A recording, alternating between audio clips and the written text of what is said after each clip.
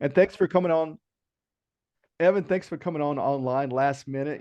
We had a few speakers that we had some scheduling conflicts, so I had to scramble and find speakers and stuff. So, but definitely thank you for making the time to jump in and share some tips and tricks on Forma. So, Of course, anytime. yep. All right, so I'll let you take it away and kind of Great. introduce yourself and let you take away with the presentation. Thanks, Tony. Yeah. Hi, guys. So I'm Evan, as it says on the screen.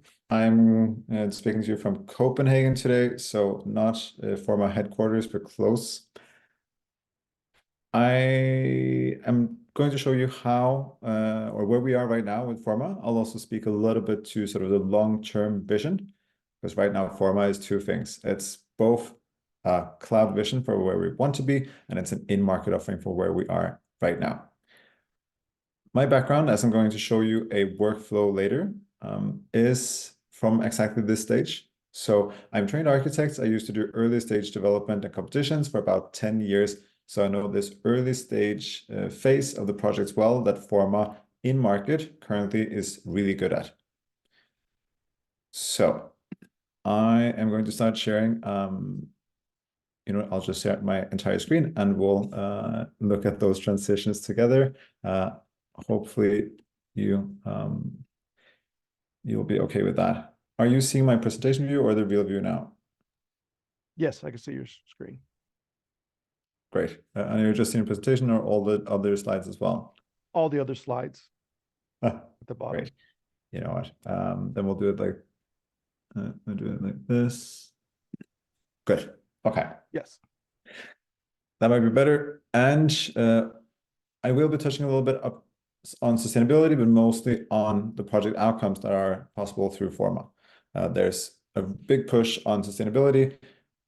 There is some really cool things just around the corner. I will be eager to show you at that point in time, but right now we've seen really cool things that our customers are doing with Forma for better project outcomes. And so, as I mentioned, we have this big cloud vision, right? And that's sort of this. So Autodesk thinks of the long-term vision for Forma as the industry cloud for architecture, engineering, construction, and operations. So the AECO cloud. The point is that we will unify BIM workflows across the teams that plan, design, build, and operate the built environment.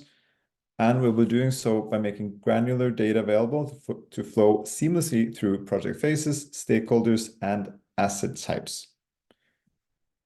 So basically, anything you create, any knowledge asset you do make in a project will be available for anybody at the point in time when they need it in the format they need it in. Of course, that's a big undertaking, right? So we have a sort of stepped plan for this. We'll start by building this AECO data backbone that will support all industry segments and project phases. Then we'll build new Forma capabilities on top of that, and we'll start with planning.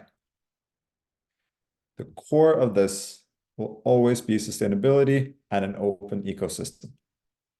And we'll look at both of those in a minute. At the same time, the idea is not to do this alone, right? So we'll connect to existing offerings that Autodesk has, but also third-party offerings. So parts of this are already visible in the in-market offering, but we're going to add more and more as we go towards the long-term vision. And so the main thing that this can solve is this, right? If you haven't seen this graph before, I'm sure you have it. If you haven't, you've experienced it. So anytime you change a phase, change parts of the team, have new people come in, some people leave, you lose some information. You lose some knowledge that was built up in the project, and sometimes you even have to redo models because the tools that were great for the first phase are not great for the second phase, etc. What we're trying to do is make sure that everything that's created of value in the project is captured from the very beginning, and that you keep adding and building on that value instead of having to recreate it and rework it. And as I'm sure the clever ones of you have noticed, the best way to start that is at the very beginning. And that's where Forma, the in-market offering, is right now. So it is a multi-year journey. With the first offering, we're targeting planning and early stage building design. I'm sure some of you have seen this as well, and this primarily explains why we're starting there. So in the early stages, we have outsized impact through our decisions. Those sometimes are hindered by we don't have enough knowledge about what our decisions will actually mean for the project longer down the line. And so we're making big decisions with not enough knowledge. Now, the idea is not that we're going to make less important decisions. The idea is that we're going to be armed with more knowledge. And so that's where Forma is today. It's a cloud-based software for planning and early stage building design. And as some of you know, it's included in the AEC collection. So a lot of you have access already. If you haven't already tried it out, I'm hoping this will be sort of your inspiration to go do that right after this webinar. And so the current offering delivers value in 3 ways. It's contextual data, rapid setup of BIM models with real-world contextual data in minutes. It's design and automations, so design, explore, and optimize solutions super quickly, really get a handle of your concepts. Is this a path that's valuable to me? Yes, no. If not, try something else. If yes, go further. And one of the key ways to figure that out is through the analysis. So Forma enables the consultants, architects to run a host of analysis to get an early holistic view of the outcomes in the project so you can start chasing quality and not compliance. We'll look at all of this in the demo in a second. But first, I want to show you something that I think is pretty cool, and that is the first step toward the long-term vision. All of the native capabilities in Forma can be extended with third-party capabilities because we built Forma as an open platform. So for the contextual data, we have a data marketplace where you can get data specific to your region. For design and automations, we have live links with Revit and Rhino, meaning that if you're more comfortable designing in those environments, you can continue doing that and still get the benefits of contextual data and analysis from Forma. There's also a host of other extensions, and I'll show you a few of them in a second. And lastly, we've started building together with others, and sometimes others have started building without our involvement, great analysis that will localize Forma to specific regions of the world, as Forma is a global project and we can't build everything ourselves. So just to give you an idea of what that can look like, I brought a few videos. So the first one is this one. Here, for instance, if you're a Rhino 3D, if that's your preferred way of sketching and drawing something, you can keep doing that and just live push it directly into Forma. If you're more comfortable working in Dynamo or know how to do some cool automations there, there's a live link, so you can do that in Forma as well. The whole idea of the open ecosystem is to enable you to have the workflows you want, to keep working the way you prefer, but having added benefit of working through Forma. It doesn't have to be Autodesk programs. Here, TestFit has made their parking tool available for us. And this is actually a highly specific outdoor area analysis that's done for the Nordic countries. That's one of our channel partners made for us. So some really cool tools that are available in Forma already, and that somebody made on top of the open ecosystem. I want to show you this one too because it's pretty cool. It's Veris. They built an extension for us. It's high fidelity on the geometry, but it maps on top of that through AI to give you early sort of sketchy renders so you can have good quality discussions with your clients, with your builders, sort of set a direction for the project early. Now, even without all the extensions, just with the 3 native basic capabilities of Forma, we have some customers that have gotten some real benefits of working this way with setting things up quickly designing something, being able to analyze, verify, and vet it, maybe revise it, and then analyze and verify, and then submit. So one of these is Bergen Municipality in Norway.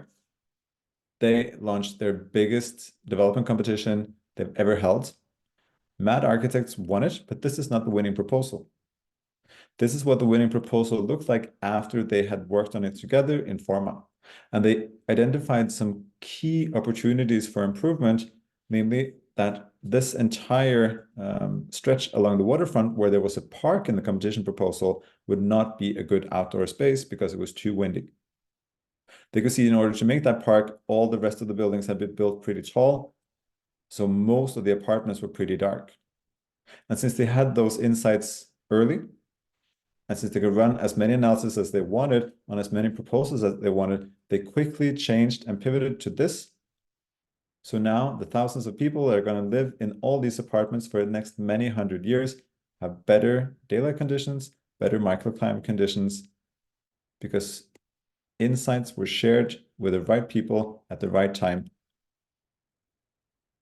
And once they had seen that way of working, they continued doing that to place their schools and kindergartens. Shouldn't be too polluted, shouldn't be too noisy.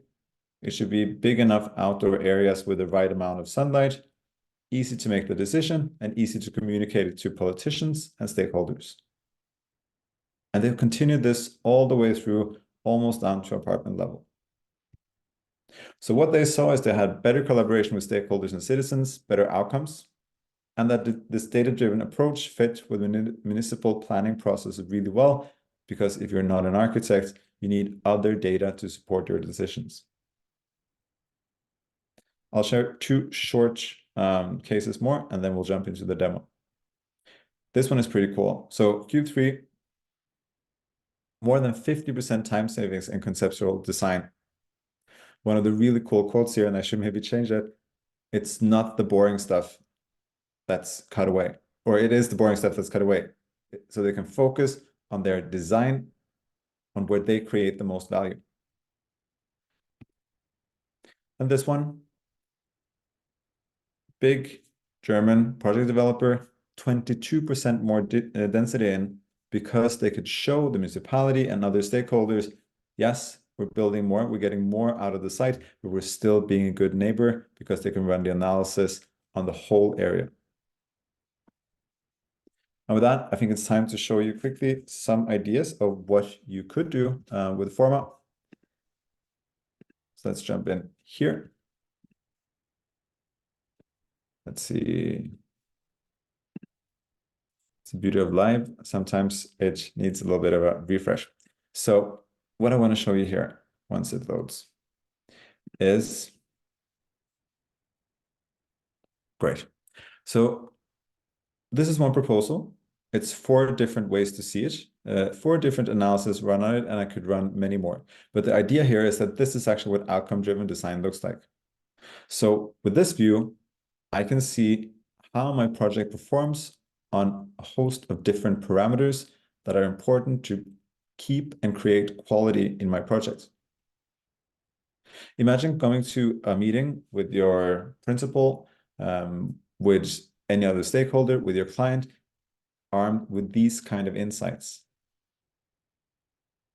It's so much easier to argue for why you've created or made the decisions you've done if you can back it up like this. For instance, I know nothing about how you calculate wind, but I can look at this wind comfort and see, okay, those small dents in the facade here create better wind comfort along the harbor front. Maybe it's worth the extra expense of making these little cut-ins. Now, we're not going to be building this today. We'll very quickly jump through the 3 ways Forma delivers value. So context, design, and analysis. To do that, I need to go into my Forma hub. And Forma is a project that doesn't live on the desktop. It lives in the cloud with all the benefits you know from that. So anytime we update Forma, and we've done that about 120 times since we launched last May, it's live the minute we publish. You don't have to download, reinstall, redo anything. That's taken care of on our side. On your side, you'll experience that anything you do, any change you make is live. So anybody that needs and have access to the project can see your updates in real time. And lastly, because it's cloud, I can run analysis that normally would take me minutes, hours, sometimes even days. And I can do that super quickly because it's not my computer doing it. And with that, let's jump into our hub, which is where everything starts. Most of the screen here is actually learning content, so it's easy to get onboarded and started with Forma. You can also see your projects, set which members have access to what, and this is where you control all of Forma. Today, we'll be starting a new project. Normally, I would click here, but I have cheated a little bit. So let's see. We are going to Pittsburgh. And you can see as we zoomed in, we got a little frame. That's sort of, if you zoom too far out, it disappears again. 2 by 2 kilometers square. That's about as big as we can go. As you can see, it's a pretty big part of the city. That is going to be the edge of our model. Once I click here, I'm going to get a geolocated model with terrain, with sun, wind, and temperature data built in. And it's BIM ready, so I can send it directly to Revit if that's all I want to do in Forma. It takes a few seconds. So I'm going to skip that step and just show you the results. So something like this, that's 2 minutes away. Now, what can we do if we have 3 minutes, right? Well, the next thing I want to do is place some data. And I can always go in and order it. For anywhere in the US, you have access to high quality data and it's free. So you can do buildings, terrain, roads, or property boundaries. There are different providers here, and you just click it, say add to project, and it becomes part of your library. See, becomes part of your library over here. The way to move it into your project is just to click it, add it, and it's moved in. Now, I have saved us some time by doing that quickly here. So just by adding the data that I get, this is what the results I have. So about 3-4 minutes in, I have a geolocated model with all my context. I could start sketching now. But to finish context, I would prefer to have some vegetation, site limit zones, maybe some zoning constraints, roads, rails. If there's anything else I need, this would be the moment to add it. So very quickly, let's say 10 minutes in, I get something like this. So from my open format till I have a sketch ready environment that's geolocated with a lot of data built in, 5 to 10 minutes.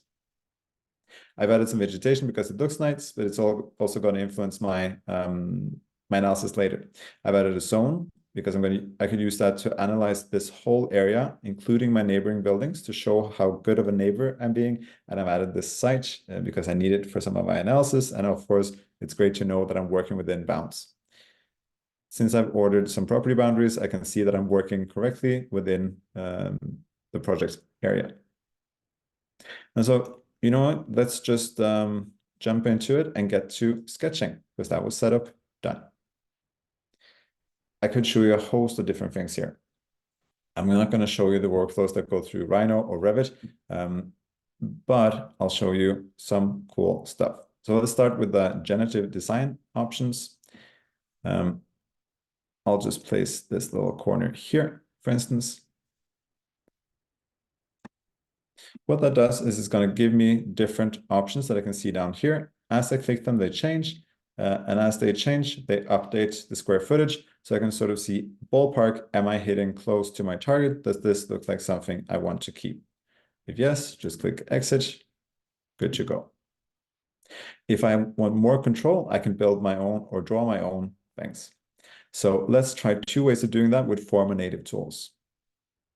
One is a basic building. So how does that work? Well, it works just as it says, you draw a very basic building. So let's do something here. I'll do a lower one here, and let's try that tool again because it was pretty fun. Maybe something taller to match my neighbor a little bit. Again, everything is tallied live to the side here. So I have complete control of what I'm doing as I'm drawing. Let's use another Forma tool. This line building here could be a good way to add some more to this area. And as you can see, every time I draw, I have more options here. So it's halfway parametric. I can really sort of tweak and fix and make sure that it fits with what I'm trying to do. From here, I could do two things. I could either run the analysis on it and sort of verify that if my area is good, have I placed the massing in a way that's good for my project and my neighbors? I can also go in and sort of detail this more first. So let's say this is housing. Well, let's add that already. This might be a commercial space. Well, let's add that already. And then this box over here, let's say all of this is housing as well. As you can see, if I click over here, as soon as I add something to a function, it starts sort of sharing where are the different parts placed, how much percentage do I have, how much square footage do I have. So it's easy to be compliant with the task you've been set. If I need parking, I can always go in and just sort of see. Okay, go into my floor plan, and I should be able to see. This is one of the things that happens when you update 120 times. Sometimes things move. We'll have to look at parking some other time. In the meantime, if this was enough, I could sort of stop here and run my analysis, but I can go one step deeper if I wanted to. I can always go into what we call floor plans. That gives me a 2D, 3D representation, and also all my floor plans over here. I can be as detailed as I like, right? So I can very quickly get some idea of how my project is performing. I can say what the different parts of my plan are. And if I add, for instance, units, it's going to give me a complete count of the number of units in my proposal. I can also single floors out and say, okay, I want to edit this by itself. And you can see everything updates automatically, including the area total. So a great way to get started quickly. Now that I have something, I might want to check, is this actually a proposal that I want to show anybody else, or should I revise it first? And that's where the analysis come in. So we've been looking at an analysis this whole time. So one is area metrics, number of buildings, number of units, parking, both on supply and demand side. We can also do sun hours and a host of others. So daylight potential, wind, microclimate, operational energy, noise, and solar energy. So we can get a host of different insights on our proposals quickly to see if they have the qualities that we want beyond just being compliant. These are plug and play. So you just click a button, run the analysis. You can always add more information or more sort of ideas to it. If you need to figure out how it works, if you can trust it, click the question mark here. We have full documentation on our help center. And let's run, for instance, the sun analysis here. While that's loading, I can do a super quick, let's see, noise analysis here. I could run a full detailed analysis, but it takes a second. So in the meantime, while I'm designing, I could just get feedback at this design and really quickly check if my proposal is worth pursuing. And so that's how you can work with analysis to quickly get the qualities you want. Now, quickly, you'll see you'll have more proposals, right? And so that's where the compare tool comes in. We have this, and we just ran a scenario analysis on it. I cheated a little bit, and I ran an analysis on another concept right before this meeting. And see how easy it is to visually compare the two. Of course, I did a different zone setting on this one. Here, I included all my neighbors to see, well, maybe that tower isn't so, these neighbors are not going to be a fan of my tower here. But you can very quickly compare the two, present why you're going in one direction, not the other, and make informed decisions early for better project outcomes. The next step from here, any project proposal you have, through our live link, you can send it directly to Revit, and it's going to show up in a higher level of detail than what you sent it from in Forma. So you'll have floor slabs, walls, if that's what you want, or they'll come in as volumetric models that you can keep working on from there. The difference being, once you start working from that step in Revit, you know, because you've run the analysis, you've gotten the insights, you've seen what obstacles were there, and you've handled them. So hopefully you'll avoid rework and surprises down the line. You know you're building on a great foundation. So that was a super quick intro to Forma from our side. And if you have any questions, Tony is a Forma expert, at least last time I checked. And if not, he'll forward questions to us because we're always here to help. Really great stuff. I have one quick question. Does it do a parking ratio versus versus the building units? I know TestFit does that. And that's a big thing when I do concept plans is, oh, I can have an apartment complex. They have one bedroom, a number, I guess a number of ratios of number one bedroom, two bedroom, three bedroom, and then that's dictating the parking, the number of parking. Does Right. it have kind of feature there that, hey, you're not meeting the parking requirement, or when you do the test fit parking, it's actually telling you, hey, you did meet it, or does it design it to fit the zoning of that building? Right. Parking is actually one of those things we're really focusing on because we have good tools on the sort of demands or creating parking, right? Drawing parking in the project. I mentioned the 120 updates since launch, and one of the later ones have been on the demand side. So I think that's what you're asking about, right? So if I add X amount of units, that's going to show up as X amount of demand for parking. The tool at the moment is limited to X parking spots per square foot of whatever function you've added to your project. So if I have X amount of housing, I'm going to need X amount of parking. If I have X amount of commercial space or offices or whatever. There are workarounds that can make that work, but sort of the easy, quick setup you described there, not there yet. Because we know sometimes it's in the early stages, it's just as much architecture as architecture. So we are aware.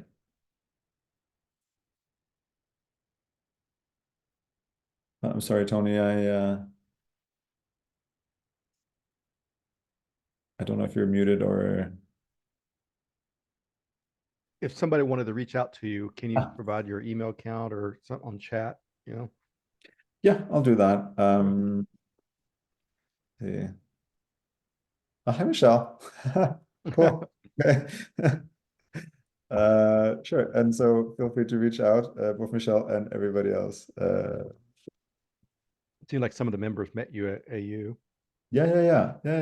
We had I mean, great people at AU and especially at the Mixer. I don't recognize your name, Michelle, but I'm sure I'll recognize your face. Yeah. Good. Then I remember you. Yeah. For Civil 3D and anything else, like as I said, we're doing this in steps. And I think I said this the last time too. Next steps or next things we're looking at is infrastructure and water because they're so, linked to early stage planning. There's not a timeline for that yet. We are still working on it, but we're seeing some really cool research in that area. Yeah. Okay. Yeah, really great stuff. I've been trying to find time to go work with a product. Right now I'm focused on the info drainage tools, but that's the next one I'm going to try to tackle is the Forma software. So and getting familiar with that. Great.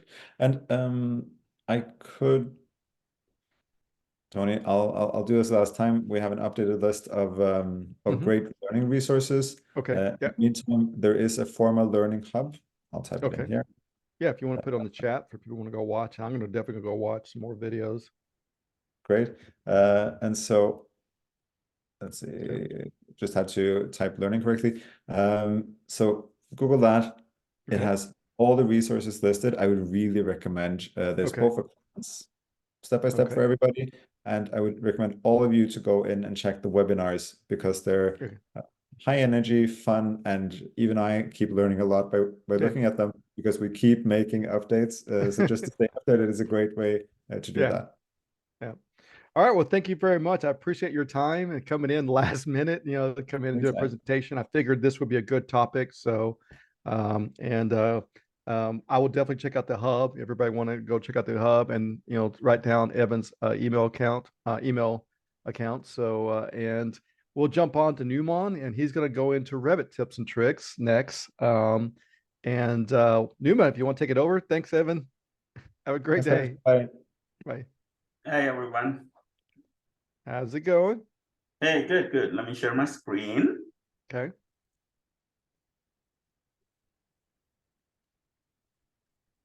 So basically, I wanted to show some site geolocated workflow since I joined. Again, can you see my screen and all? Yes, you can see it. Okay, yeah. So since I've joined Gannett and everything has to be geolocated and kind of makes sense now why. And so I spent some time trying to figure out various ways of doing this. You can, of course, let me just talk about myself. I'm Naman Maisarwala, Engineering Technology Manager at Gannett Fleming. I'm also an Autodesk Expert Lead and an architect. I presented at AU a few times as well and did some webinars, and I've also been an educator in the past. With that said, let's get to the meat and the bones. Right. Okay. So what I have in a project there where I have basically this is my building that I need to build on a site. The architect has just started this, did some work, and just to kind of look at how it is set up overall. What I need to do at the end of the day is to kind of have it geolocated in Revit and placed it on the site as well. And I will show you the workflows associated with it. I'm going to be using two major softwares. This is the Civil 3D and Revit 2024. There are some nuances with Civil 3D that it kind of helps. So if you have AEC collection, that definitely will help working with it as opposed to just plain Jane AutoCAD. So there are multiple ways of doing it. One, Matt, you may have seen it within Civil 3D. There is this toolbox where under the toolbox you have this shared reference point export tool. I'm not going to show this one because this has been shown many times, and if you want to check it out, check out Matt's 5-minute or something 30 minutes on shared reference point. It's simple to do, but I just wanted to kind of show you the back end of it, how things work and how we can and Tony, I know you are the expert in this field where Civil 3D comes. All I know is just coordinates and all that. That's about it. Nothing more than that. So starting with that, I do have a Civil 3D file. I have a site plan that I just picked out of the system somewhere. And this is one of the demo work sets. But a few things that I have to work with is, number one, I want to make sure there are certain work steps by steps that I take where to clean up this file and work with them.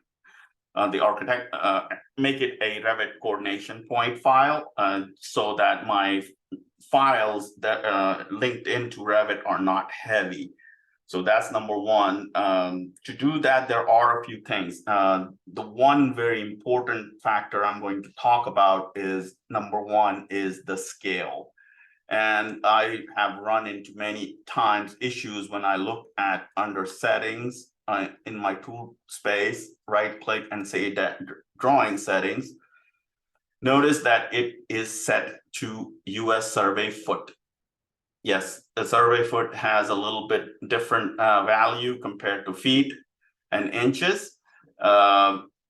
And the other nice thing that what you need to make sure you have is a geo zone where it is defined at the sort, basically the coordinate system code, that you will be able to get it from the civil engineer.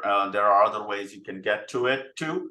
Luckily, this file has it, but sometimes I'll get files from civil 3D civil engineers where the geolocation might not be correct. And even though it says that what it is, it's still not correct. So the way I check it, number one, I go to this geolocation tab at the top. Let's see. Oh, yeah. So notice it says remove location, reorient, edit location. But the one thing that I check for is this. I turn on the map aerial. And if this goes into the right spot, the map aligns, that means the file is set up correctly, your coordinates will work. If this doesn't work, typically what I will do is, even that it has the location, I'll remove location and set it back again in Civil 3D settings, basically. So what I'll do is I'll remove the location, just go back, right click and say edit drawing settings. And just re-add it back, this code in there. So if you copy the code, it'll just say that and hit apply. The other important thing that messes up when you bring it into Revit is this, the scale. The US survey foot scale is, as I mentioned, there is a nuance associated with it. It's about little smaller than the regular foot. So what I need to make sure that my file is set up correctly within AutoCAD. And to do that, what I need to do is I'll make sure DWG units. So it is set to feet. If you're metric, it doesn't matter. You can just say meters and there are no issues at all. Precision display, I'll just do, let's say 4. This is a few of these settings are important. Here, scale other objects from other drawings upon insert, I'll say yes. Match ins units here, I will say no, and there is a reason why, because by default, it will match it to what it's called number 2, and I don't want that. And what I will do is I'll type in ins units. And what I need to do is set it to 21, which is basically my scale based on ins units is US survey feet. So I need to set that correctly. So I will type in 21 and hit enter. I will save my file just so that I know everything is all set. Of course, it is oriented true north. The next thing what I want to do is make sure that I am exporting this file out, because I am going to create a separate Revit file if I wanted to, just to kind of clean it up. It makes it easier. Sometimes the Civil 3D file will have tons and tons of information that we really don't need. And to achieve that, I can just basically go to the icon here, or I can go to the output and send export Civil 3D drawing. What this does is it converts it into an AutoCAD based file. And so I'll save it online on my projects. Oops. And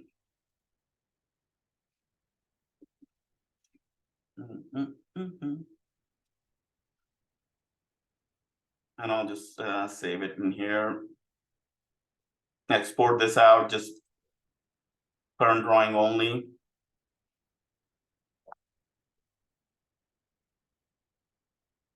This cleans a lot of stuff out of the system. And then next I'll do is I'll delete all the COGO points. I'll delete any of the stuff that I don't really need in the system from the civil file. The next step I do is I establish a 0, point in my file. So I'll close this file out. I'll open the other one out. So I'll go open. And this is the exported model. I'll typically will have a, I'll call it Revit. And notice how big the difference is between the two files when I export this out. So you don't want 43 megs imported into Revit, trust me. I'll set this up by marking a point that will be my 0, point in Revit. Basically, that's the goal here first. And I'll typically use a pin if it's there. That was the best part of it, or if there is an existing structure, I'll create a point there. So to do that, I'll go ahead and insert a block here that I just use. Basically, kind of helps me with the coordination. And let me see. Insert that.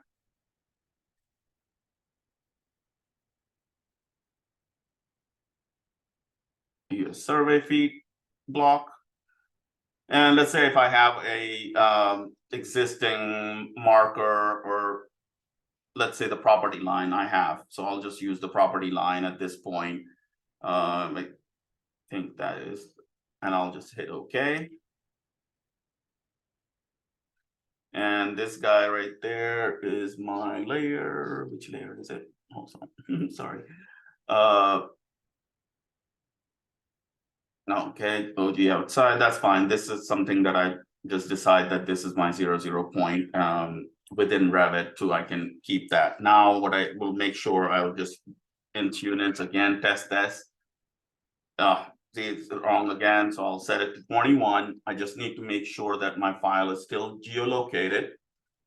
The exported file, sometimes Civil 3D will cause issues. So we'll do that.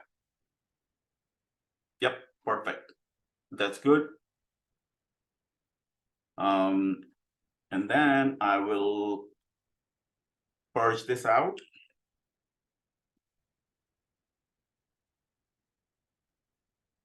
So I'll purge dash purge reg apps, which is then store no.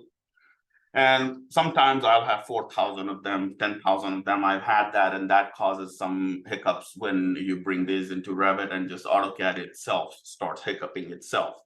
So I'll save this file like this, and then when I go to Revit, this is where we'll start working on that. So what I typically will have is sometimes multiple buildings on a site. So I have a blank site file that we have typically created on a project. When I need to link a CAD file into Revit, especially if it's a model object, what I have to do is always bring it into 3D view.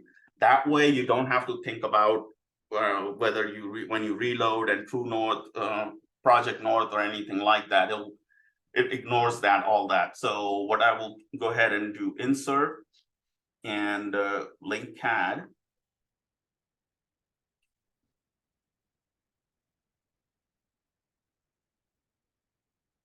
And I'll switch over to my project.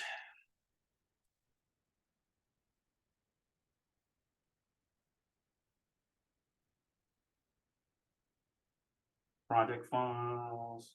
Sorry, it's just a little slow today. Shared. So site survey. That guy. So how do I bring that in? I can make it black and white right now. I'm just going to say visible layers. This is where it is key. If your INS units are set to 21, you can use auto detect. Otherwise, I would recommend forcing it. 23 does have that US survey feed. So in case that happens, if you set it to 21, you can use auto detect. Otherwise, no. I'll bring it in center to center, and I'll bring it at sea level. No orient to view, no corrections here, and say open. And I have my correct work set before I did that. So it might get some errors because I have not done a full cleanup job here, which is okay. So now I can switch back to my project node or True Node on the site. It doesn't matter, it's irrelevant. But I will move my files over, and notice that my 0 circle is right here. So Revit has a 20-mile limit, and the 20-mile doesn't mean that it's from 0. It means the bounding box of the geometry. So that's critical to understand. Make sure that when you hear 20 miles, you know, that's what is. So let me move this up. I usually will use some shortcuts, snap overrides, and I'll say centers. And just to make sure, I will put it smack right there at my point right here. I'll use another override here and call point. So I just make sure that it hits that 0, 0, 0. Okay. Now, once I've set it, this is true north. I don't have to do anything. All I have to do is acquire the coordinates. So manage coordinates and acquire coordinates from this file. And it says, hey, you acquired it, NAD 83, Colorado State Plains, Central Zone, US foot. Right there. Let's verify our values match up, you know, to some extent. So if you notice that 1/6, you know, the numbers are matching. I have a block created, a spot elevation, which tells me the US survey foot and the foot values as well. So that's why I can verify that the numbers are matching. Because sometimes people will bring it in US survey feed and then they tag it and then the numbers don't match. And they will be like, what's happening? There's like off by 3 feet or something like that. So if I look at my drawing too here and edit the type on that drawing, notice that the scale factor is this guy right there. That's a little bit more than that. So I'm going to save this file here and synchronize. And it's going to complain again. I'll have to close this file out since I have acquired the coordinates. Now everything I can do is from within Revit once this file is set up. So I don't know why Revit doesn't allow to have multiple files open. Okay, now for my building. Okay, so what I do is I will go to my Project North site right there, Project North, because there is no Project North True North right now. What I'll do is I'll link in the Revit file, the site file. So I'll just say link site at this point, and then link the other file in. So insert Revit link.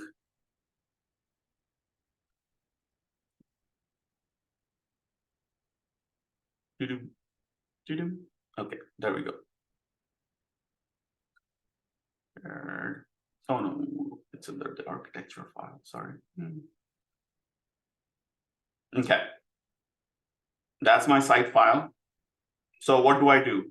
Internal, okay, I'll just do internal origin to origin. It doesn't matter to me right now because I'm gonna, so I don't move the building. What I always build the building 0, 0, 0 because I've had always issues with buildings moving on the site if it's a new building and stuff. So it just becomes very hard to figure out, okay, now I need to move the building. My building is set to level 100 or this, that. I just don't have to deal with it at all. So I always build my buildings at 0, 0, 0.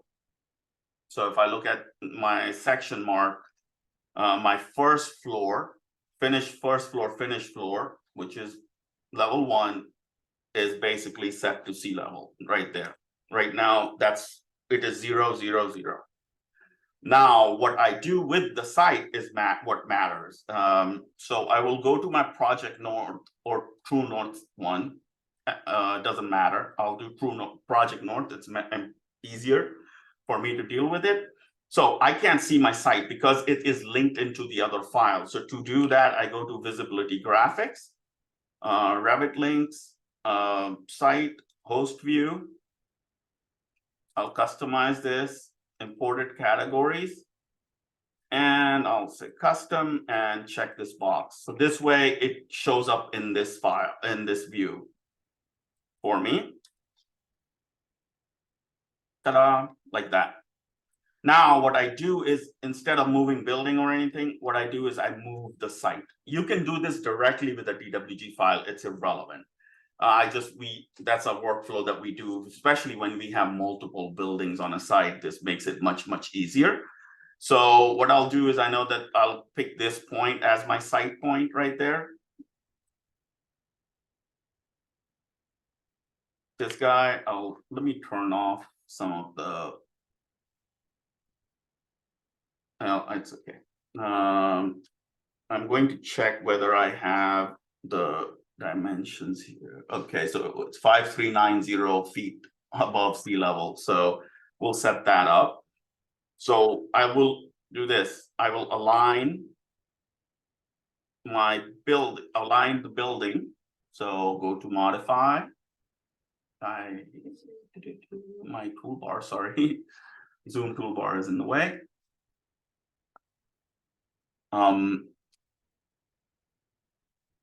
Modify, align, and then what I do is pick a point on my site.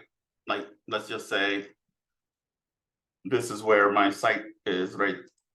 Like that, and I will rotate the site plan according to that. So like this. So now my site is rotated. It's a little bit confusing. There are too many things going on. So let me just quickly do that.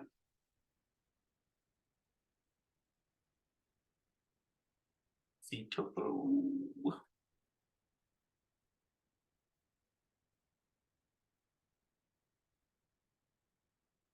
Okay. Just to make it a little bit clearer. Okay, so I didn't align it correctly. So let's do this one more time.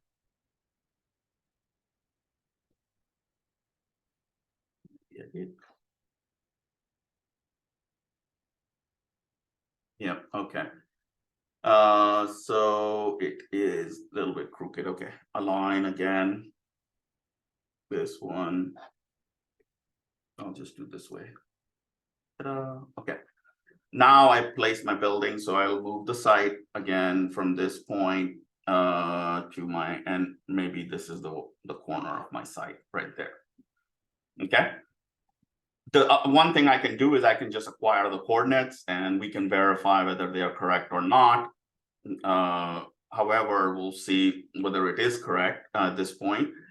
The only problem will be is that our heights won't be correct at this point. So to do that, what I will need to do is I'll go to the other file, other view, to an elevation section view, visibility graphics. Let me just repeat that same thing. I didn't know that. I was like, oh, okay, that's how you see the CAD files. All this time I didn't know. Ta-da. So this CAD file right there. So I know that my building is around right here, this height at this point.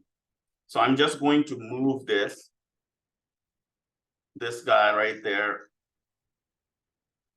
all the way to my 0, 0, 0, straight down. Okay.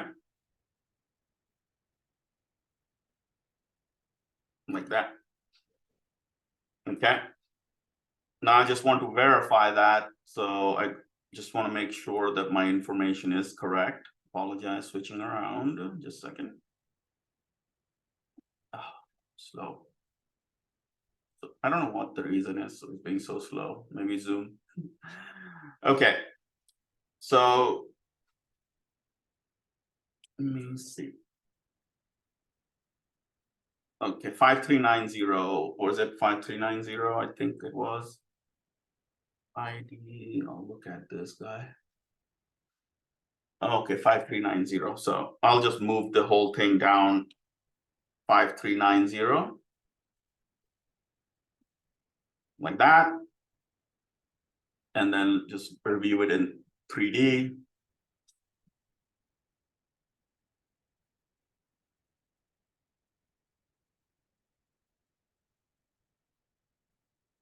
Okay. That's my setup right there. And next step would be to acquire the coordinates basically from this point. So to do that, all we have to do is go to my project north or manage coordinates, acquire coordinates, and I'll pick the site for my coordinates. It says, oh, nat 83, perfect. Now let's take that into the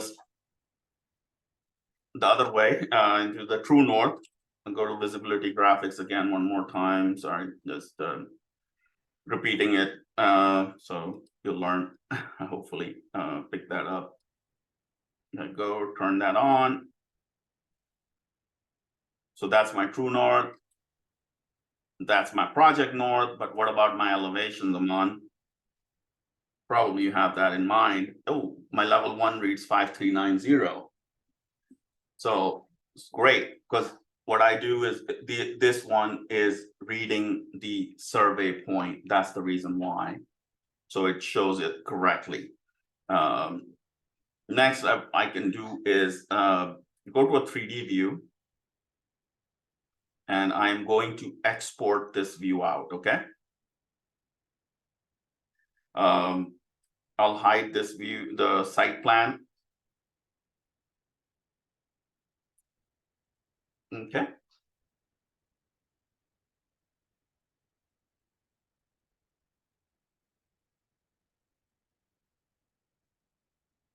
Yeah, I hit that, and I'm going to export this out as a DWG. Sorry. 2 more minutes, okay. I started 5 minutes late, but it's okay. Let me see if I can wrap this up quickly. If behave, CAD formats. Hello, people. No. Export, CAD, DWG. Sorry. So now I'll just verify. I'll create one, but the key here is making sure your units are set to foot and shared coordinates. That's the critical part. No export to views that way. Okay. Next.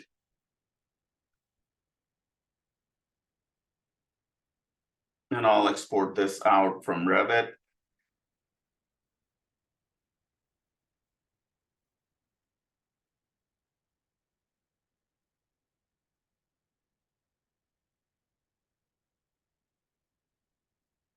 Now it's exported. Let's go back to my Civil 3D file. Let me verify that this has a 3D aspect to it. Yep, that one has that. One other thing I forgot to mention, that making sure that when you do save the file, that it's work coordinate system and not any other UCS. So I will link this file in. Attach.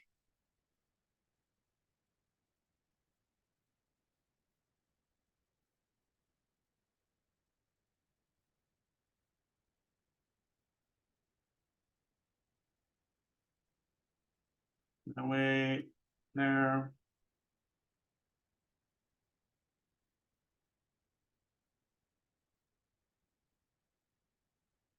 That guy right there.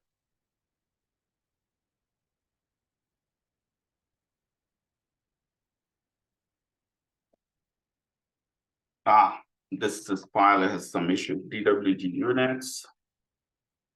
Just making sure. Yes. In units. 21. Okay, now let me try it one more time. Hash. Should automatically scale it. That's where I was looking for.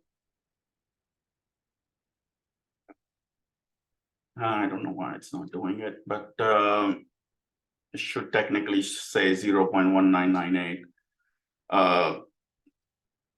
But if you look at this guy, my building is here. Brought it in the right spot. At the right height. Voila, that's that easy. Now, down the road, what's going to happen? 2 more minutes, Tony, then I should be done here. Let's say my building moved up or down on site. So what I need to do, simple as that. One other thing that I did forget, when I synchronize it, it'll give me an error. It'll prompt me for something that, hey, do you want to save the coordinates to the DWG file? I typically will never do that. Because you want to always make sure you select that DWG file in the site file and say disable shared coordinates for the DWG file, but you can still have the site plan as is. But now what I'll do is it says that this is my height and all. My building, let's say, went to 560, just to kind of make it a little bit more exaggerated. Manage coordinates, reset shared coordinates. I love that command now. That was built into it, 22, 21, I think. Now, once I do that, all I have to do is I need to go back to my 3D view. If it moves left, right, wherever, just move the site plan. I'm gonna move this MV up, down further because I need to go 50 feet, let's say, okay? I know it's above, but just trying to make a point here. And then once I do that, all I do is say acquire coordinates from this guy. Acquire coordinates from this. You can link it back into Revit to the other file. It'll be fine too. The key is to make sure that you understood that it works output works for AutoCAD too. So when I link this file into Revit, I'll do shared coordinate to shared coordinates. You can bring in any files now with shared coordinates once this shared coordinates is work. So output is a CAD, DWG, and last step.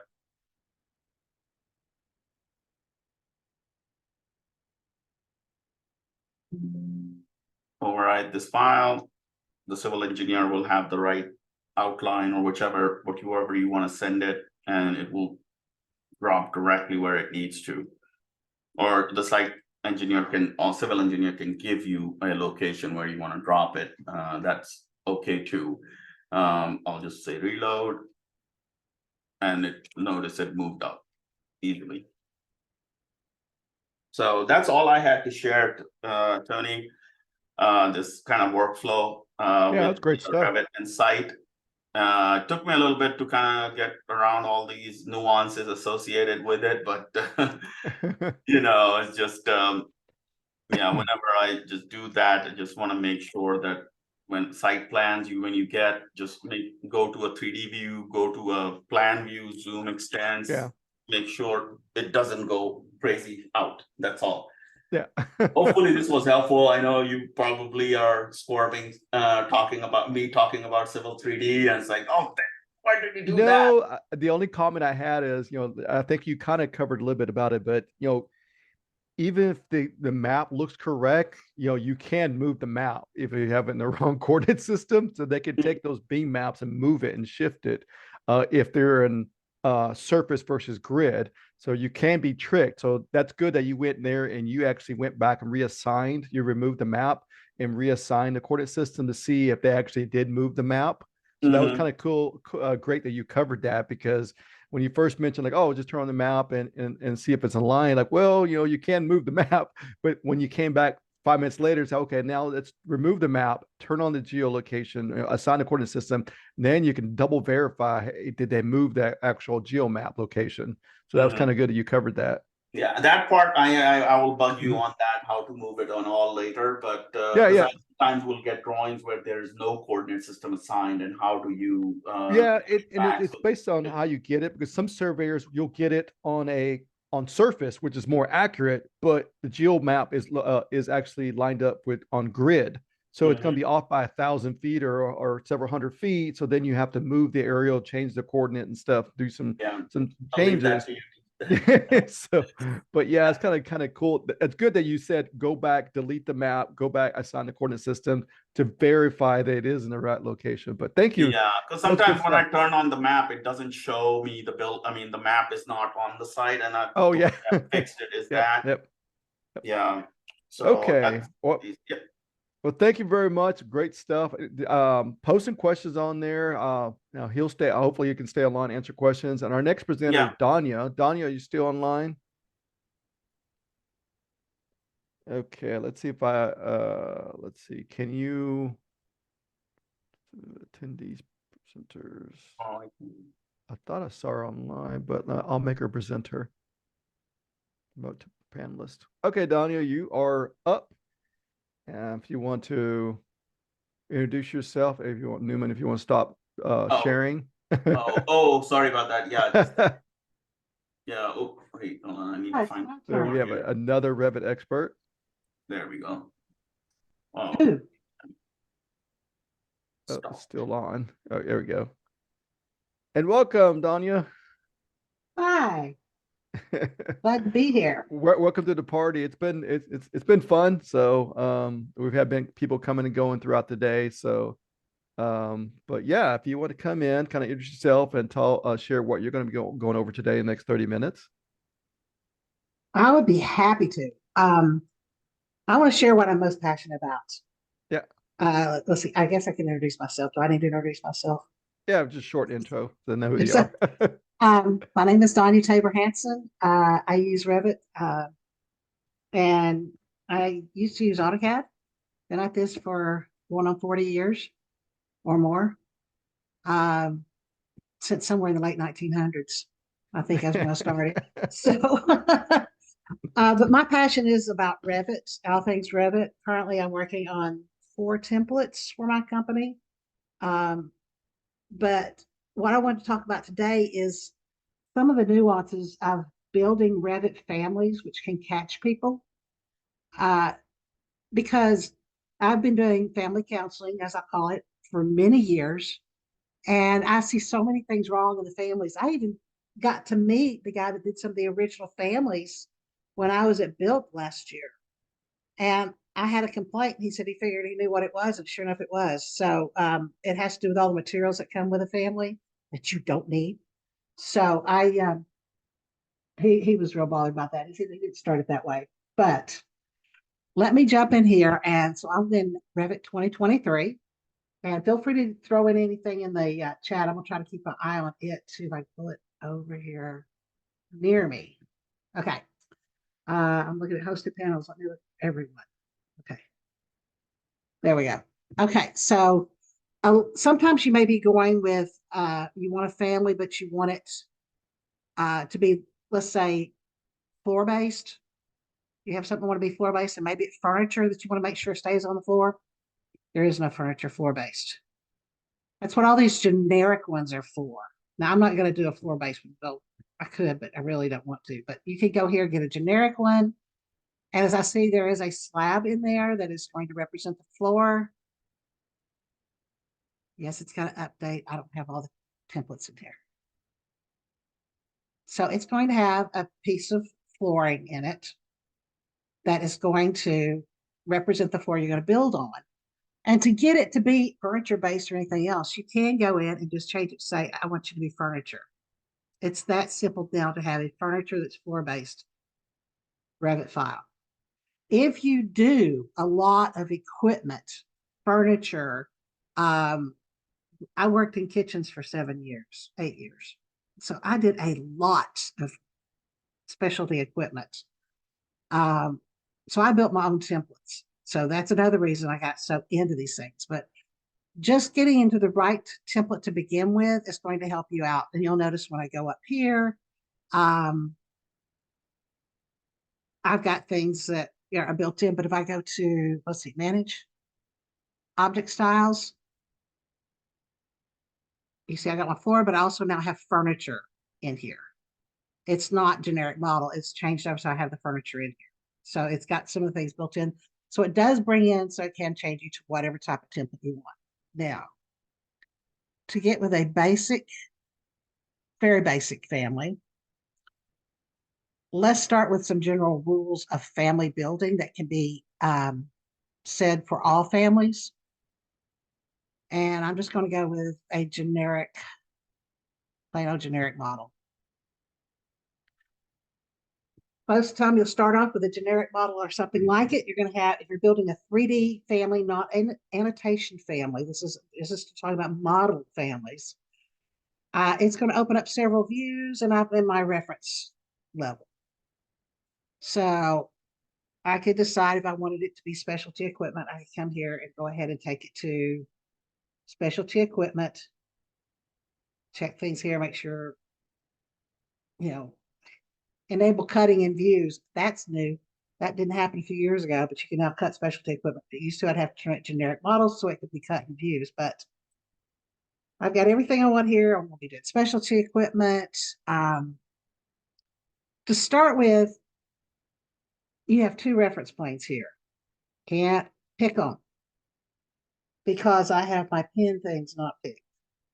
They are pinned down. They are center, left, and right, and center, front, and back. Please note that says center, front, and back, center, left, or left and right, front and back.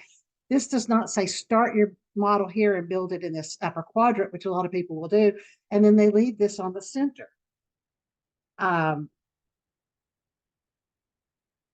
Okay, I see something about share coordinates using tool. Okay, the chat's not for me. Okay, so don't build your family off of this. This should be the center of your family. So the first thing I'm going to do is set up the boundary of my family. I'm going to come here and I'm going to get me some reference planes. It is very important you know which direction you're drawing the family reference plane in, because there is a front and a back to the family reference plane. And if you don't learn anything but this part today, this is so important. I always draw in a counterclockwise position when I'm in the plan view.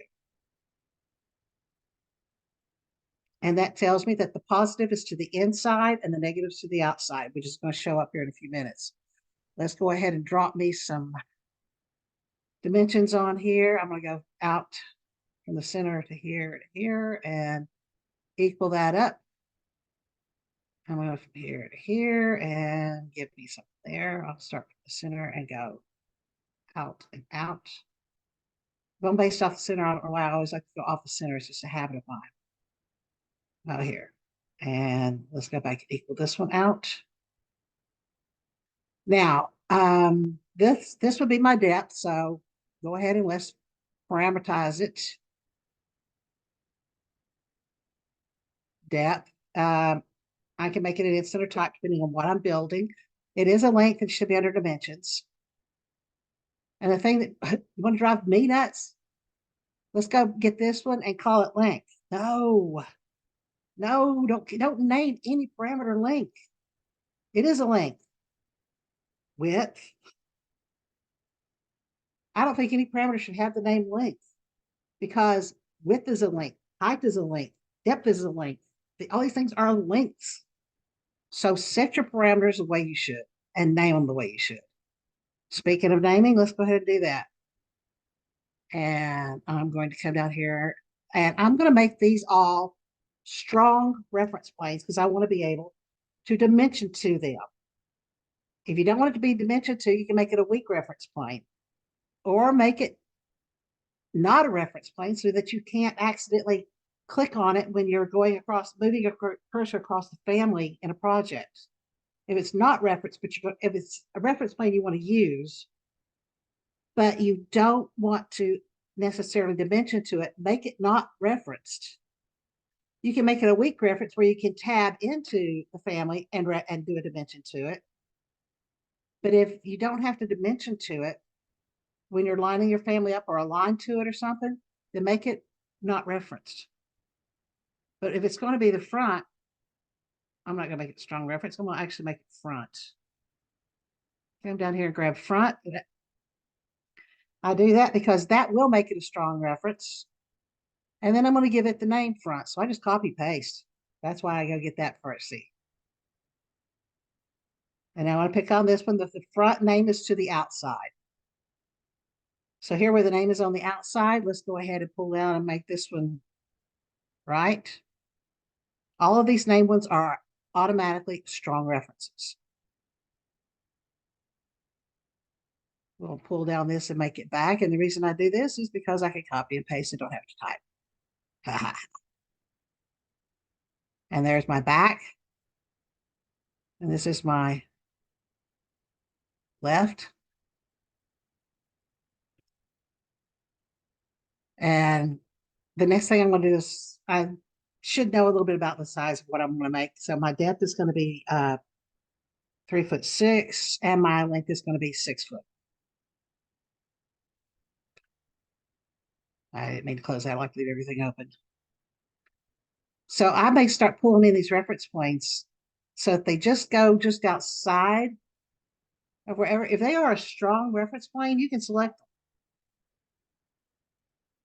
And one time I had a faucet that had a nested family in it that had a strong reference plane that was 20 feet long off to the left-hand side.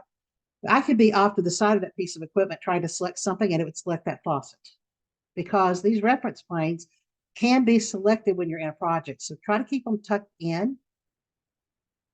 Keep them in as little as you need, as little as you can. And I will even go and unlock the center, left, and right while I'm doing this and make sure that they are in there as well. I don't need them to be out there so far. So let me go ahead and unlock him and pull him in. And unlock this one. Oh yeah, unlock. Anybody got any questions on these reference planes so far? Let's see anything pop up. No questions yet. Good. Now, do I want to pin these or not? It depends. Right now, they both define the origin. What if I want to insert this piece of equipment on the back? I can change it to define the origin. If I want it to be off this corner, I could change this to define the origin. But I may also want to just go ahead and keep these two pinned so that something lays still with this. And since it is center, I can do that. But now, this means that if I change the width, it's going to change from the center. If I want this to be the origin, maybe I don't want this one to be pinned. Maybe I want this one to be pinned. So see, that pinning can also mean that you're going to make it so that everything moves from that area. That's where if you flex it, it will move. I don't want this one pinned. So if I want this to be the insertion point and it grows to the right or to the front from that point and not from the center, then I can make these defines origin, but I also want to make sure these are pinned. Now, I mentioned something about left and right, or front and back on these reference planes. Let me jump over here to let me go to the front. I'll try to go to the front. Well, first thing I want to do is, I know where this is, so I'm gonna go ahead and just turn this off. I don't need to see that, but I'll go ahead and pull him in also. And I know that there's a reference plane down here that has no name to it, but it is referenced. So why don't we go ahead and give it a name? You are the bottom. And by the way, if you build a lot of families, save this as, I'll show you how to save this as a template at the end. We'll pull the bottom in. Now I also need to go to one of the side views because this is setting out over here. And when you're doing reference planes, this is how far out reference planes will go if you draw reference planes in a certain view. So you may want to bring this in. And then I'm going to go ahead and bring the bottom in also. So that's very far out that level line sits. Where did I leave it? Yeah, I brought him in pretty good. However far that is, if you drop a level line or a reference line in, that's how far it's going to go. And if somebody could tell me how to get the top of them to go as far as I want, I would love it, because I can't get them to stop at any certain height so far. They just do what they want when they're going up tall. See, the ones I put in didn't even stop same level as the others, as the one that was in there. Let's make sure yeah, he's still pinned. So I've got this in there. So I'm going to go over here to the right view. And pull these a little bit. And then I'm going to show you how having a front and back can make a difference. Unpin you, brought you up. Let's go ahead and also get me in another reference plane. Create reference plane from here to here. He's going to be my top. pull him down, top, copy, paste. And it's good to name your reference planes. It really is good to name them. If you're going to use them, why not give them a name? You have it, all your dogs that you've ever had in your life have not been called dog, have they? By the way, let's look back at the front. That reference plane that I drew, see how tight it was? It's in there wherever that level line was. So it didn't go out very far. So back over here to the right, I want to create an extrusion. And I'm going to, it says its work plane is left, center, left, right. No, I want to set the work plane to be the left. I want it to be drawn on the left, from the left. So then I'm just going to draw a rectangle and walk him around here. And he says he's a foot wide. So when I look at my plan view, I should have an extrusion that's a foot wide. And he's coming off the left. So he's coming off left. So now if I take this and copy, paste align to current view, but tell this one, edit its work plane. I want you on the right. Naming your work planes makes a difference because now I can tell it to you, you're aligned to a work plane. Now let's see, if I want the sides, these could be side panels. Maybe I'm gonna come in here and go to a Foursquare and I'm going to create panel width and make it a type, length, under dimensions, okay. And maybe I want that to be 3 inches. Do I need to add a reference plane in here and make that dimension and make it to that parameter? No, I can just pick on this and this at the same time and tell them you're going to be panel width. I don't care what I do. I don't have to have a reference plane in there. So some people put reference planes like crazy in things, so they go all over the place. I don't have to have a reference plane in there and a dimension to it with a parameter on it to say you're going to equal that parameter. So I'm making the parameters work without me having to add all those extra reference points. How's that? I'd love to see a thumbs up here. I don't see where you would have thumbs up. Okay. So I'm getting down to the close to the end. So let me show you how, if I were to have this as, oh, let me show you one more thing. The guy that I met that built a lot of these families, he knows that this is an issue. This happens when you take a family out of a project. I'm just going to delete every one of these. I don't need any of those materials. My materials can be brought in from the materials library or transfer project standards from another family or something, but I don't need those materials. I'm going to purge them out. So maybe I've got the basis here of what I want to do for a family template so that I don't have to set these things up every time. If you're building shelving, for example, it'd be nice to have shelving template. If you're building a specialty equipment family, it'd be nice to have a specialty equipment. Yes, get rid of some of those materials. Oh my gosh, they drive me nuts.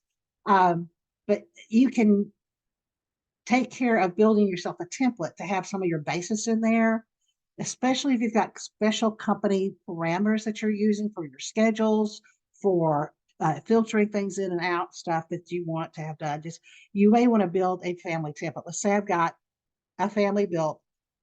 I maybe have added my materials to it. I've got my parameters in here that I have done. And now I'm going to say File, Save As. I can't do template. I can do family. And let's just drop them in here. New template. But see, I can't pull down and say, give me a RFT. So now I'm going to save. And he's just out there. Close all views, close him down. Now, where did he go? Like, okay, user, Tabor Hanson, Revit Locals 23. Okay. So I'm going to go to File Explorer, which tells you I don't have that one bookmarked. And I'm going to go to, hang on a minute. Let me try something here. Families, open. Didn't take me back. And I don't have it saved. Okay.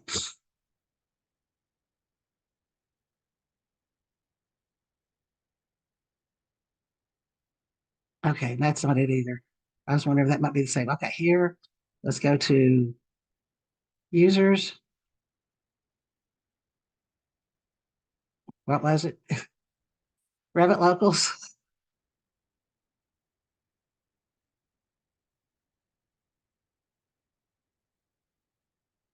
And that was, 2023. And here he is. So let's just make a copy and paste, always keeping the other one there. Did my headset just kick on? Can you guys hear me? Somebody give me an on. Yes. Good. Okay.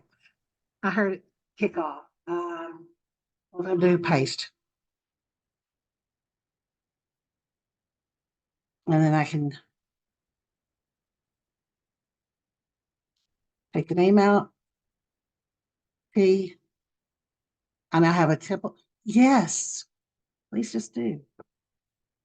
And that's how you can make a template file. So now I should be able to go to new. And if I can find that location again,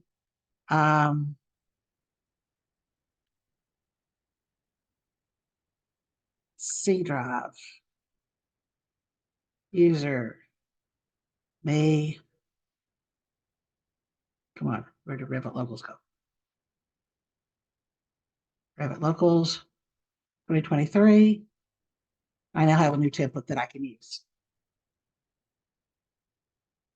How's that for some fast learning of my prejudices against reference points and too many materials?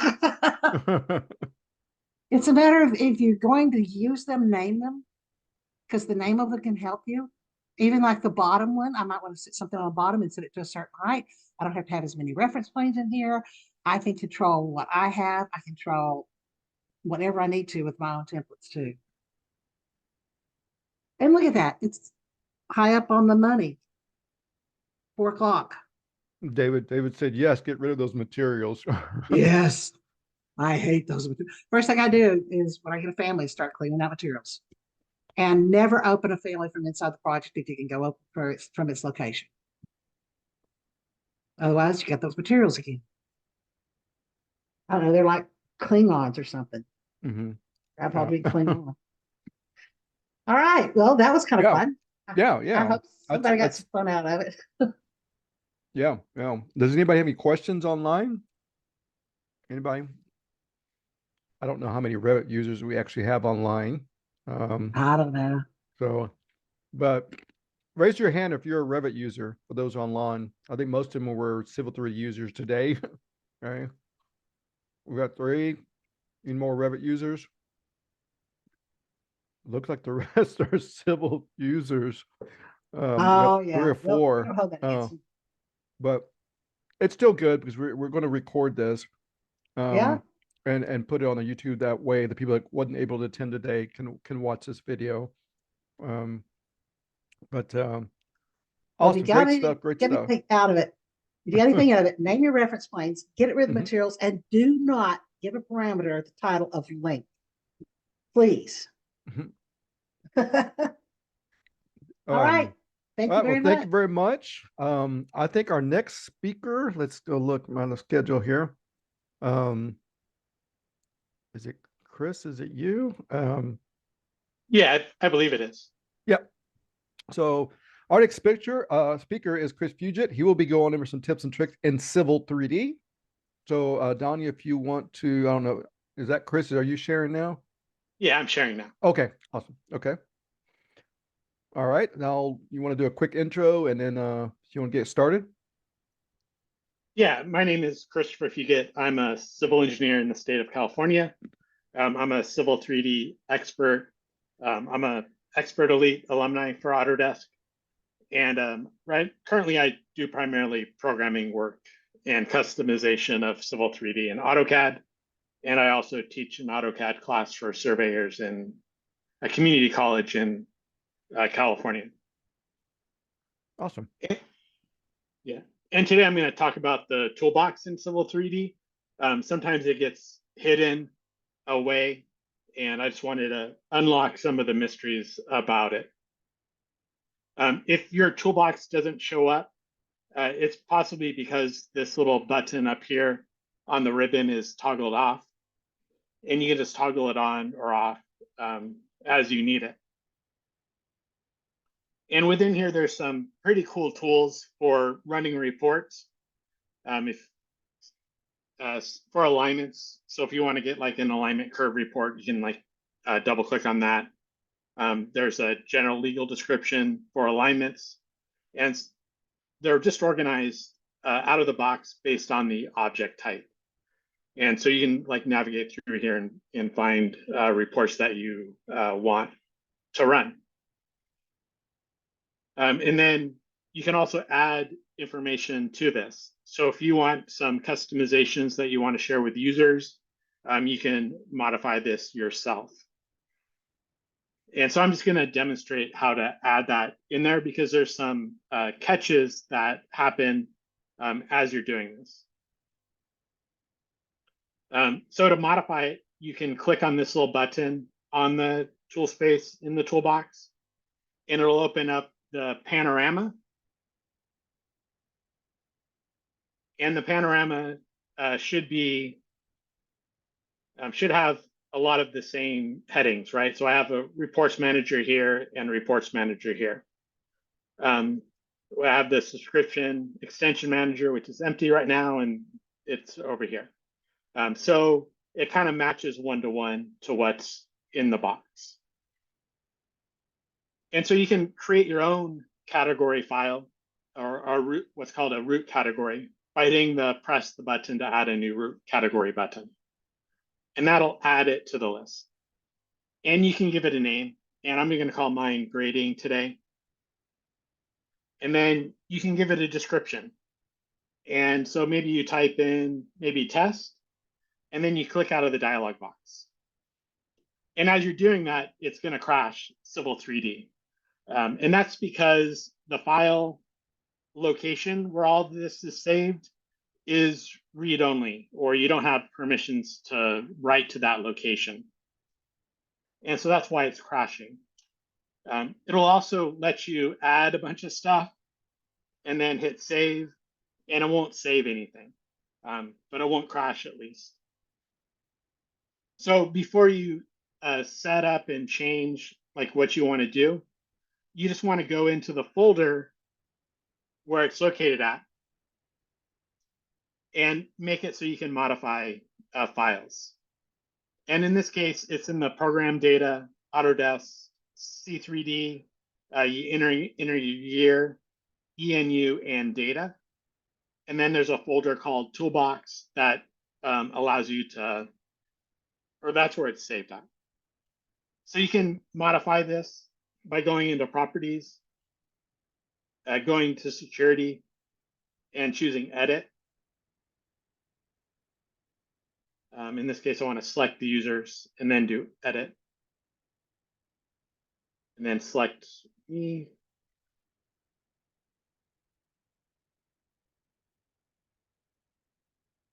It should allow me to do this. I'm not quite sure. I tested this like right before I started. Let's try it again.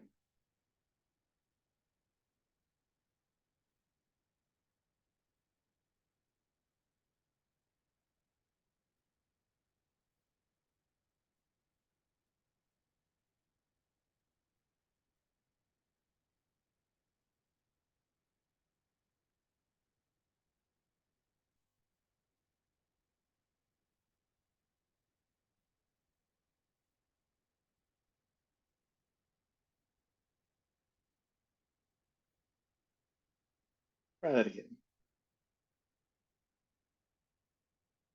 So it should allow me to do it. I'm not quite sure why it's not.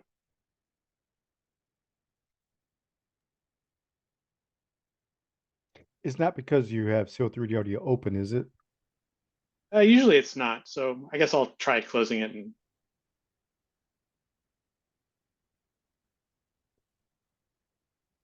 And Just a guess.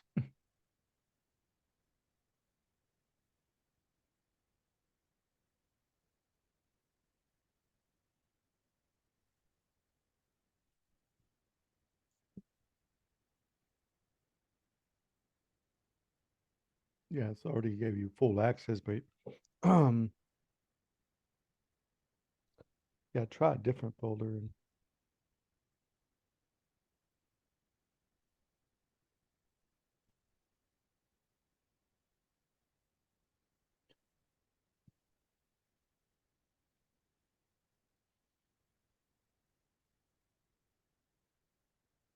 all right, so I'm going to give yeah, myself access to 2022 and hit OK. And then I'm going to go ahead and open up Civil 3D 2022. yeah, if I remember right, once you do it once, you don't have to do it again, I guess. Yeah, I was doing it on 2024 and then I switched to 2023 Okay. to solve that problem.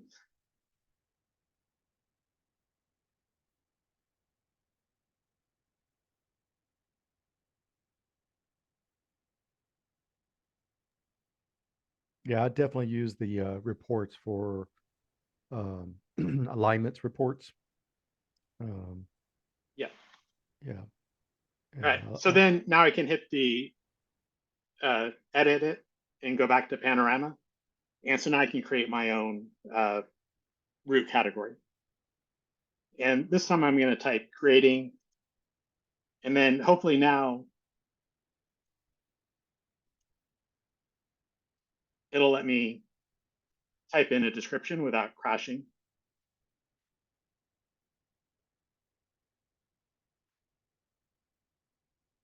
Man. Let's try that again.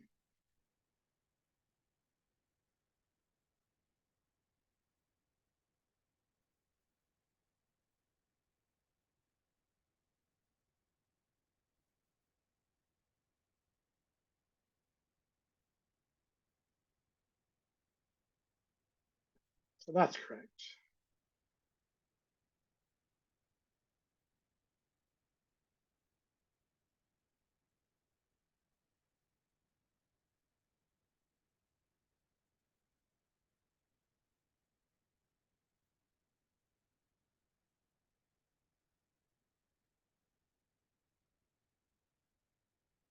You can only practice so much. that's true. All right, so let's try this one more time. So go to the toolbox, create a brand new one. Bring the panorama to the screen, hit the create new, do grading. And then you can do like a version 1.0. Ah, man, it's horrible.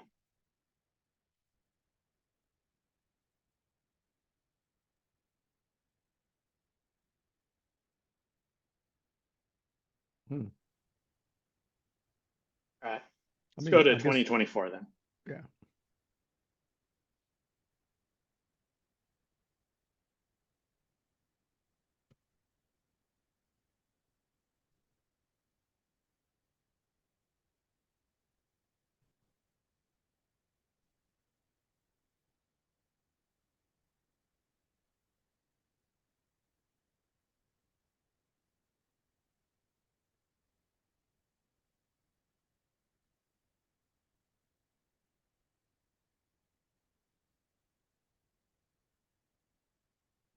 All right, so I'll go ahead and create a brand new drawing. Hit the edit. Bring the panorama, create a new one.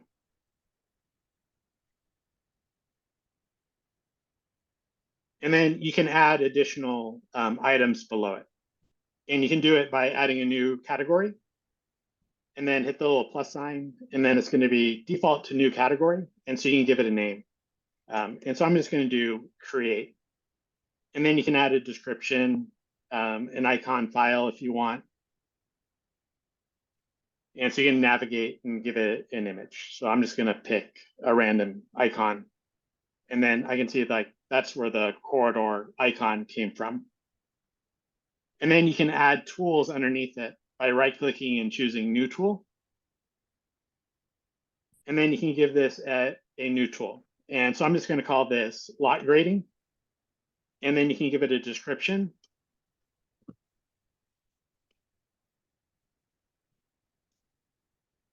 And then you can choose what type of executable type that you want from the list. So .NET is running a .NET report that came out of the box with Civil 3D. And if you look in the source code that comes with Civil 3D, you can find what's called a report entry. And then you would put whatever sub values are underneath here. And so if you look at the out of the box reports, you'll see that it'll have the align CRIVER run report within the area, and it'll use this report entry to run it. And that's for the .NET option. If you have an XSLT, and that's the Land XML reporting 8, you can run that. It'll run VBA, COM, and command is what I want in this case, because I'm going to run a .NET command here. And then here on the executable file, you can navigate to the DLL where your command is located at. In this case, it's a lot grading DLL that I have hanging around. And then you can type lot grading for the command name. And this is just the name of the command that is being used here. If you have a help file, which is just a CHM file, you can navigate to it here. And then you can also give it the help topic that it should navigate to. And you can create as many categories as you want. And then add additional tools underneath it. And so you can go through the same steps as I previously did and enter in all that items to then go and run that command. I can then hit save to save those changes. And now that it's working correctly, because I can write to that location, now you'll see the commands over here in the toolbox. And the benefit of using this is that you can share commands with other users if you're like a CAD manager. And then you can say, hey, go to the toolbox, and then you can run the command. To run the command, you can right-click and choose execute on the command. And then it'll run the command, and then you can, the user can then use the command.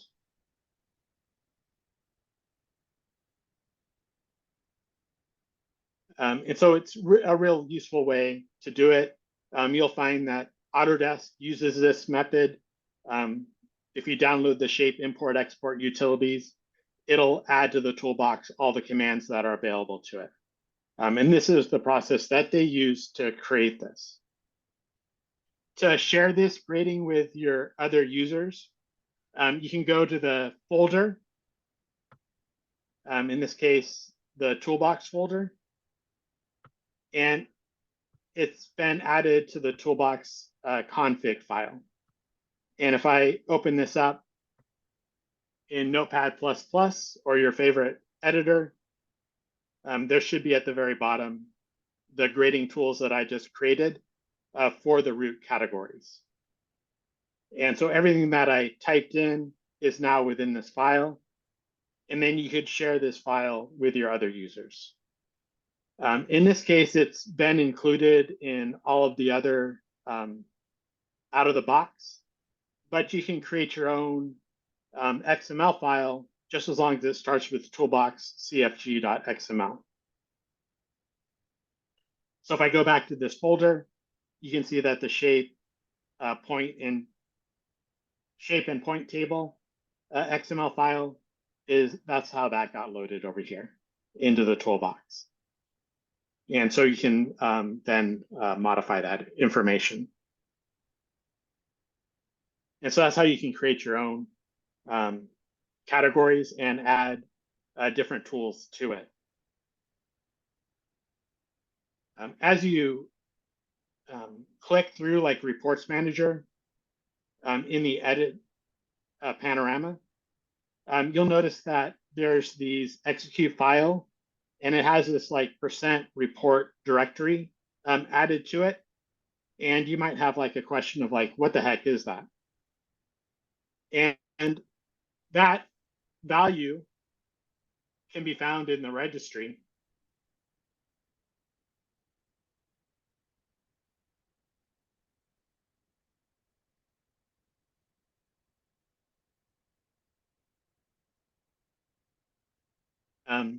And I can go to the location for the data dir.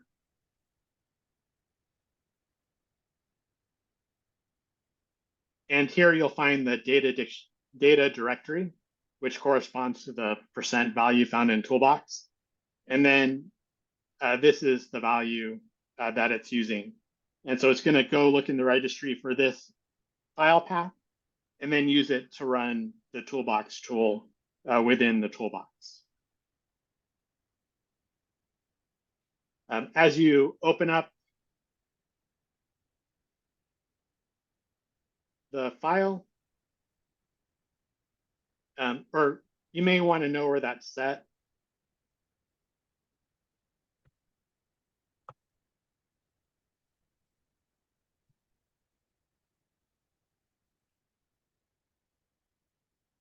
In your deployments. So as you create a deployment, you can change that folder location. So this is from the manage.autodesk website. And the data folder is the folder that then becomes the data dir. So as you're creating your deployment and you want to put this somewhere else, you can just change the data folder location to move where the toolbox is saved to.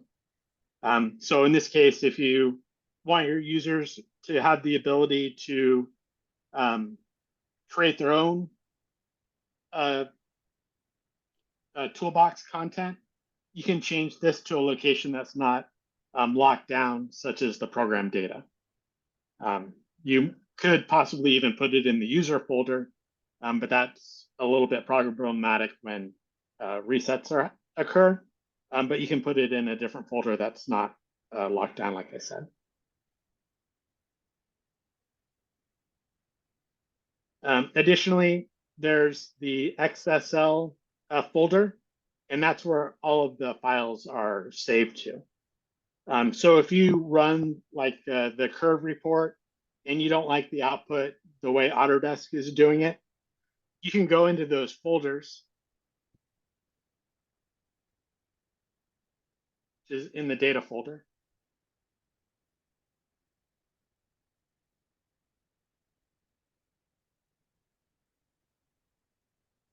And you can go into the reports folder and you can find the XSL folder.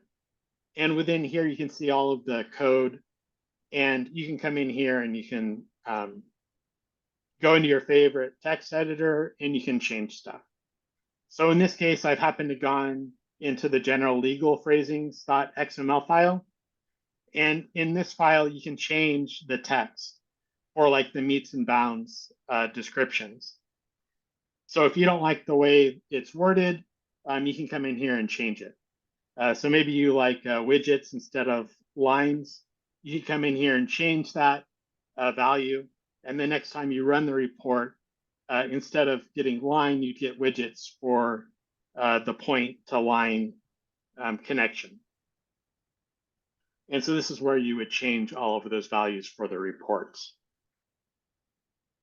If you're really ambitious, in the reports, there's also a .NET folder.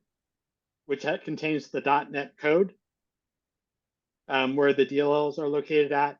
And there's a source folder in here where you can use a program called Visual Studio that's distributed by Microsoft, which is free for smaller companies and smaller teams. And you could open that up, which I already have open. And then you could come in here and view the code, modify it, and then replace the existing DLL with the other DLL. Or you can create your own commands based on different values. Or if there's a particular defect in the product, you can come into this folder and then modify it and change it. So if your interpretation of what the report should be is different, then you can come in here and change it and make it even better to meet your needs. So in the past, I've taken the slope stake report that is contained in the corridor folder and then modified it for customers to get the exact output that they wanted. Some engineers or surveyors are out there just manually changing files over and over again, where if they modified the report to get the output that they wanted, then they wouldn't have to do that. So I just like to point out, like, that's where, if you do need to change it, there's an opportunity for you to change it yourself or hire someone to do that. And so you can go and see what other values that people have done.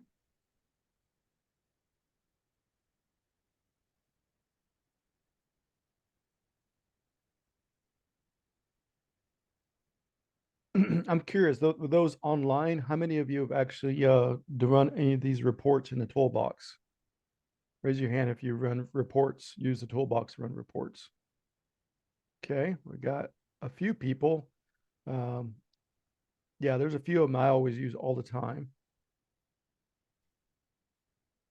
And you can run partials if you're doing partials for platting. Stake reports along alignment. Surface reports, really good one. Points reports, yep.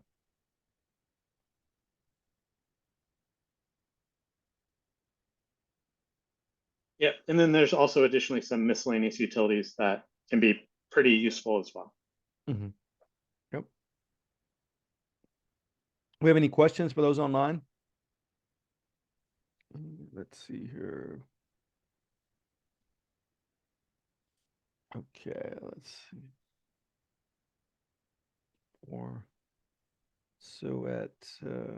Okay, so Charlie's next. So I'm waiting for Charlie. Charlie is next. Let me make sure he's available. We got 5 more minutes to answer questions, so we move on to the next topic. It will still be on Civil 3D.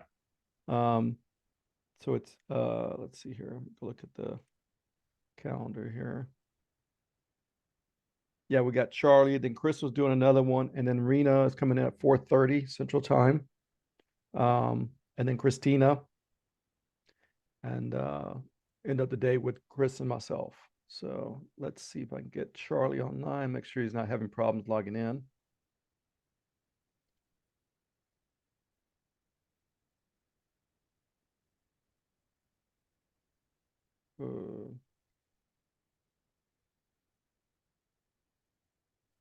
Just a second.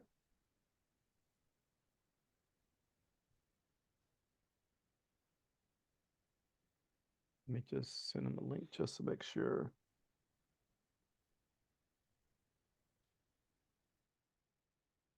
Hey, Rita, your camera is on. Okay. Oh, let's see. Where's Charlie?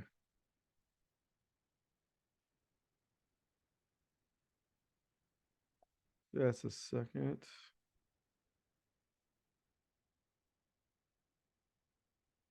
And Charlie was, hopefully he'll be able to make it in time here. He's got 4 more minutes left. But Chris, great stuff. Thanks for coming online. We're going to see Chris 2 more times.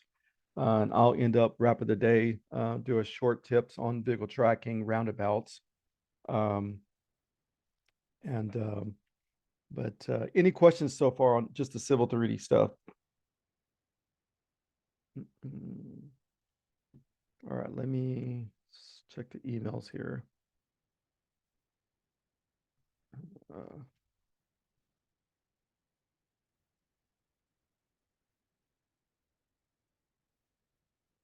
Make sure he's merches didn't show up. Okay.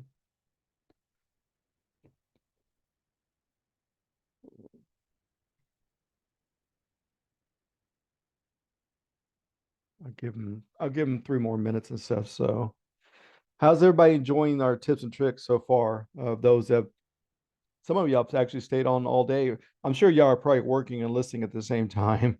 So so how many of y'all enjoyed the webinar so far?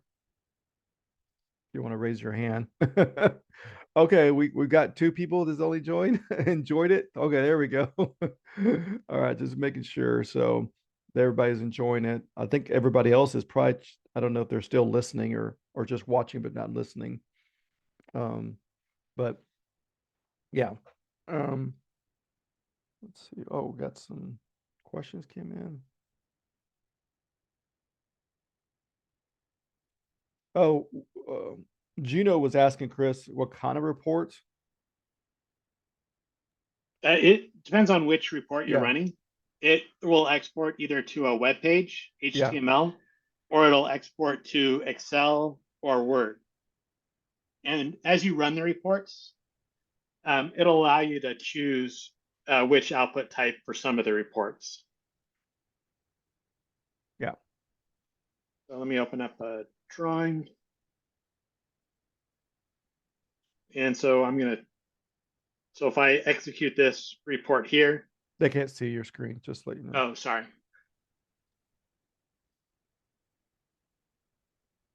If you want to share. So it'll open up, in this case, I open up an land XML report, and it'll allow you to select which objects that you, whoops, sorry.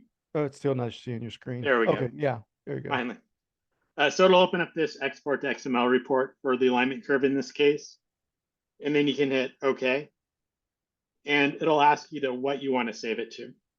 So it'll save to an HTML document, an Excel spreadsheet, a text document, or even a PDF. So I'll try a PDF and save it. So it doesn't look like it wants me to save that one. But if I save it to an HTML file, it looks like my thing is broken. Oh, because I'm saving it in a non-savable location. Mhm. That's my bad. The error message wasn't very helpful. And so it opened up my browser, and then it put in the report here. So let's see if it'll do the PDF. If I save it in a valid location.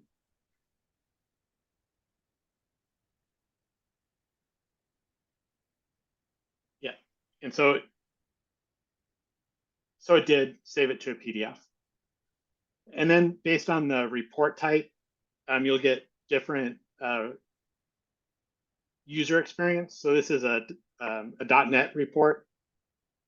And then I can hit create report. And in this case, it created a text file. If I hit the open button here, it should allow me to select a different file type. And so if I want to put this into an Excel spreadsheet, I can put it in my delete folder, hit save, and then create the report. And this time it should open up Excel. And then I have that same data located here.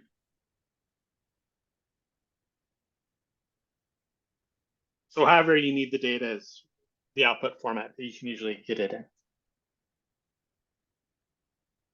Okay, cool.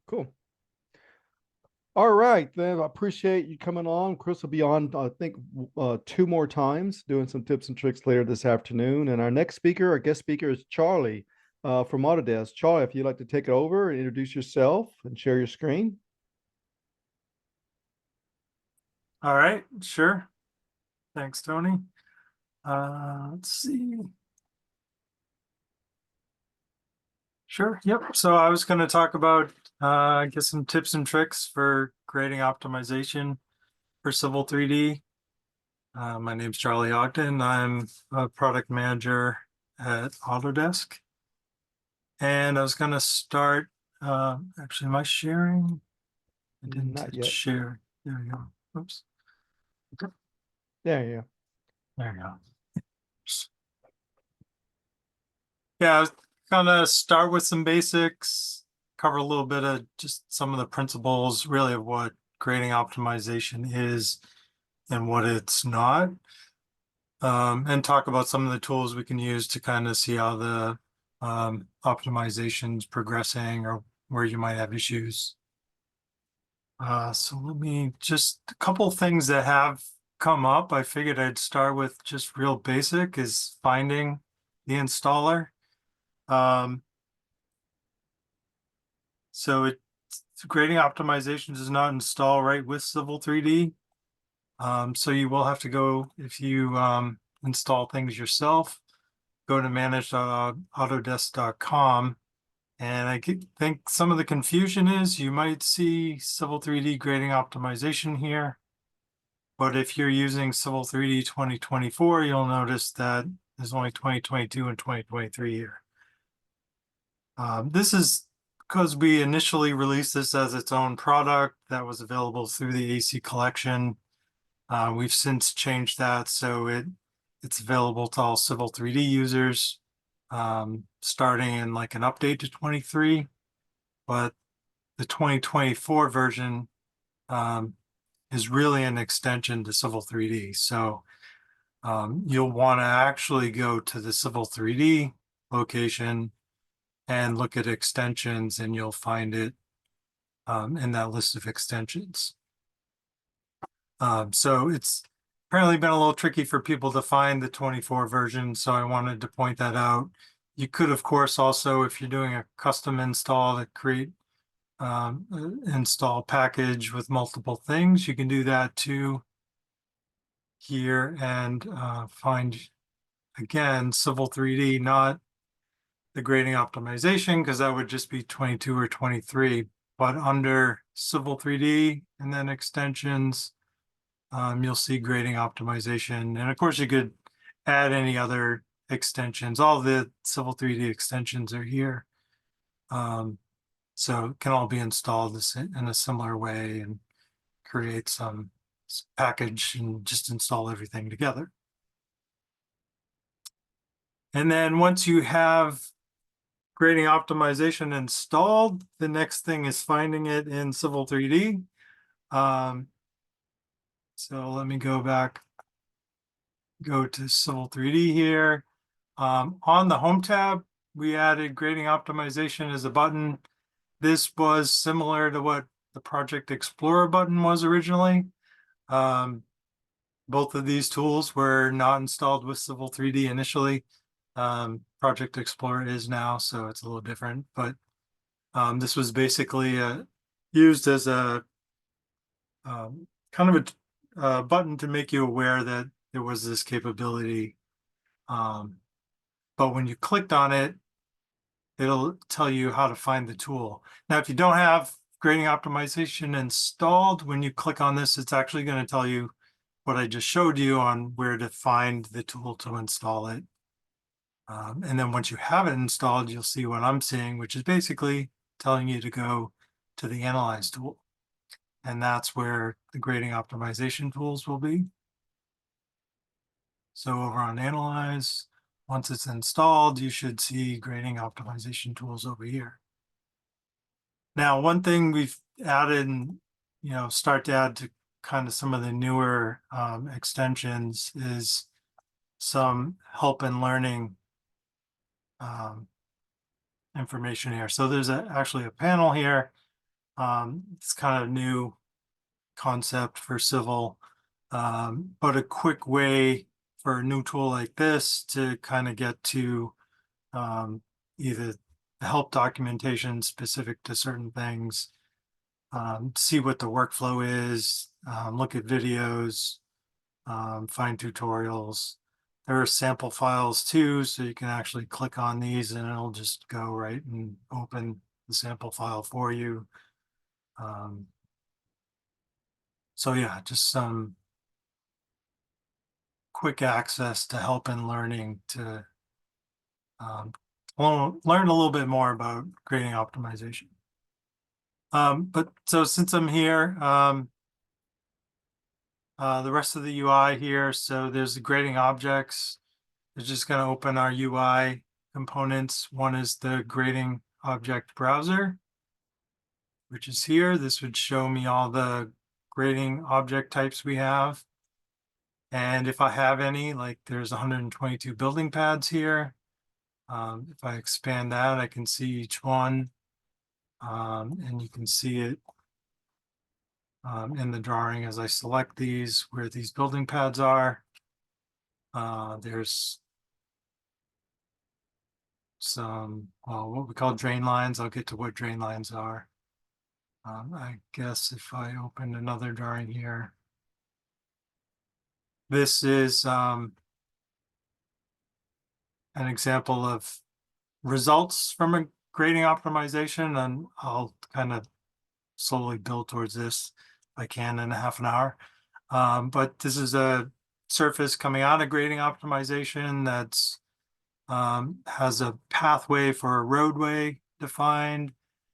So you get some nice crowning in the road. The lots are all flattened out, or where the building pads could go, and the front of the lots are going towards the road.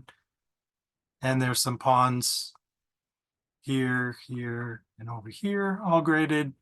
And then, you know, it's just bringing in this surface is coming back from grading optimization. Now you don't have to use this surface for your final surface because the contours may not look perfect. But what it's also doing is bringing back feature lines. If I select all these are 3D feature lines coming back.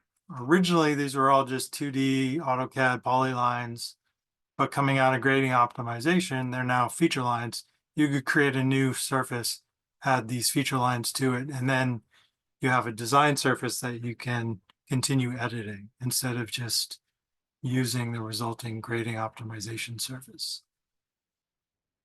You know, you can edit these feature lines to make changes to the surface. You can add additional feature lines, remove some of these, do your typical detailed grading work. All right, so maybe to back up a bit, and maybe, I guess one thing I did want to do, I'm just going to go back to a couple slides here, just to talk a little bit about some of the principles, because there's definitely some misunderstandings maybe about what grading optimization is and what it's not. This is a mathematical optimization tool, which is really using an algorithm to find what it thinks is the best design given some sort of criteria. In our case of grading optimization, that criteria is in the form of what we call constraints and objectives. Constraints are really hard rules that we want the algorithm to follow. Objectives are softer rules that we want to use as a guide to kind of converge towards certain objectives. And really what this means in terms of the tool, some examples of constraints are, you know, placing minimum or maximum slopes in areas, fixing elevations for either a point or a building pad or just a zone, setting minimum or maximum elevations between 2 points, or aligning the direction of certain triangles in an area so that they're all kind of trying to flow in the same direction. And we can apply these different constraints through some of the different grading element tools. But I guess at a basic level, these are kind of the base level constraints that we have. Controlling the slopes, the elevations, elevation differences, and triangle directions or slope directions. The objectives are things we're trying to use as kind of a guide for what we want to achieve with the grading. And there are some objectives in here for balancing your cut and fills. So you're trying to have an equal amount of cut and an equal amount of fill. There's also minimize earthwork, which is maybe been somewhat confusing, but the purpose of minimize earthwork is you could balance cut and fills, but have huge cuts, huge fills. They're balanced, but there's a lot of earthwork happening. Minimizing the earthwork is trying to minimize that amount of cut and fill, so that you don't have like, too much earth moving around. And maybe you want some combination of those as well. Smoothing surface is also an objective. It's maybe not so much earthwork cost related, but it's definitely important in the terms of like creating the triangles on a site. If you have a parking lot and you have a minimum allowed slope of 1% and a maximum you want 5%, and you look at the surface in your parking lot, each triangle, you don't want like a 1% triangle right next to a 5%. Smoothing the surface isn't the right term. What it's trying to do is minimize the slope difference between two adjacent triangles so that you don't have a parking lot that's up and down 1 and 5%. It'll gradually change from a 1% to a 5%. Not to say, there's certainly break lines. So if there's hard edges, those are also accounted for with some of the other elements. So just kind of wanted to make a point that grading optimization really it's used to try to find the optimal grading solution that the algorithm thinks best meets these constraints that you're giving it, while trying to converge towards meeting the objectives, the grading objectives. What it's really not meant to be used for is just to go in and automate grading, like of a known solution. So grading optimization is really meant to kind of find what your grading should be. So if you have a large site, you have a bunch of buildings, parking areas, all connected with driveways and walkways, and maybe you don't know where you're starting with the building pad elevation so that you can get everything to grade around it, and end up, not grading off your site. Grading optimization will help you figure out what those elevations and slopes are. But if you already know you got a building pad, you know what the elevation you want it to be graded at, you want 5% from there to your parking, and then 2%, and then you have like 10 feet to your property line, and you're going to go 3 to 1. If you already know that, then there's no need to use grading optimization. Just go and use the grading tools in Civil 3D. It's really not meant for that. It's meant to help find a starting point for what your grading should or could be.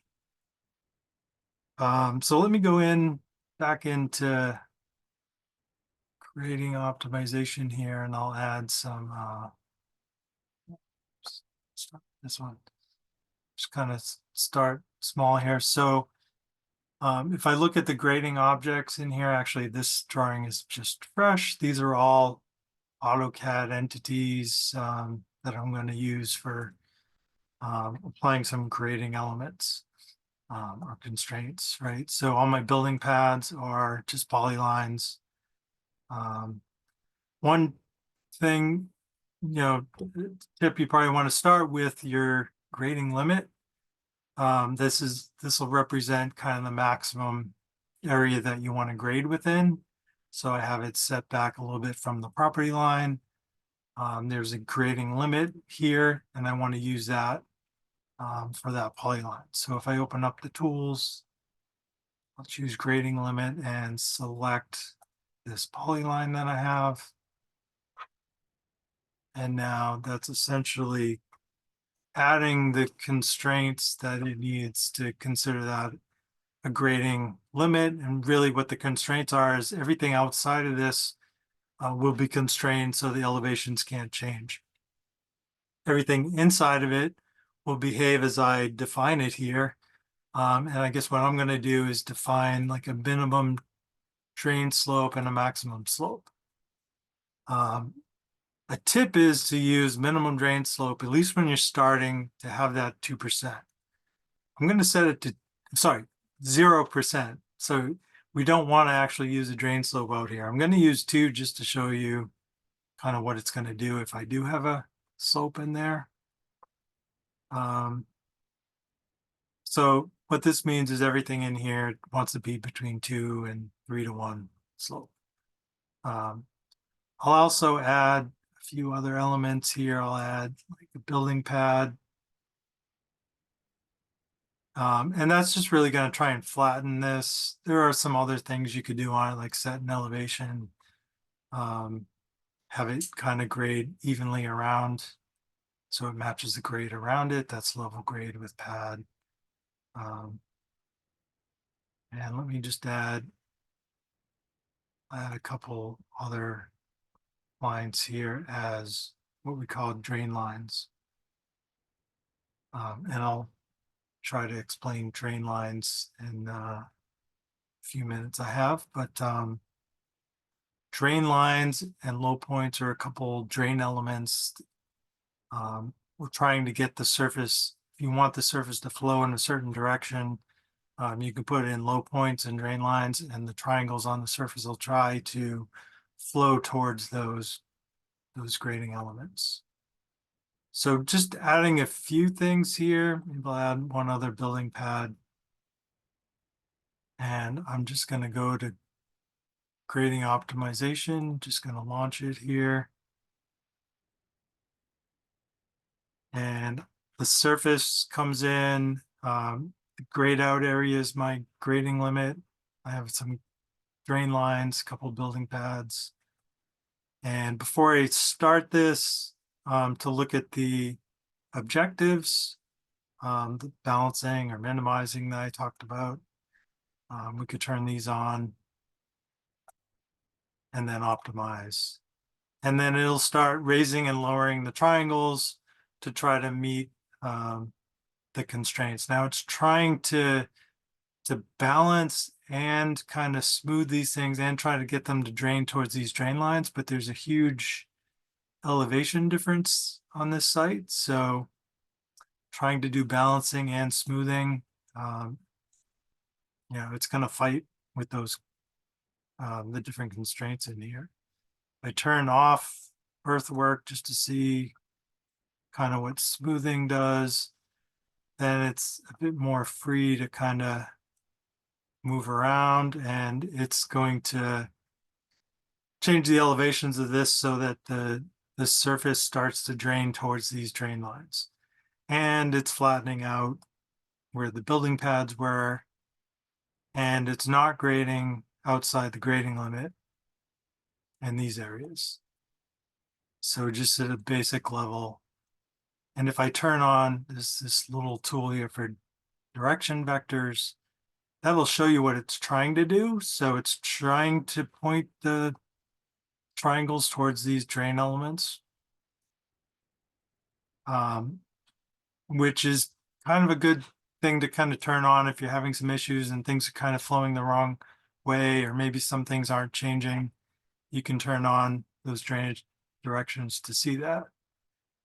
Another thing I wanted to point out was a couple other tools here. One is these graphs, convergent plots. This will tell us how the constraints, it's really kind of a measure of the number of constraint errors.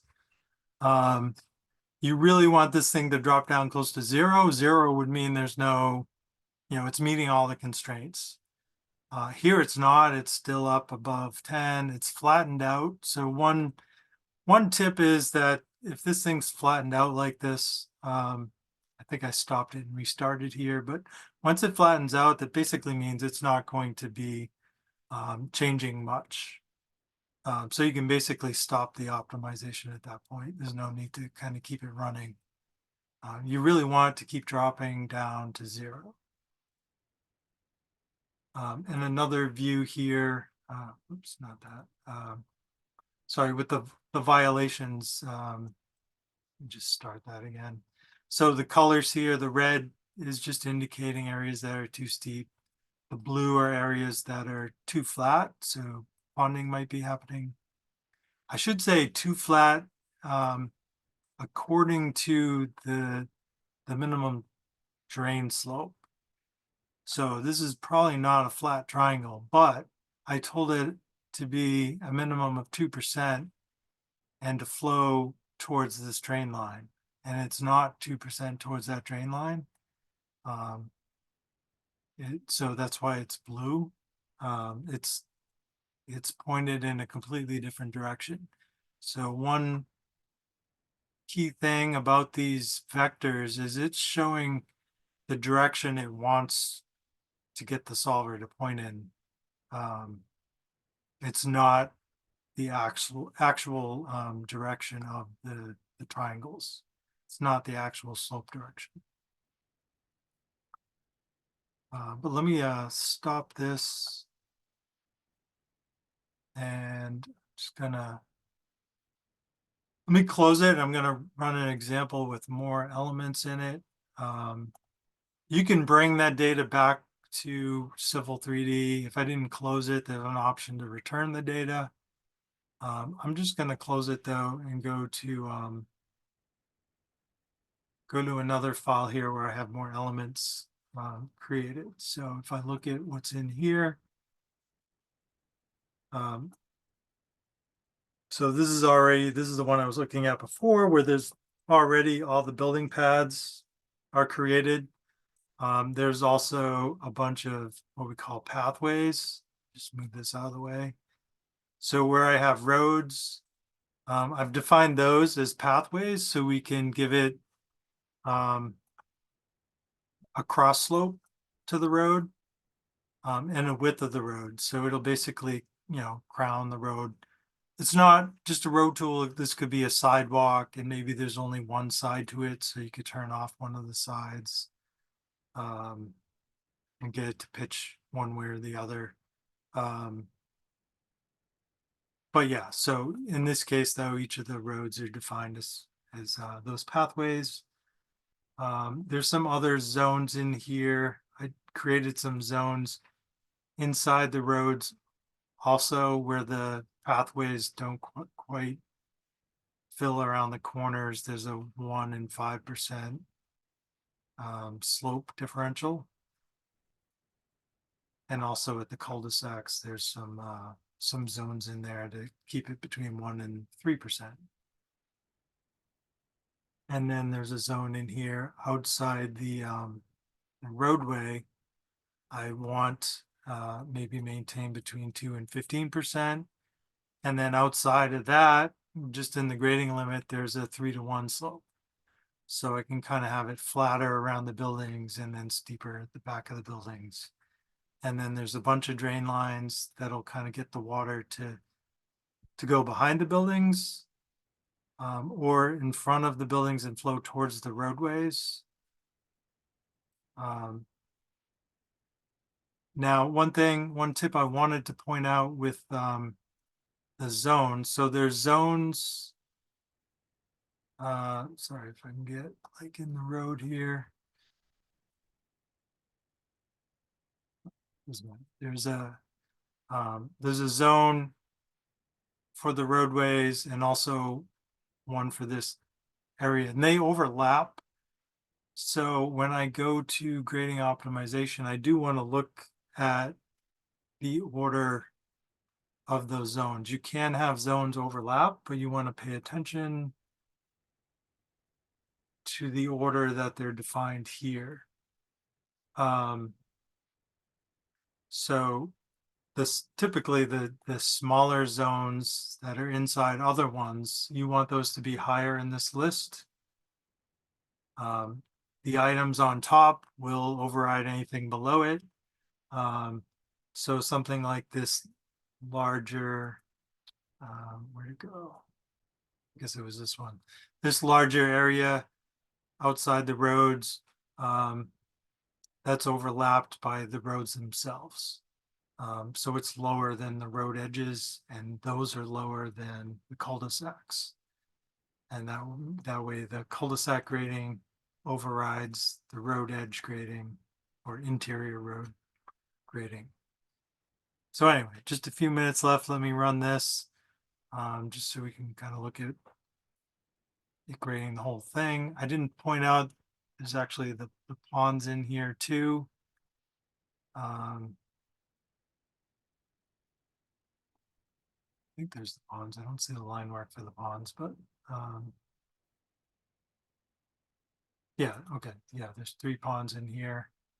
Oh, they're just not visible, that's all. But you can kind of see where the ponds are. And now this is just doing some checks. So pre-checking, it's going to flag some warnings if it finds that.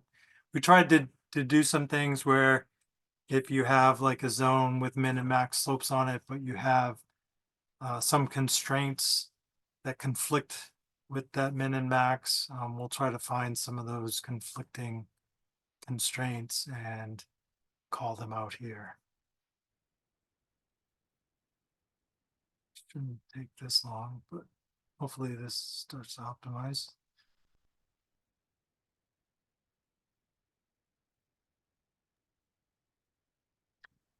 Billy, I see your hands up. You want to post a question on the chat or in the Q&A?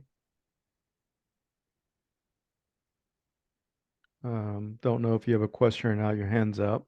So you want to post it on the Q&A. Okay, yeah, I see a question in there in the chat about yeah, zones. Zones are basically areas that we can apply constraints to. Areas of the tool does start with a starting surface. In this case, it's using the existing ground. And now it's starting to optimize. We'll run a bit slower with all these constraints in it compared to with what I started with. And you can keep your eye on the optimization graph. It's still very high. And this will start to drop down as it's and once it flattens out, like I said before, then you kind of know it's pretty much done. Whether it's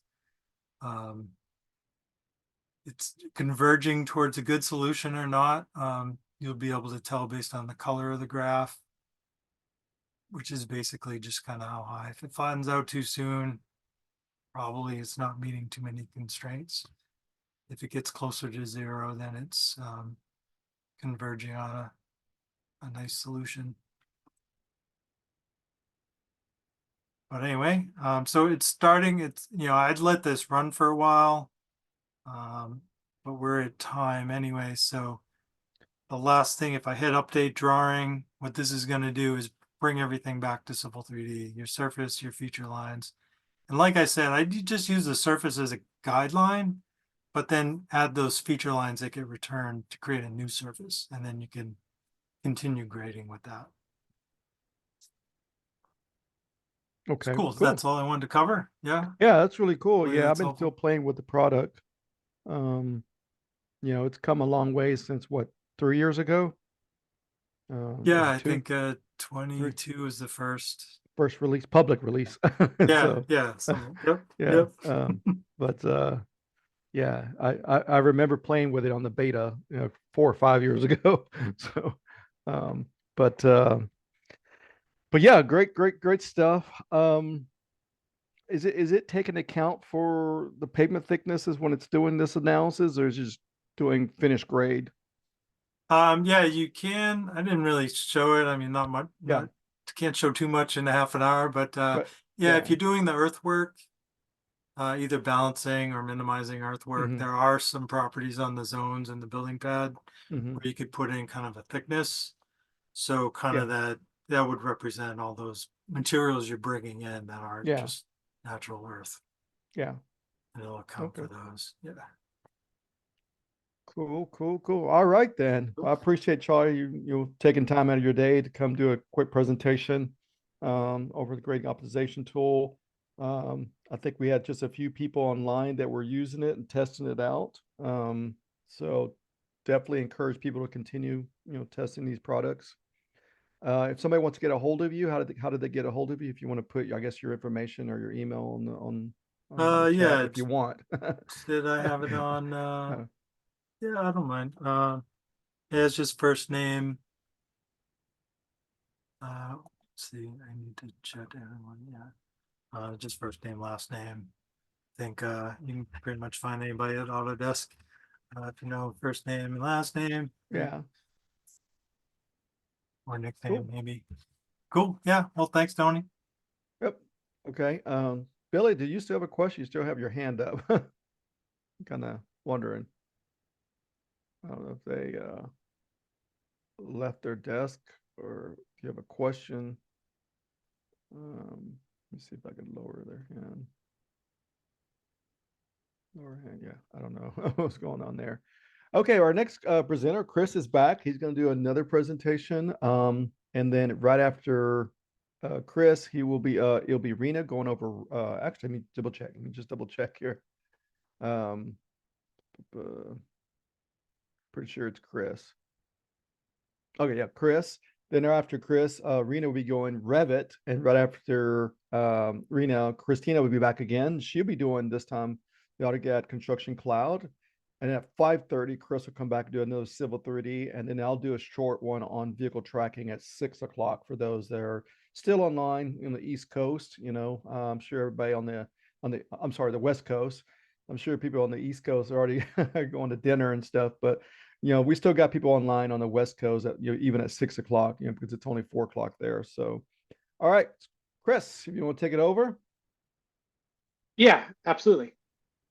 So my name's Christopher, if you didn't see me earlier. I'm a civil engineer in California, and then do programming and customization of Civil 3D. So previously I talked a little bit about the toolbox, and this can be kind of hidden. Users can kind of like get lost on it. And so in this session, I'm going to talk about creating your very own ribbon tab and how to do that. Just some basic anatomy of the ribbon.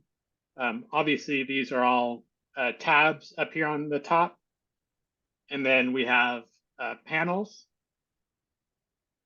And then on the panels, there's going to be subpanels. And these subpanels are then grouped by rows. And so the alignment would be a row, this profile would be a row, and then the corridor will be a row. And then you can have a drop down within a row. So if you have multiple commands, in this case related to intersections, in the Civil 3D one, you can manage or group it like that in a drop down. So the first thing that I like to do when I create a ribbon tab is kind of like get organized, kind of come up with what groups that I want them to be placed at, so I can help the user find my commands. So in this case, Autodesk has done create design, profile, and section views. And so you'd want to do it kind of like that and help you organize it. Additionally, I sometimes have 2 sessions of Civil 3D open at a time. And that way I could visualize like what they've done and then possibly like use that as a template to then recreate it. So here I've run the CUI command in another session of Civil 3D. And so if I want to see how they built intersections drop down, I can come to the Civil 3D all customization files, go to ribbon, go to panels, and find the create design panel. And over here on the right, I get a panel preview. And then I can see how this is constructed. And in this case, I want panel sub 3 for intersections. And so here I can see I have the row. And in this case, the row indicates the entire panel above the flyout or the slide out. And then there's 3 subpanels, 1, 2, 3. And then I have row 1 where the intersections is. And then I have the drop down information about it. And so here you can then view the information over here for what those what the command properties are over here on the right hand side. And so if I use the drop down, I can see the various options available. And then those all line up with the options listed here.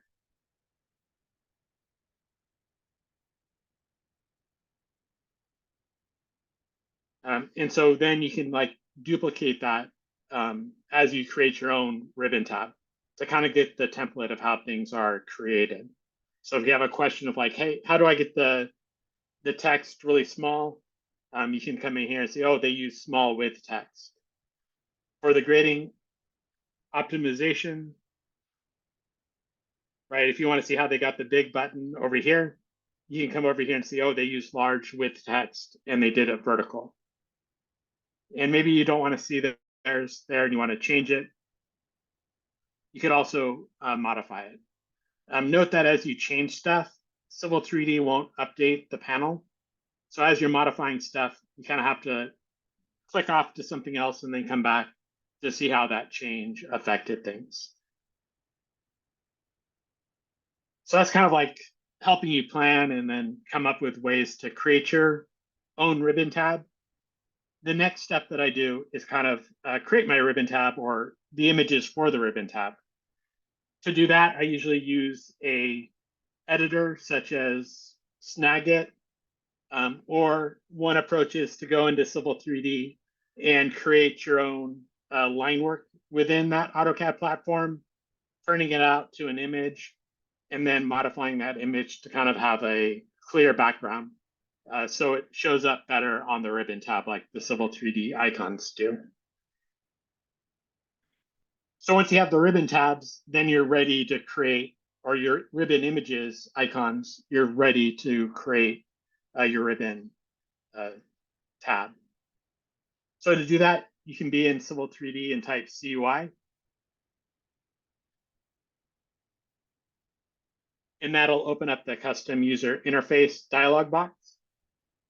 And then to create your own CUI file, where that will be loaded as a partial customization, you can go to the transfer tab and you can either go to the left or the right, whichever one. There's a new create new customization. It'll locate to a location where you can save it. And I'm just going to call this sample and then hit save.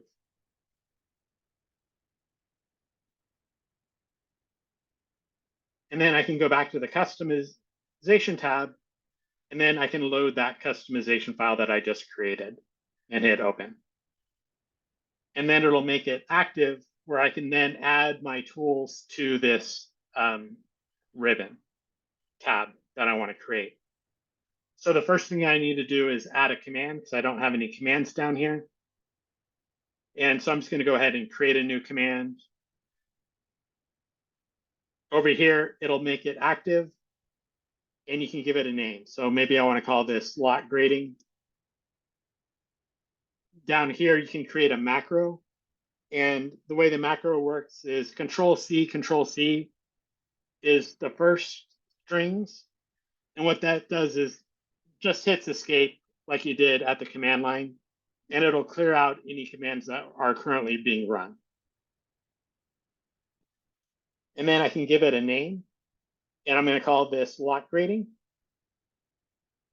And then you can either do a space or you can do a semicolon.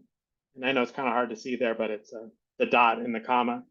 I prefer the semicolon because that way I can see and make sure that the inner key is there. Where if you do a space, I'm really not sure if it's there. And sometimes you'll forget the space and then the user will run it and it won't like run the command until they press enter. So I prefer semicolon, and that's just pressing enter at the command line. I like putting the command display name is going to be the command name that you're running. In this case, lot grading.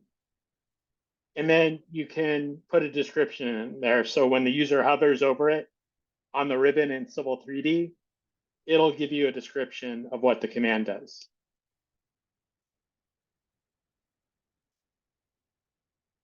And it can be brief or long, however long you want to make it. And then down here, you can specify your image. You can select one that's out of the box that are available up here. Or you can, as I did, create your own. And you can just navigate it to the location of where your icon is saved. And then hit open. And then it's going to load that file.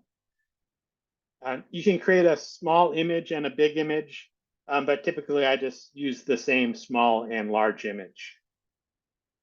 Be aware that once you attach that image, it's going to be saved in the COIX file.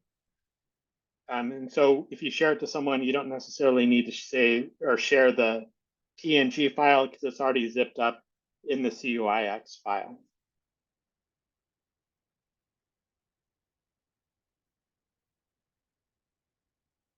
And so now I have a command, and then I can add it to a panel. So to add it to a panel, I can go to the ribbon tab. I can hit the little plus sign, and then I can right click and create a new panel.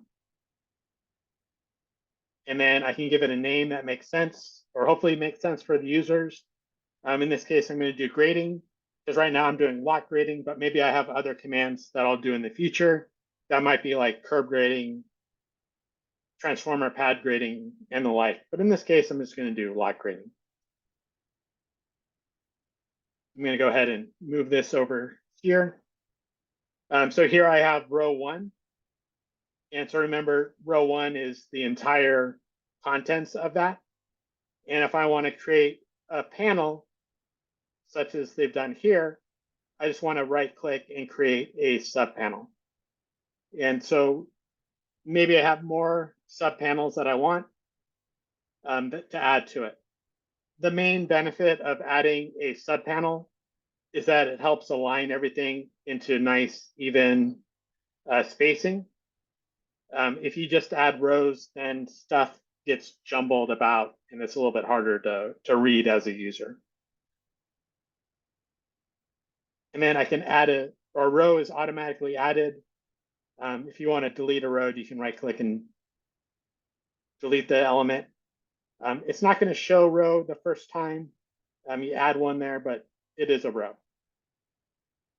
And then you can take your command and you can drag it up and add it to the panel that you created.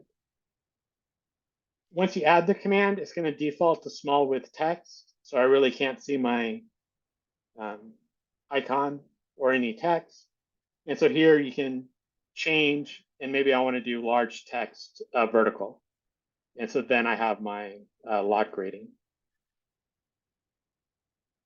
Up here, you can put the name, and that's going to be the name that's going to be displayed down here on the command in the ribbon. And so then I've added it there.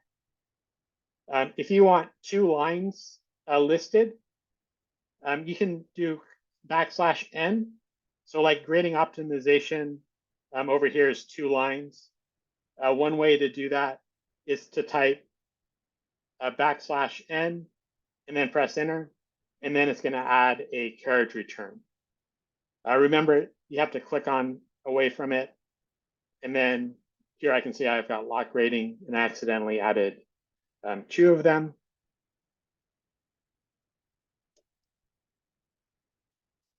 And so I'm just going to go back in and just add a single one. And so now I can see my lot grading has 2 lines on it. And that's how you achieve the 2 lines in the ribbon.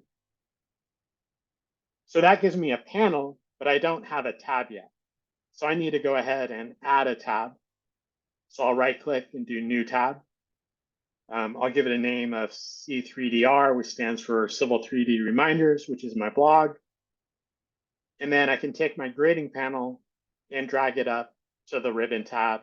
And now I've added the grading panel to the C3DR tab. So you always want to save and save often. So I'm just going to go ahead and hit save. And hopefully it saved it. Not quite sure why I'm getting that error today.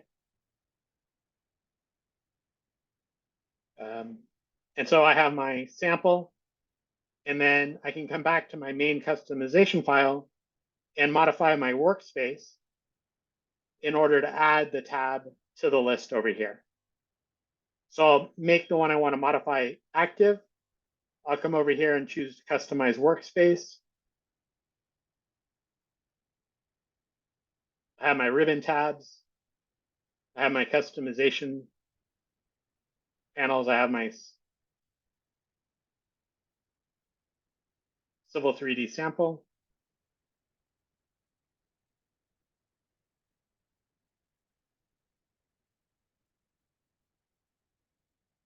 Let me do all instead. I should have done all customization files. And then customize the workspace. And then down here, I can go to my Civil 3D sample. I can go to my ribbon tabs, select my C3DR, and then it adds it over here on the list over here. So I'm going to go ahead and hit OK, or hit apply and then hit OK.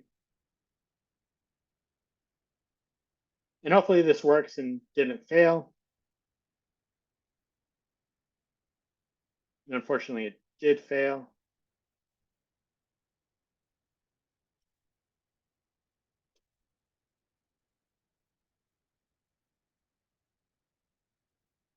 So there's my, I'm just going to see if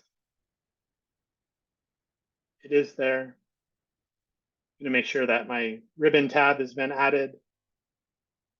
Cool. So let's try that again.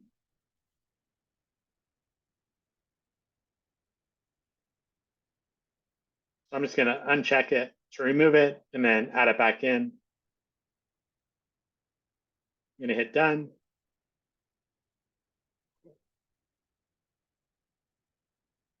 And then go ahead and hit OK.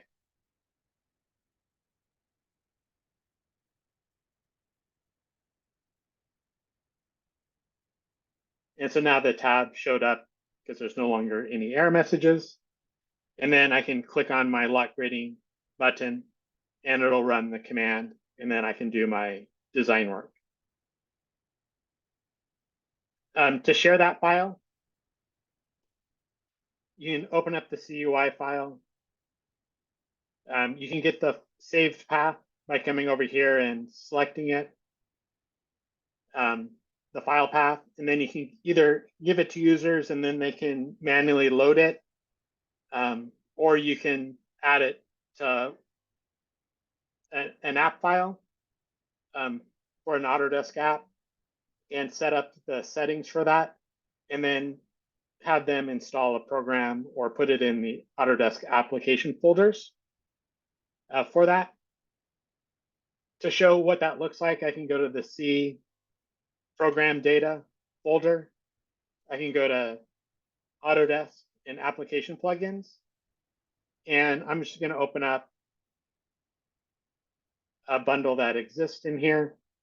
And so you can create a bundle file and then have them put it in the application folders. You can modify a package contents file in your favorite text editor.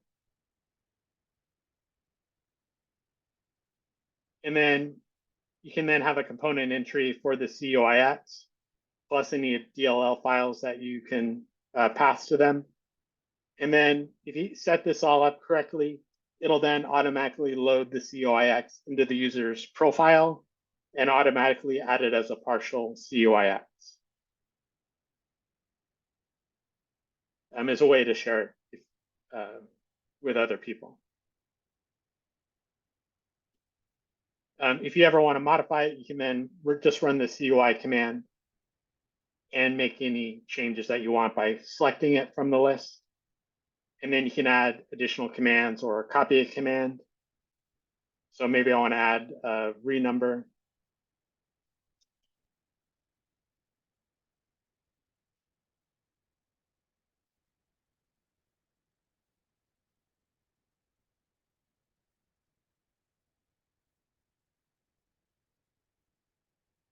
And then I can add maybe a new subpanel.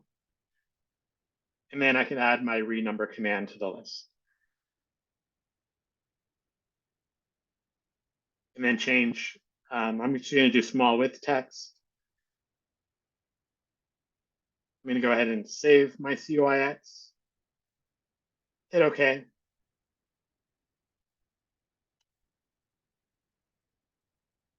It'll take a moment for it to reload.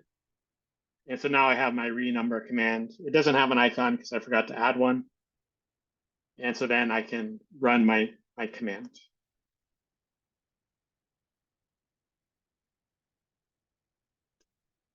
And so that's how you can add your own ribbon and create it. And then one possible way of sharing it with other users. So any questions or comments regarding creating your own ribbon, tab, and panels? Oh, no questions. Anybody? Any questions on customization with the CUI? Has anybody ever attempted to create their own tabs and ribbon?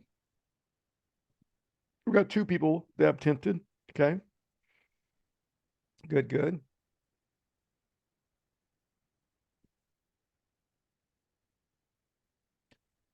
Now, when you create your, I guess, your tab, is it going to show up on that specific Civil 3D profile or all the profiles that you have? It depends on how you share it. If you Mhm. share it using the bundle file, it'll show up for everyone. If you just put it on someone's computer, it won't load until it gets loaded as a partial COIX. So when let's say when you go to options, you go to the profile tab, is it importing it to that current one or all the profiles? They're in the Just options? the current one. Current one. Okay. Yeah. Okay. Yeah, that's good stuff. Any questions online, everyone? Is Juno still online? Okay. All right, we got a few minutes before we jump on to our next instructor, and I think our next instructor, let me go check real quick, is Rena. I think she is next on Revit. I'll just double check here. Oh. Where did my little image go? Hey, I'm ready to go. I can get Okay. started. Yeah, use at 4:30. Yep. All right. Thanks, Chris. Appreciate it. Great stuff. I'm actually always trying to learn those few things on the CUI. And yep, some people have to go. But all right, Chris, Rena, I'd like to take over, kind of introduce yourself, and you're going to go over Revit. So go ahead. That is correct. Hi, guys. I'm Rena. I am the architectural BIM manager at Fishbeck in wonderful Grand Rapids, Michigan. Now, my original intent was to share 10 Revit tips with you. Easier said than done. Any of you who have sat through my superb guides at AU would know that for me, being able to curtail the number of tips that I share is a struggle. So actually, what I have is definitely more than 10 Revit tips. So without much ado, let's get started. Let's take a look at some general tips. This is a tip that really, really had me intrigued with effect from recent releases of Revit, which allows us to change the workspace and relocate the Autodesk Desktop Connector cache. Remember how much space it takes up on your hard drive? Now you have full control over that. All you need to do is go into Desktop Connector and through help, which is kind of a weird path to follow, you would go into Change Workspace and you'd be able to define the location that you want your collaboration cache to go to. Very, very helpful. Some tips about views. That's always been a struggle for everybody, right? You can set a pivot point. Now let's just watch this. When we bring the navigation wheel up, then we can use that to actually orbit.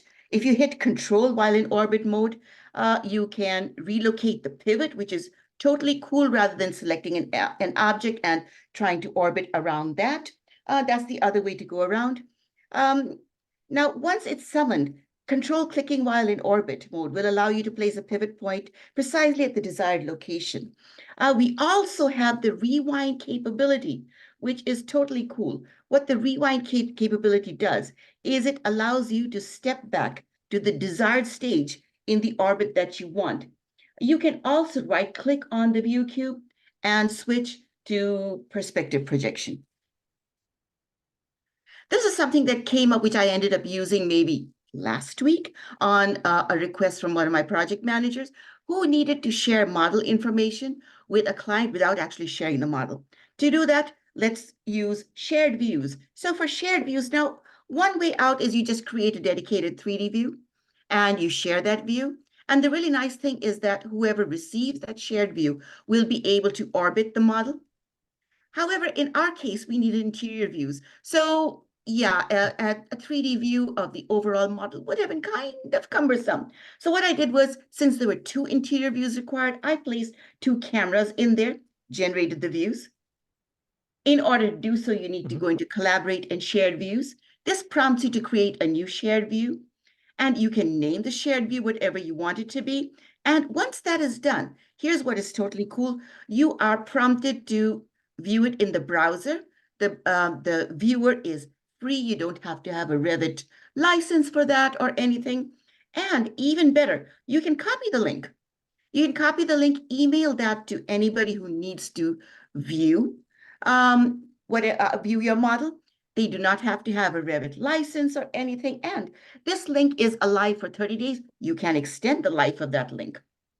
Now, once you have done this, towards the right-hand side of your screen, once you hit the Shared Views button, a browser is going to come up, and that lists all the views that you have created. It gives you all the options that we saw before to view in browser or copy the link. You can extend the duration of the life of the link, or you can just delete the view. You don't need it anymore, delete it. And you will, once you click on the link, you will be able to see the view in Autodesk Viewer. You will be able to walk. If you go into first person and walk, you can actually walk through the model as you need to. You can use Orbit to turn around, use the up and right and left and back arrows to navigate around. It is really, really, really helpful. All right, this is a family that I created recently, lab table. Now here's what was interesting about this. I had different kinds of elements at different levels of the lab. So of the lab table. So what I ended up doing was I ended up creating multiple copies of my reference level view, and I edited the view ranges of each copy. So the first one, whoops, bad move. So the first one actually just showed me the bottom assembly. Then I had the middle view, which showed me what was happening higher above the bottom assembly, but was able to crop out whatever was happening at the bottom. And then finally, I had a view of the top of the table, and the top of the table did not see anything that was happening below. So even if I went into wireframe, I just saw what I needed to see. It was really, really nice. So right now I'm in the top assembly. Right now I'm in the middle. And you can see that playing with the numbers of the view range allows me to control what it is that I actually see. Let's talk about selecting with parameters. One of my favorite features in Revit is the global parameters feature. Using that, I can control instances of various families. So, right now you can see that I have got a bunch of different window families. I am creating a height and a width parameter. And when I select an instance of the window, I can take the height and the width of the window and I can associate it with the required global parameter. And I can do that for multiple families. They don't have to be the same family at all. All they need to do is they need to have a dimension parameter. That's it. And they don't even need to be named similarly. So once that is done, and I go into manage and global parameters, and I enter in the required values, I can control all of these windows. I can make them the same size. I can make them the same width, the same height. Look at that. Those two windows are all the same width and the same height. And this, the exact same thing is going to happen to window number 3. In addition, it's entirely possible for me to make sure all of these windows have exactly the same glass pattern. And all of this happens without opening the family and editing the family and making sure everything coordinates. Just remember, the global parameters will override any settings that you have in the family. So right now, you can see that I have associated the material parameter of one window. It was a kind of a weird pattern. I thought it was cute. So that's why I used it. And now I have associated the glass material over to the glass parameter in global parameters. So out of the 3 windows that I manipulated, 2 of them have the exact same material. Let's take a look at some dimensioning tips. This Hey, is Rena, something that, Rena, yes. can you move your Zoom bar out of the way a little bit, just down? Oh, is it in the way? I'm sorry. Yeah, yeah. You should be able to move it from the, yeah, hold down the button Here we and slide go. it down. Sorry about that. My apologies. In a Right. way everybody can see the whole screen. All right, thank you. Perfect. So now this is a really weird capability that I discovered in the dimension properties. In addition to my day job, early in the morning, I get onto directly.com and I help troubleshoot tickets for customers. And a customer asked if it was possible to actually show the height of an opening in the dimension. Hey, that was weird. Investigated a little. Look at this. I've got a door. I've dimensioned it. And when I select the dimension and I go into the type properties, there's actually a parameter for show opening height. Once this parameter is checked, you will find the height of the opening show up below our dimension line. Now, just remember, this capability is only active for doors and windows, nothing else. I haven't known anybody to use this, but who knows? Somebody might actually find a use for this. Another favorite of mine. Now, you know, remember you click on stuff and Revit shows you the temporary dimensions, and they're kind of small and they're kind of blue and they're a little hard to see, especially, you know, for people like me. I need to get my eyes checked up every year. I can actually go into options. I click on the Revit button and I go into options, and I can actually go in and change the size of the temporary dimension text. Makes life so much easier, more, you know, older people friendly. We can actually create a formula-driven dimension. And let's take a look at how that happens. So I've got these walls. I go ahead. You know, right, that you can manipulate temporary dimensions and move walls around. Now watch what happens with this. Once I edit that dimension and I add in the equal sign, I can create a formula. So right now I've got this formula set to 31 divided by 3.5, just a random number. And now you can see that this dimension has jumped over to give you that calculated value. You can also take dimensions and associate them with global parameters. Remember global parameters? So right now, I'm pretty much in the same model. And when I click to activate a dimension, just as we assign a label to any other characteristic, I can assign a label. So right now I call this overall, and I'm assigning another label. I'm creating another label for the other dimension. I call that calculated. And when I accept that, what I've just created are 2 global parameters. So I go into manage and global parameters. There they are. I can add in another formula over here. Now, a weakness of the previous formula-driven dimension that we saw was you cannot add in a parameter. It just has to be raw numbers.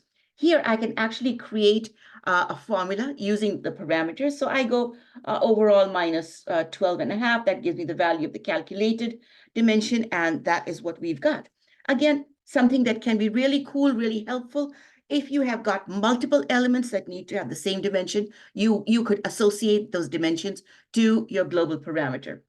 One of my favorite things to do, when you are sketching for an extrusion, you can associate that, you can host that sketch to a named reference plane. Remember, you do need to name that reference plane.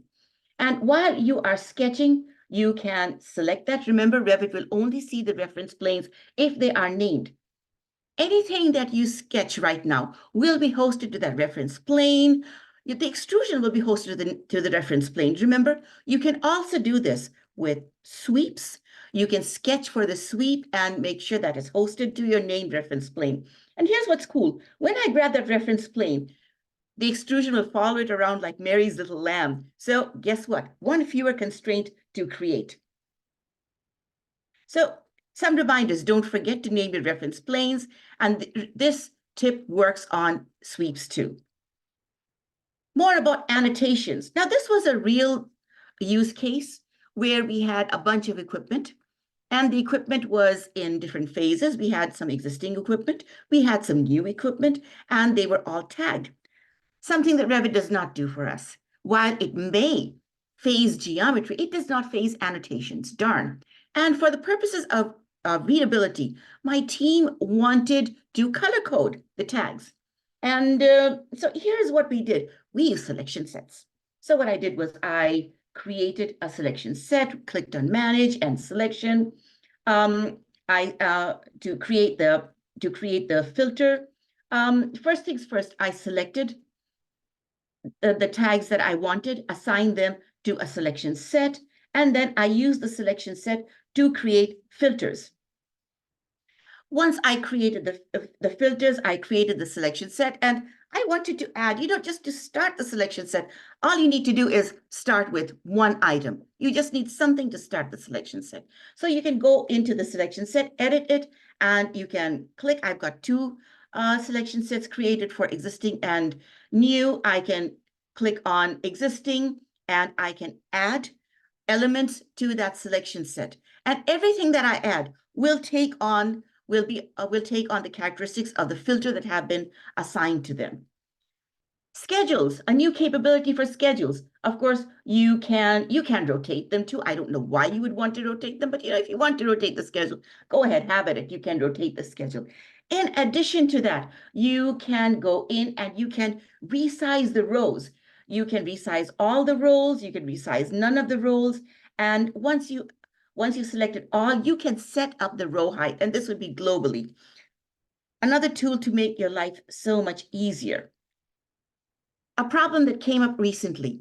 Now, you may not realize that when you set up a symbol legend and you drag the symbol family over to the legend sees whatever is there on the default view of the symbol family.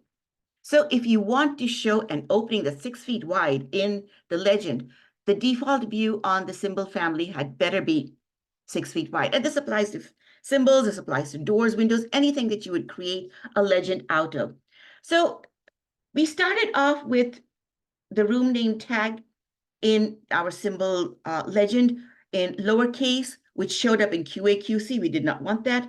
All I had to do was open the room name family and edit the label, the sample text in the label. All I did was edit that to make it uppercase. Problem solved. Another use case where my team was curious about how to differentiate between in-scope areas and not in contract areas. So they were using filled regions. I don't like filled regions just on principle. What I did was I used a color scheme. I created a custom yes/no project parameter. It could have been a shared parameter, but a project parameter did the job well enough. And I associated that parameter with rooms. Then I used that to create a color scheme. So when I went in to create the color scheme and I clicked the down arrow for color, it brought up my project parameter list, and I was able to select my custom parameter. I could then give a value for yes, since my custom parameter was a yes, no parameter, I was able to give a pattern for yes. And here's a secret. Make sure to give no a value of a white solid fill, just because even if you're in a view that has been told not to show this color scheme, the color scheme would have been added to the view template, the rooms tend to turn blue. There's a way out of that. All you need to do is assign and unassign.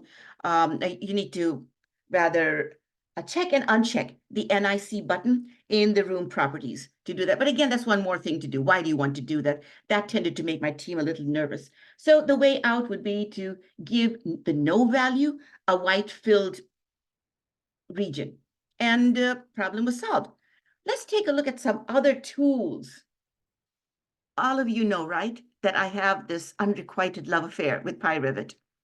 Now, PyRevit has got this capability of giving you extensions. So when you summon the extensions dialog box, this gives you a bunch of additional bundles of tools that you can enable, disable, install, uninstall as you need. And just a tip, don't go overboard on adding extensions or any add-ins or plugins, as a matter of fact. They do tend to give Revit more work to do, and they tend to make Revit try to misbehave, throw a tantrum. You know, I like to think that Revit is a glamorous film star and you need to pamper the film star, but only up to a point. Pamper the film star too much and then she starts to misbehave.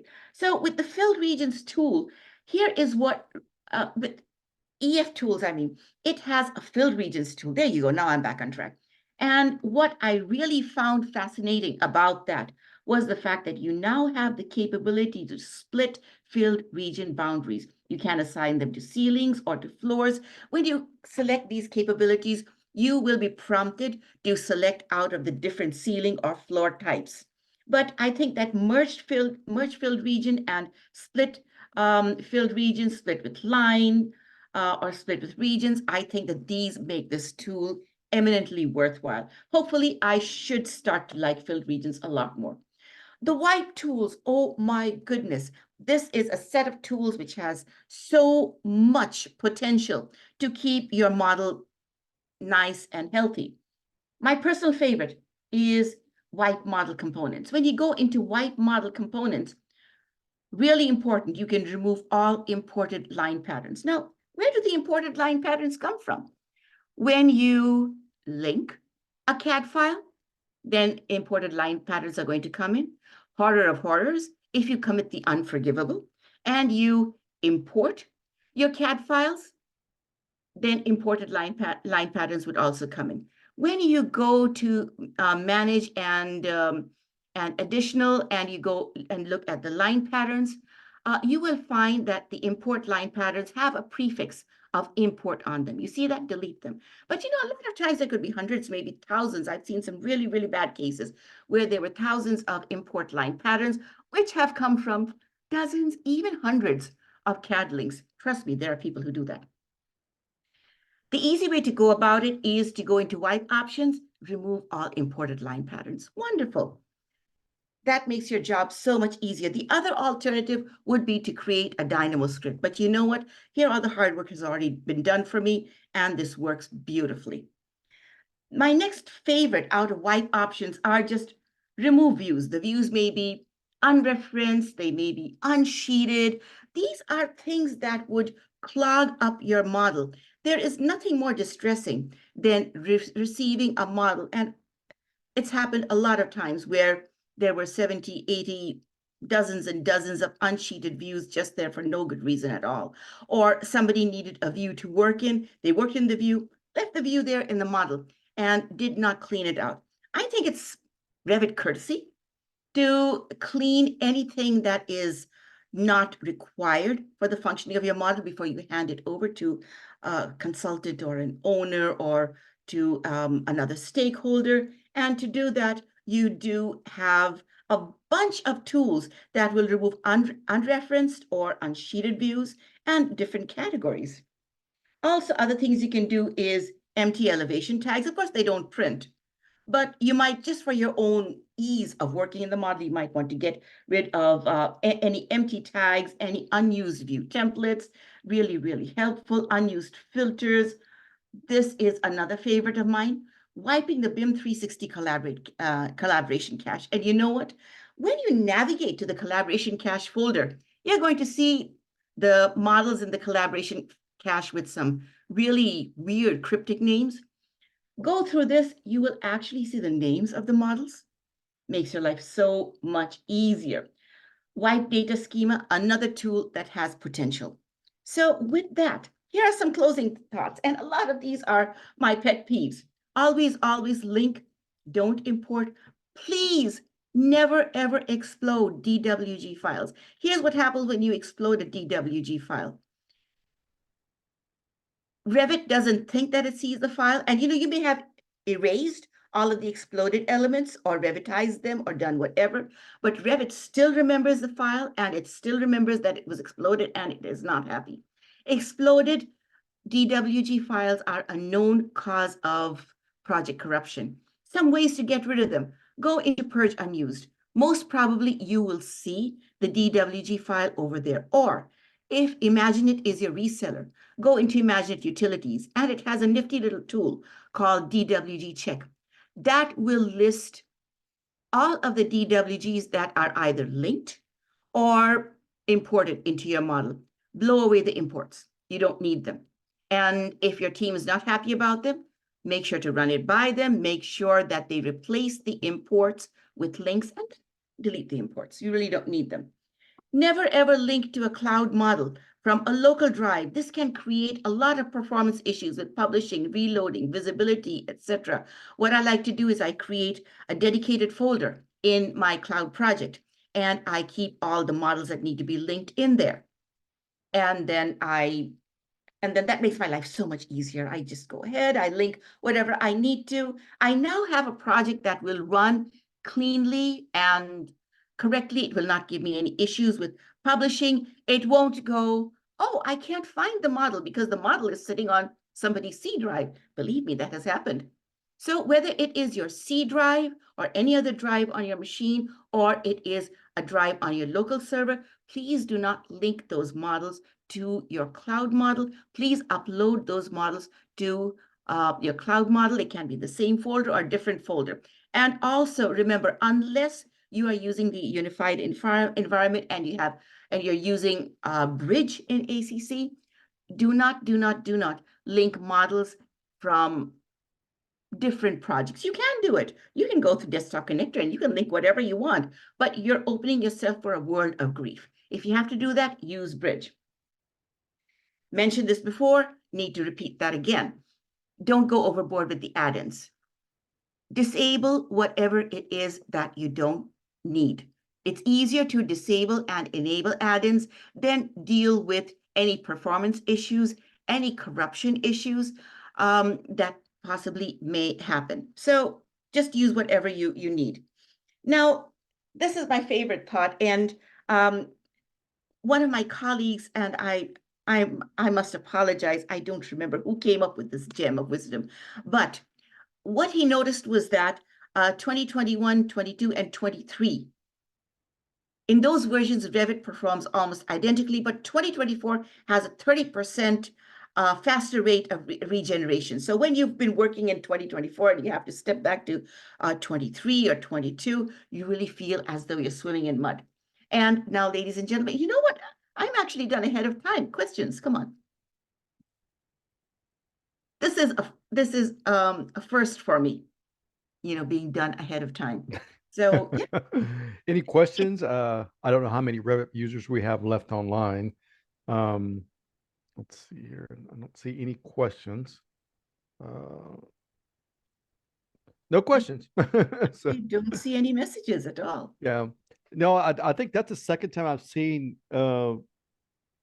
you and another Revit expert talk about clearing the cache of the Yes. the connector. Or what was it? I think it was the connector, right? That you're was clearing the that was through PyRevit. The other way to do so would be to navigate to the folder, or you could right click and you could clear the clear space. So over here we go, Autodesk Docs, and I can right click and I can free up space. Yes.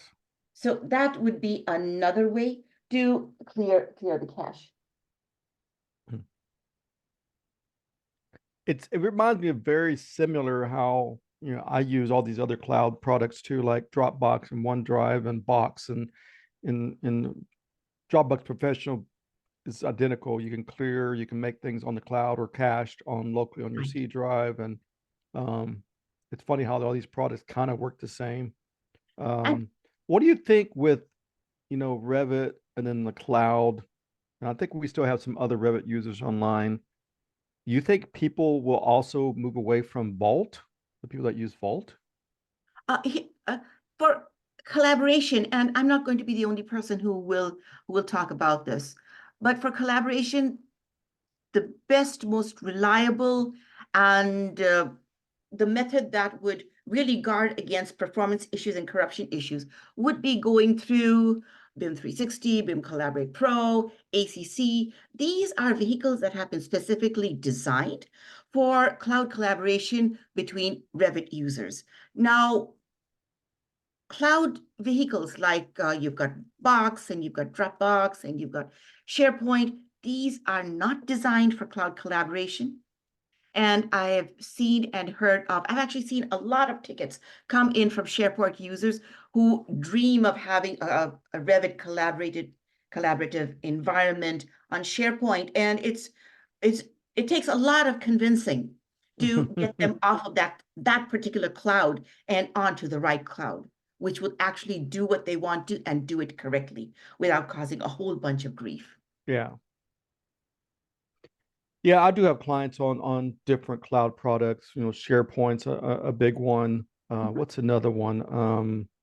Project Wise is another one. They Project Wise is get for Bentley users. Bentley users. Yeah. Well, I have some cloud clients are on both products. They're on Autodesk and Bentley. But Project Wise, I've just started tapping into the ACC, but I'm a, you know, product design consultant, but I do design, but I am the only one working on projects. So my stuff is on Dropbox because I'm the only one that truly has access to the files. No one else is touching the files Right. at all. But I'm going to start testing now on ACC and seeing how everything works with Civil 3D. You know, we're not quite there yet, like the Revit is. You know, we're always behind. So, Right. And you know, another hot topic of discussion nowadays is collaborating between users of different authoring tools, or collaborating in a situation where there is a legal requirement that deliverables be in a particular format. The particular format could be in IFC, for instance, but I would be using Revit, and let's say you are using MicroStation, for instance. And how do we collaborate? One way out, the draconian way of doing so, is to have that particular verbiage in your contract. But a lot of times that may not be possible, which brings us to Open BIM. We've got vehicles like Revis 2, for instance. We have got a vehicle like Fulcrum HQ, which allows you to take my Revit model and your MicroStation model into the online vehicle and then marry them both together. And what that does is that resolves any incompatibility issues between both of the authoring tools. I think that is something that has a lot of potential. You don't really see that much because in the United States, it isn't really a legal requirement that all deliverables be in the same non-Autodesk or non-Bentley format, you know, like that would be IFC. But in Europe, that's pretty much the norm, where all the deliverables have to be on a level playing field, which would be IFC. And in that case, a tool like Revis 2 would be very, very useful, very, very popular. And I think it's going to be hard to do that, push that, because every state's got its own regulation. We're so regulated in each state so differently.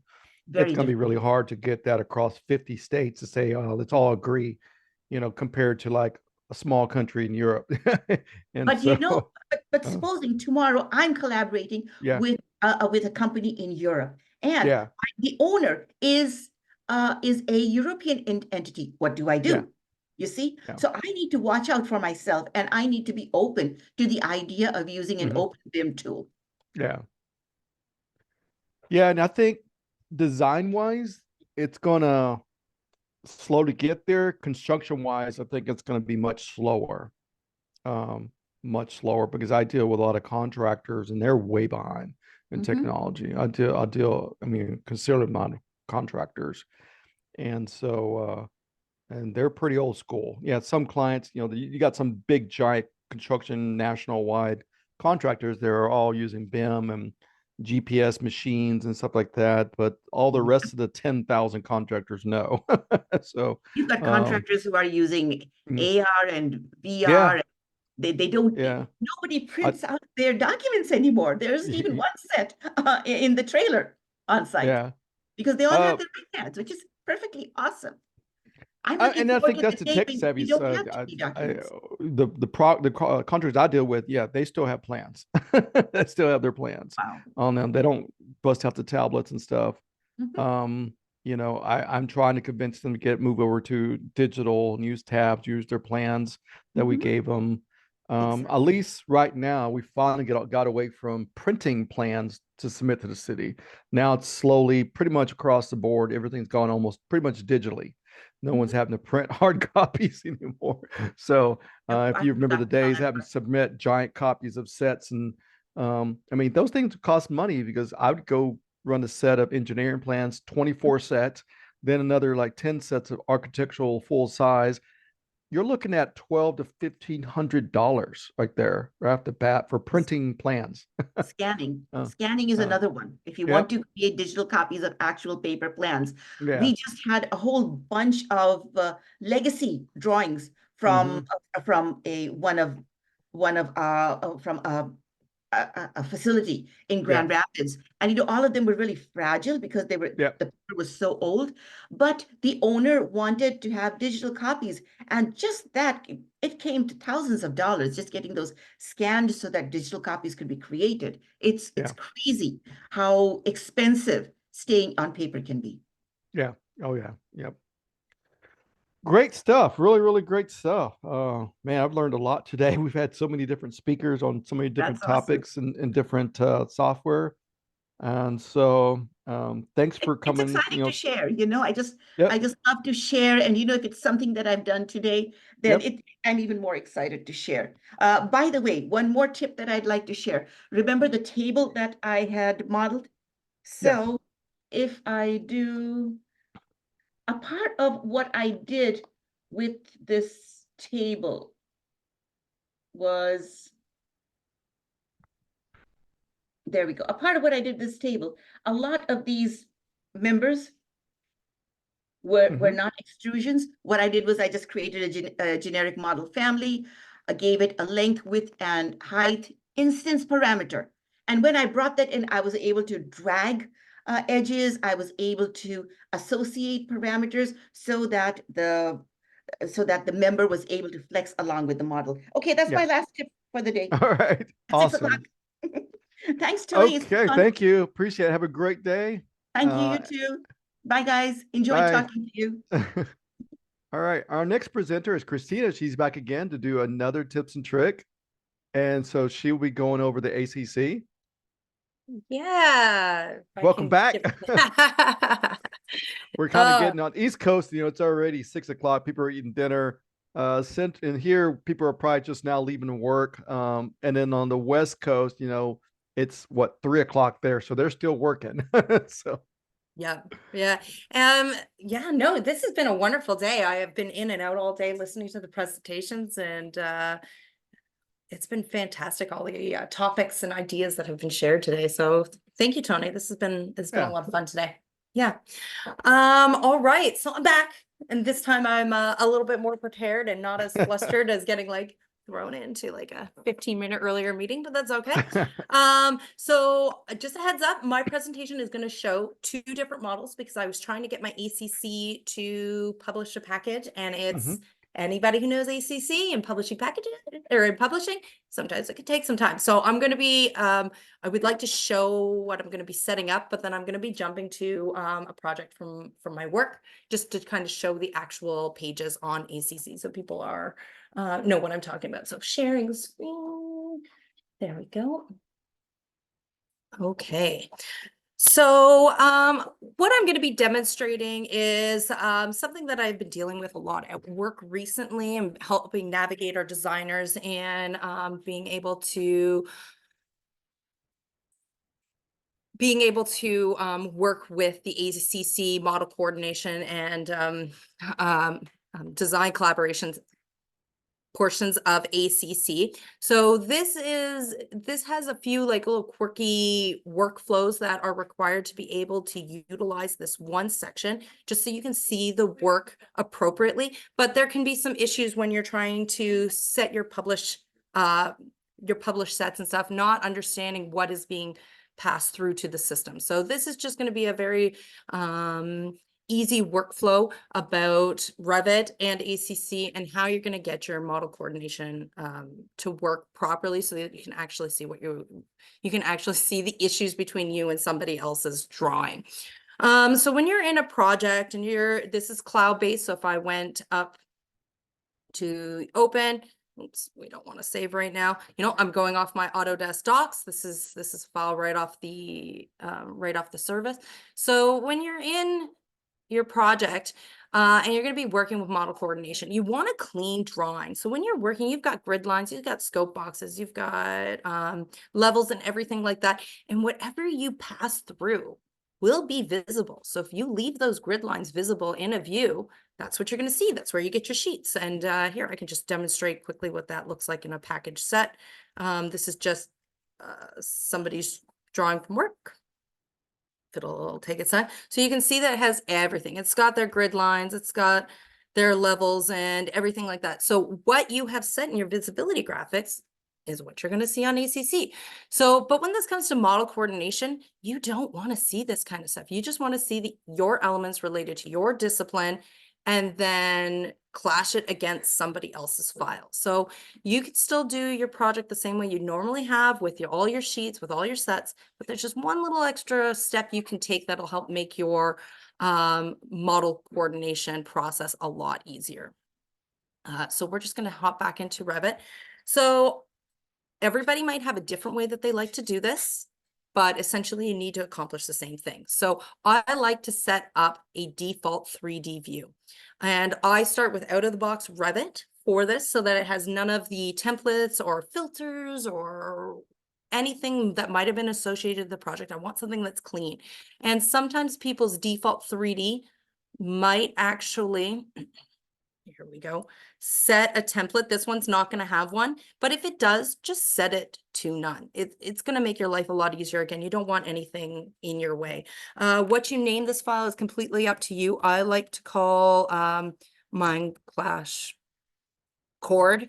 And the reason I short form the one word is just because that actually takes up space on your ACC. It'll tell you your file name and it'll tell you your view and everything. So the longer you make it, the longer that section is going to be. And it's just annoying. It's just annoying to find things. So do what you need to do, but keep it short, keep it simple.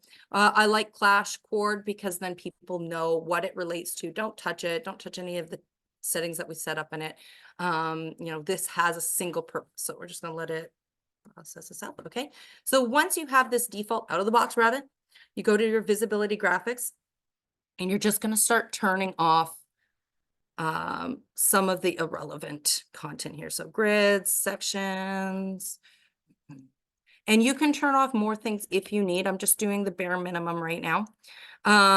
You're going to also want to make sure that no filters or anything are applied. And then you're also going to want to turn off your Revit links, because your Revit links, and you can publish without links, but most people don't realize that that's on there. So I strongly suggest that you teach your designers what the difference between publish and publish without links is. But if you set up this 3D view in your project template right out of the gate, this is already set up, and then, if somebody forgets to publish without links, you're still going to get your coordination view, your Clash coordination view. So I've turned everything off. You can turn off more stuff here. There we go. So now we're going to actually just see what is relevant to the structural model of this project. So just because wireframe bothers me, Okay, so once I have a 3D view that I like, it's set up to the elements that I want. I have the scope box. I thought I got rid of that. Oops. Get rid of you. Did I not turn you off? There we go. There we go. Again, if you leave it on, it will be visible. So now when you go into your publish set, this is where these are the packages, and I'm not sure if everybody knows this is where they come from. I have had experiences with designers not understanding that this is where the published sets come from when they're looking on ACC. They're like, I don't know where this came from. Why are my files missing? It's probably under your collaborate and publish settings. You know, you might just be missing a view. It might be turned off. The ones that are checked include, where it says include, those are the ones that are going to get pushed when you publish. So, you know, if you're under the BIM 360, this is not my model. This is default Snowden Towers from Autodesk. Everybody has access to it. If I am missing, just say sheet 102 is missing. It's only showing up here. All sheets, all views and sheets in this set. So pay attention to the show in list, because this will define what you see in your view here. So if we go all sheets and views, then you can see there's lots that wasn't included with this BIM 360. I'm just going to give that one back. But there's nothing for clash coordination. So I set up a completely different set, because this way I know it's managed. I know what's in it. I don't have to worry about disrupting my designers. So you're just going to set a new one, and I put it as clash coordination. All right. So when you have a new set, you make sure that it's checked. If you don't check it, it's not going to pass through to ACC. So, you know, the small little details. Now, I know it's a 3D view. I'm going to make my life easy by using the show and list. And I'm just going to go to the 3D views. And it's only going to show me the 3D views from the project. So now I know I just want my 3D clash coordination. And that is the only file that's going to get processed with that. And to confirm what I'm seeing, to make sure that I know what's going to go with that package, again, I can just go to all views and sheets in set, and it'll tell me in the clash coordination, I only have one file. And then in my BIM 360, this is an old file, so it doesn't say ACC yet. It has whatever the project would be. So I'm just going to save and close, and it doesn't matter which one you're on, because I've tabbed them both checkmarked. So now when I go to publish this model and it goes up to ACC, this is where we're going to see the next stage. Okay, here, let me just refresh this page. And I don't know if anybody else has been having like ACC lag issues today, but I have, so I apologize if we run into any of that. Okay, so anybody who's familiar with design collaboration, you will know that the discipline that you see at the top is, nope, that one's mine. Sorry, I have a different one going. There we go. There we go. This is the one I wanted. So everybody knows that is familiar with ACC, that when you go to design collaboration, the title you see here is the one that's active. If you want to change to a different discipline, you've got these three little buttons. And if I bring it down once, it shows me the active discipline, the active team, swim lane that we're looking at. And if you want to see more, I am a project administrator on this, so I see everything and I can switch and see everybody's package. But if you're just a project member, you can see everybody, but you can't do what I'm going to do. You can only do this to your own team. You can only package and set the sheet sets and stuff like that. So if I can go and I can switch to the structural, and again, you can see which the default is, because it will give you the title right there, but I'm going to just go back to electrical because that's the one that we had.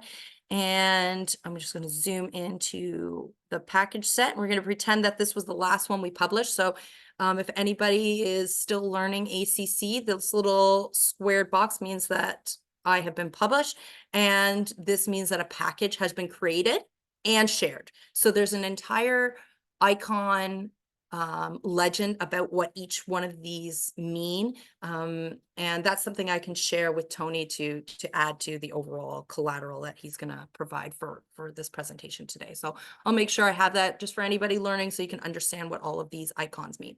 So if I want to see what I just published for this, I just select the little box, and then it's going to bring up the publish set for me. we're going to go to, oops, this one. Ugh. Okay, so inside the file that I had, we had two sets. We had a coordination set and electrical set. This project, they wanted to reduce the file name, so that's why it's not clash coordination, it's just coordination, but it is the same thing.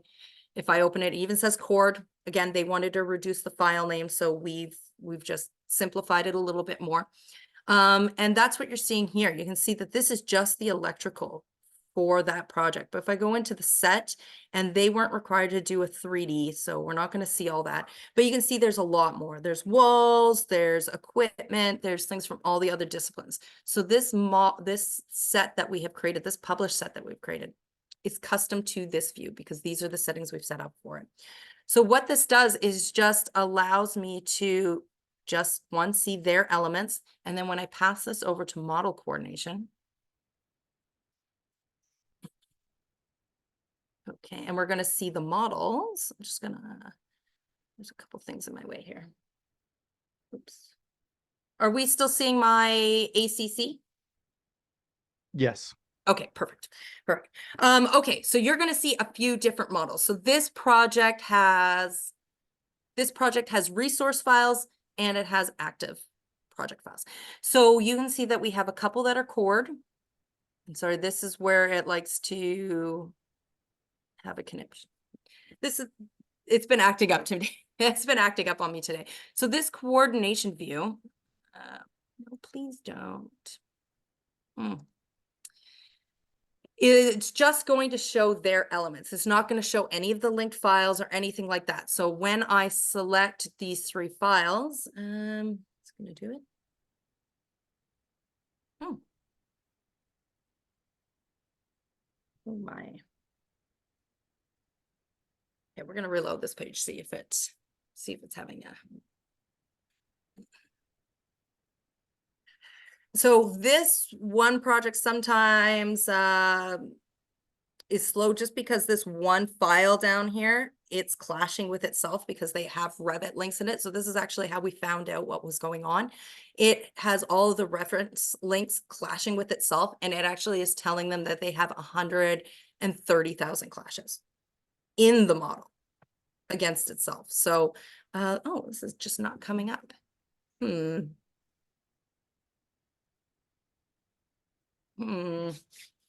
there we go. Don't want to get too excited.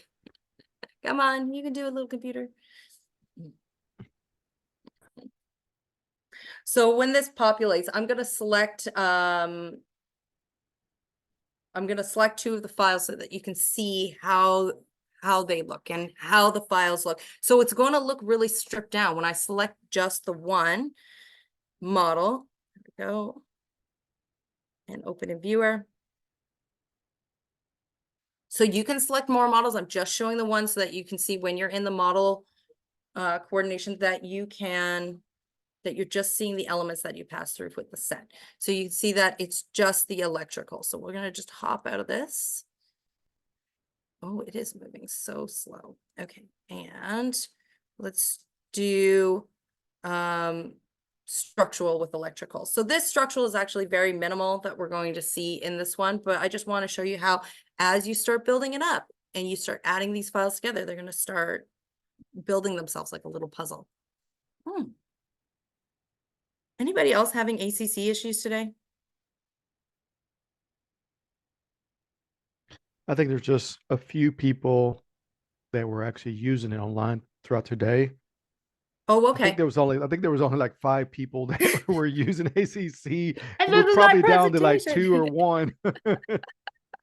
Of course, and it's not working the second that you want to demonstrate it. Come on, little guy. Kind of like what I was facing when I was trying to get into my cloud computer machine. It just kept crashing. Oh, well, while I'm waiting for this, so it's very simple. As soon as you see it, you're going to see that, oh, there's the electrical, and oh, now the structural has been added. So now the model looks a little bit bigger. So when you go to add the architectural, you're going to have a little bit more elements, and then you're going to have, oh, it wants to work now. Okay, open a viewer before it does anything. And so this specific view, again, is just the elements for that discipline. So as we start turning them on, as we start building them together, you're putting that puzzle together and the picture becomes a lot clearer. But then you're actually clashing Yeah. you're clashing the real-time elements. Like, you're not clashing against the resource files, you're not doubling up because the architectural might have linked your file into it. So you don't want to clash with yourself within the architectural file. So you have to make sure that those Revit links are turned off. You don't want the grid lines and the levels and the scope boxes visible, because they're just visual noise. They just get in your way. So now you can see that before we just had like the nice little electrical element, but now we have some more components that have started adding on to it. And so again, when I add the architectural, then you'll see the walls. I add the structural, then we're going to resource structural, sorry, because this is a small addition that we're changing to this building, and everything would start building up upon itself. So now I can just see, are there any clashes between these two objects? There isn't, because we've already worked on this one, so there's no clashes. It's just my ACC wasn't working, so I apologize. But so if there was an issue with this pipe and these cable trays, if they were overlapping, that item would come up and I could see it very easily. So it's just a very simple way to kind of make your life a little bit easier and only see what you want to see and not clashing with yourself. Because again, if you keep those Revit links in every one of your discipline files and you publish and package those sets, they're going to be visible across every file if you haven't set them up correctly. So take your time, talk to your BIM manager, talk to your, make sure you review your execution plans and figure out what the requirements of you are, but also make sure your files are set up correctly. So that's just a kind of a quick overview of how to set up a proper clash file for ACC, but there's a few other things to kind of keep in mind. And I'm not sure if Rena touched on these because she did talk about ACC as well. But just remember, you cannot delete from ACC ever. It might tell you that you can delete. There might be a button that says delete. Yeah, let's just trying to get out of there. But nothing is ever deleted. It is archived. So you can actually retrieve anything that you might have deleted before versions or anything like that. But if you need something permanently removed, you actually have to go and connect with Autodesk and you have to ask them to remove that content from your files. So be careful of what you upload and of what you, this one doesn't have any. Does anybody have any? Fire. I'm just saying to see if anybody has any delete. Oh, no, I'm not seeing. Okay, here's a couple that had some deleted files. So again, I had removed these. They are not available in the files for this. They're in the deleted section, but you can never delete them. There's no next step. So don't put anything on ECC you don't want to keep there. When you're doing issues on your files, I have been transitioning over some of my designers to stop printing out their sheets and sending them through emails or SharePoint. Everything can be dealt with through here. So design collaboration actually has the ability to review your models, and we'll just get one of our sheets to come up. Let's go to the electrical set. And I'm not, because I have somebody working on this model and my own would work, I'm not actually going to implement an issue, but you can review the sheets right on this page, right in design collaboration. I can set an issue. It asks you to set a type. So is it going to be something for design or work to complete, general observation, whatever it is? You select your item, you select the element on the page, and then it even has areas for people to communicate. You can write notes, you can add to them. It sets up a proper issue over in Docs. We've just cleared our stuff, so nothing's really showing up for this project, but they show up here under issues and people can communicate and talk. Here's one that I was working on that was closed, and you can add comments, you can add references. So you don't have to export this content. There's no point for you to make more work for yourself. ACC has a lot of tools that you could take advantage of and work collaboratively as a team. And also remember, you can't delete anything. It's permanently there.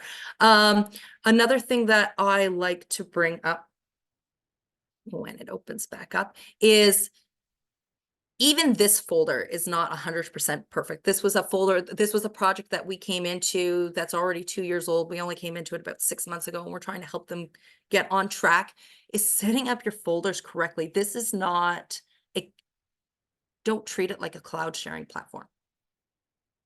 Don't just stick everything that you absolutely need on ACC, unless it's related to the project. Make sure that it's, it's information that needs to be on here. It needs to be shared across the teams, across the disciplines, to the contractors, to your stakeholders, whatever it is. That's the important information that's on here. But if it's technical documents that are not related to the project, just don't put a bunch of garbage up on here, because it all saves, and you don't need to do things twice. So I've seen people upload the same model 15 times to the same project because they needed it over here for a reference, and then they needed it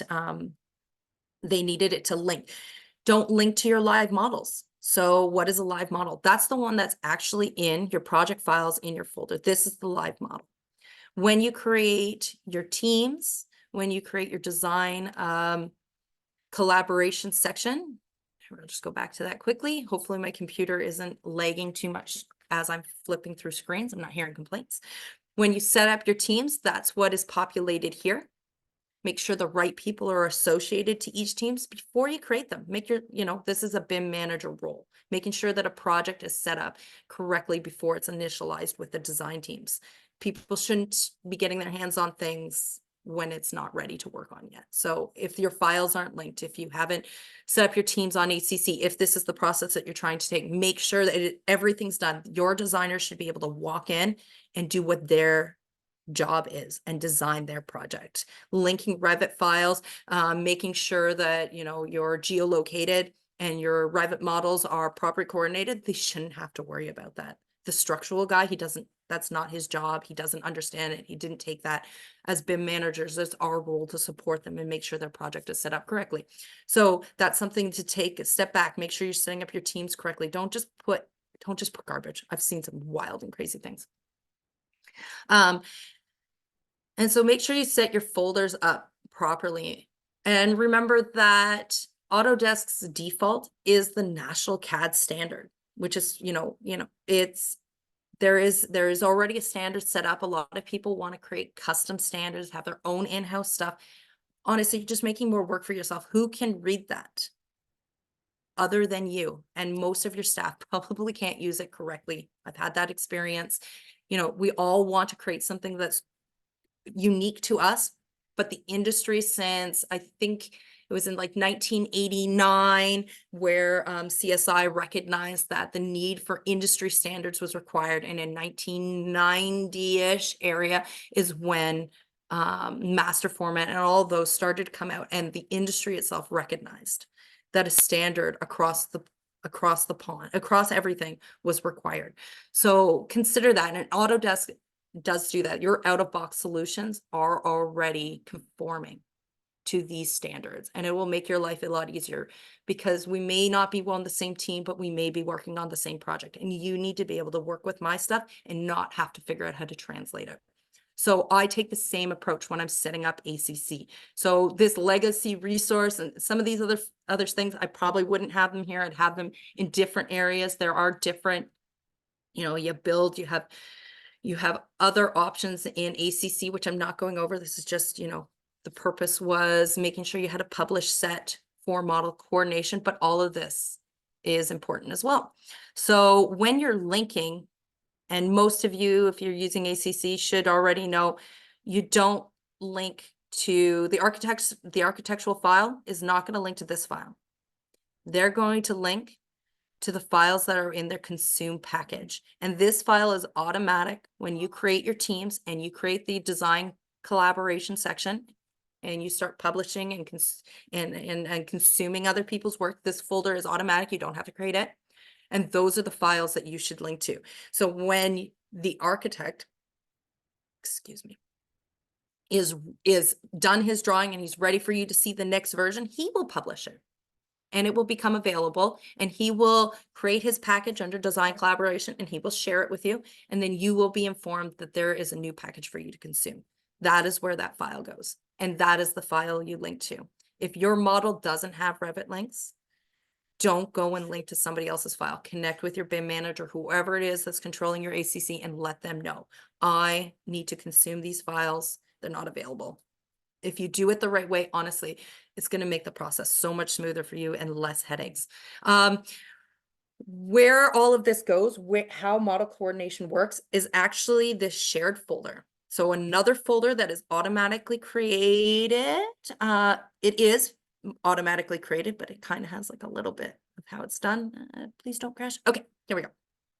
So under coordination space, before you get to this, the first thing it's going to ask you is the folder location that you would like your coordination shared files to be located, what files are going to be used for the model coordination. So because this one has already been created, you're not going to see this, but you set that package and it defaults to one that's called shared. Do I have mine opened? Faulty Towers. Here we go. If I go to model coordination, collaboration, coordinate. It's been a long day. Here we go. And again, mine was acting up today, so things are still publishing. So when I go to settings, I've already set it up, but I've set it to project files shared. So whoever set up the other one, they just wanted it with the project ID. So you can name the file here, but it is part of your model coordination setup. And that's where it loads the files that you shared when you create a package in design collaboration. So everything's connected. That's why you got to take that step back and think about what you're doing. Everything is connected, and everything you do here, here, and here, all is going to relate back to each other. So ACC isn't very complex. I don't think it is. I actually enjoy using it and I find it a lot of fun. But, you know, everything you do will affect something else. So take a step back. If you're not used to it, do the research, ask people, find out the best workflow. Maybe I'm doing something that has caused somebody an issue down the road. If so, please get in contact with me. My goal is to be able to help a design team go from design conception to handoff with as minimal issues as possible. So, you know, if I'm doing something that you don't feel is the best way, please reach out to me. I will make sure that my information is available to you. So once you have set up the space, we're going to go back. This is where that folder, that shared folder is created. So again, automatic. Once you set it, it creates it for you and now it's available.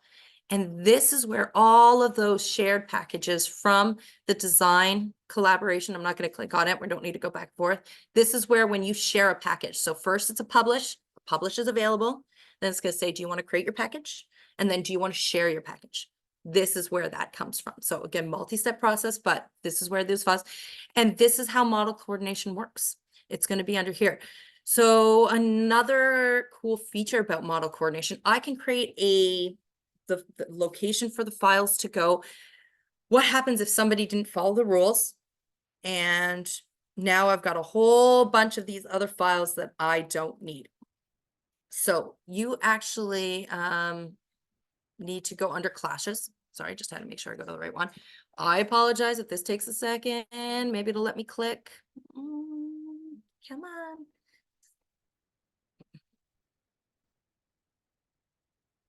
This one takes a little bit of time just because their one resource file has 129,000 clashes. But again, why we realize that this issue came up. So, okay, I'm not sure if it's going to let me bring it up. Maybe it'll let me do it in my other one, even though there's nothing there. Let's see.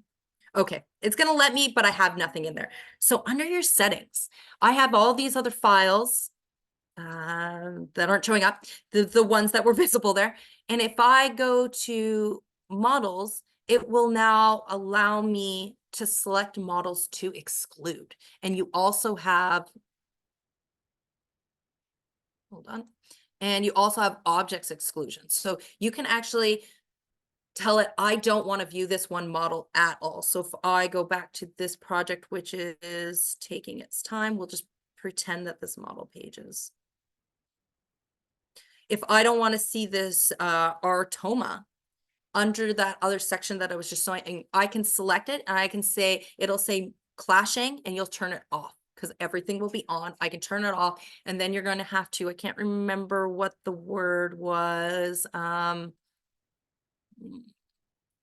You're going to have to like refresh your clashing environment. I can't remember the exact word that it is. I don't know if anybody's on that remembers what that word is because I just can't see it right now.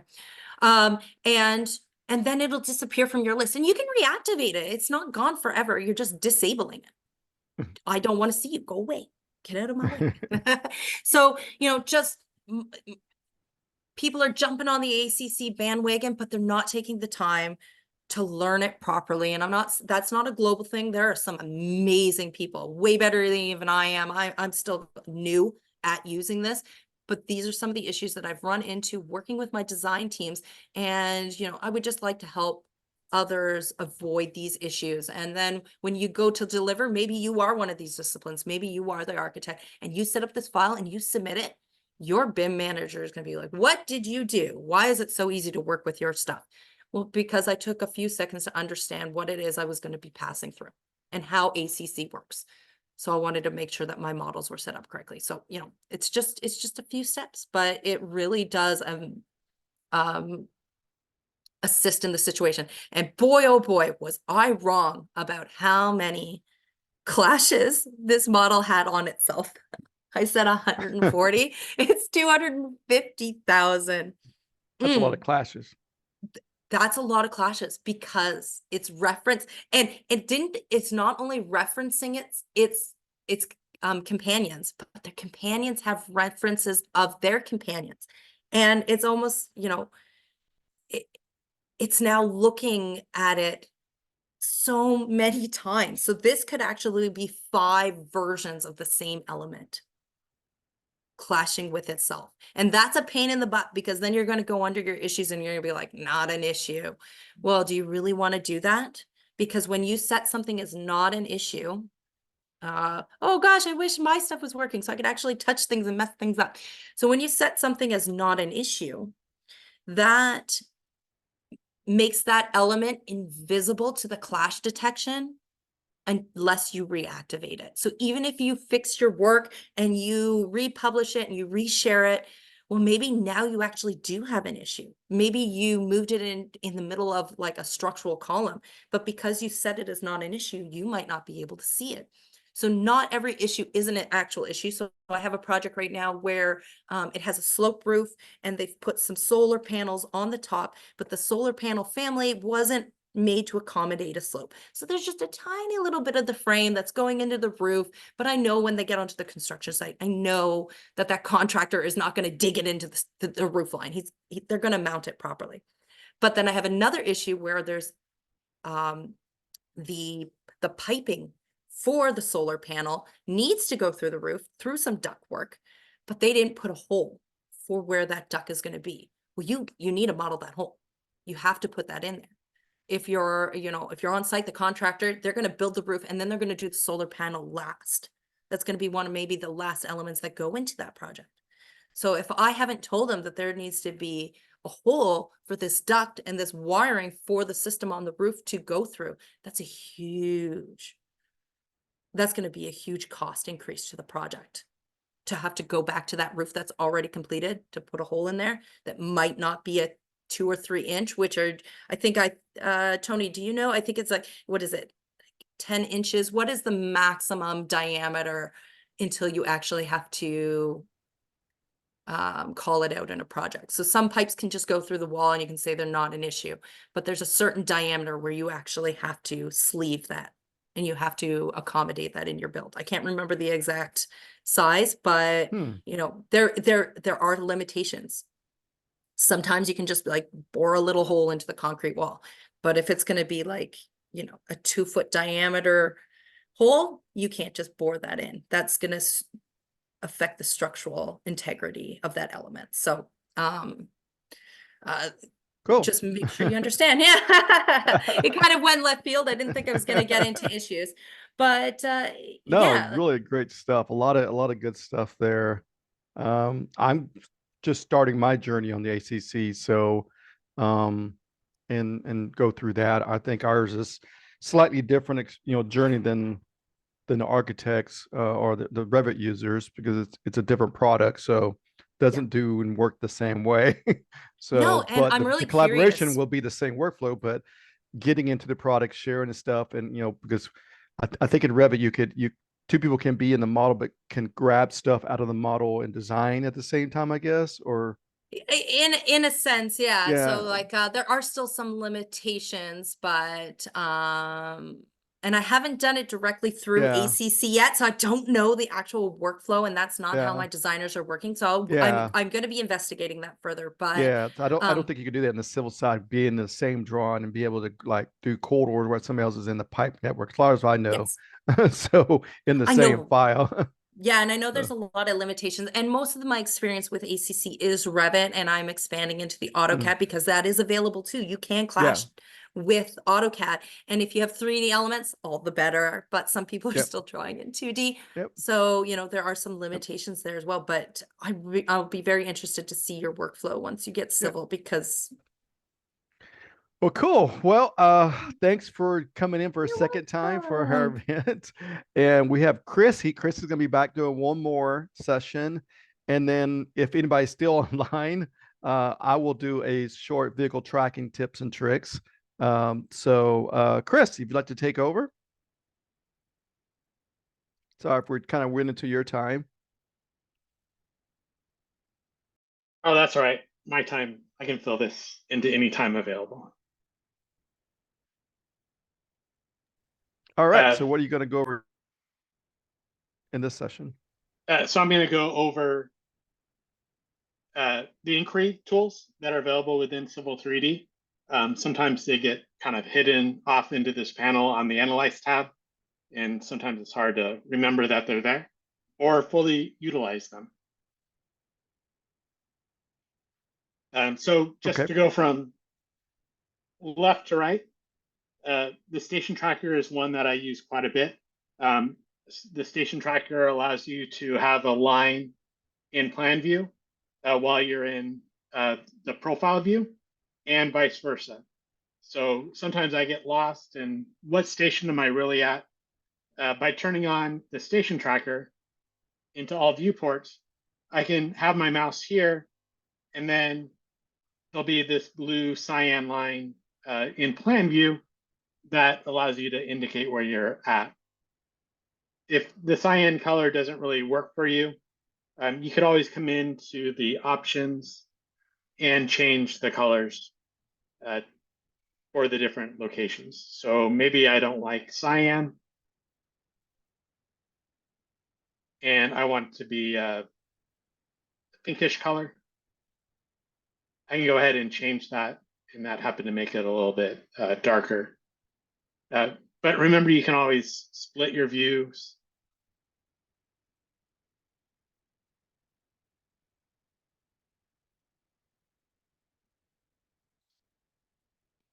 I forgot to change it. And so then you can see it in plan and profile view. So it's a real handy tool that I use quite a bit. It lets me figure out where I'm at. The other tool that's kind of the big one, so it's indicating that Autodesk thinks it's important. And I find it useful to figure out information about Civil 3D objects, is the inquiry tool. And it'll open up in a palette that you can dock and move where you need it to go to.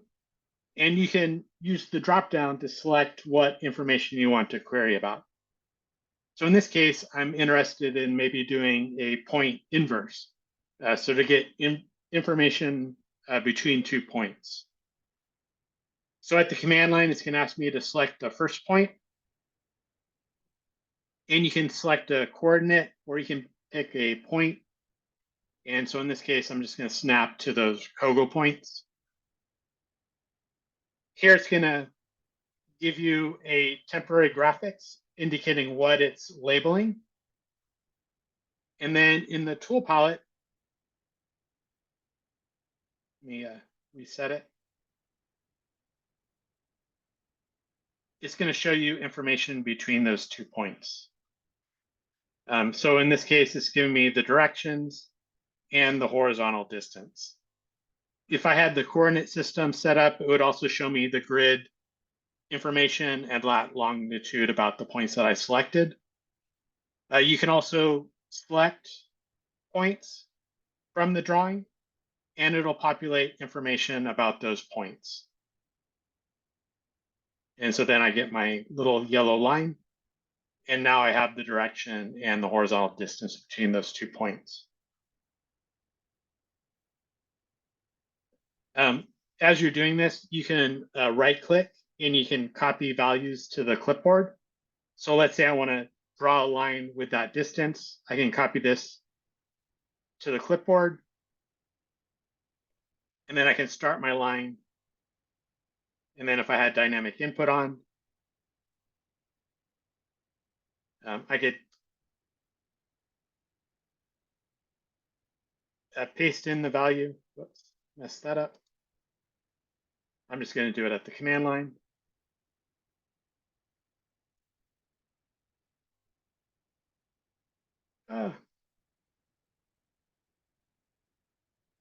And so I drew a line segment at the distance with the angle to that location. And so you can inquiry the command, copy it, and then use it as you're drawing stuff within the drawing. Oftentimes I want to check the distance between like maybe a pipe and a profile. So I'm just going to draw a dummy circle, and maybe I want to know what the distance between my profile is and the pipe. So I'm within a profile view, so I can come to the profile view inquiry, and then I can choose based on what type of options are available. So I said I wanted to know the depth, so I could use the profile view elevation and grade between points and select that.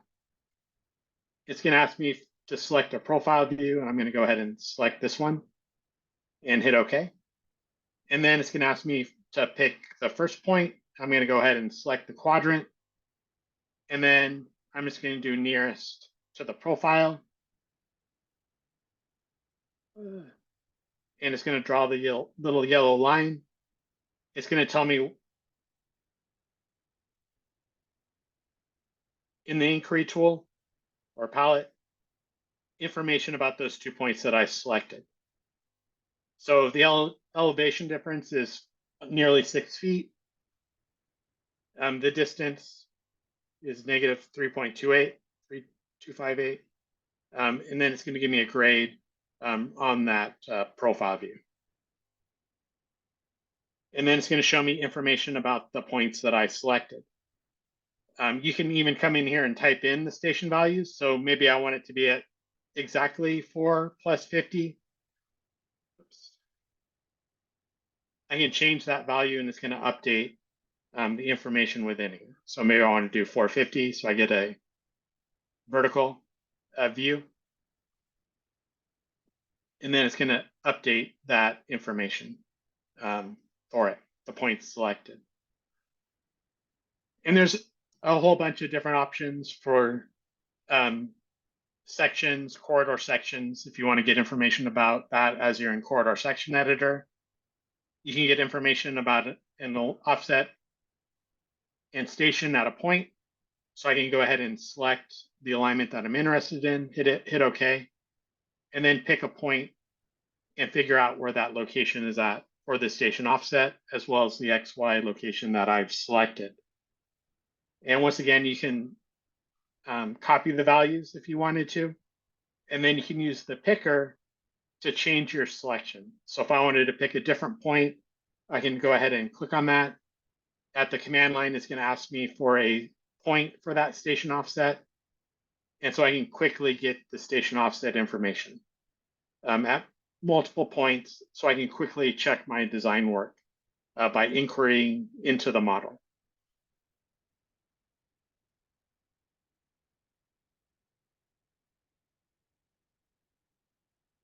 There's additional tools up here in the smaller ones. There's the distance command, which is also measure geometry command. You can get areas of selected objects. You can get volumes or mass properties. And the one that I use quite a bit is the CGS list command. And this allows you to select a line segment, a feature line segment, a polyline segment, and get slope information from the selected object. So I can go ahead and select this list slope. Here I have a feature line, so I can go ahead and select it. And at the command line, it's going to tell me the first elevation of that segment, the second elevation, the elevation difference, the grade, the slope, and the horizontal distance for that object that I've selected. And so as I select along the feature line, I can quickly figure out the information about that. Now there is the elevation edit tools on the modify panel for feature lines that does something similar. But when you want like more information than that, quick elevation editor can provide, this is really useful. And it also works on lines. So this line that I've selected has a 12.21% slope. And so it's really, I find it really useful to quickly find out information without placing labels on the plans. If I have two COGO points, I could use the tool as well. At the command line, there's a points option. And so I could use points. And then I like to use the transparent command for apostrophe point O or O for point object. And then I can select the points that I want to get information about. And then it's going to give me the information down at the command line for those 2 points that I've selected.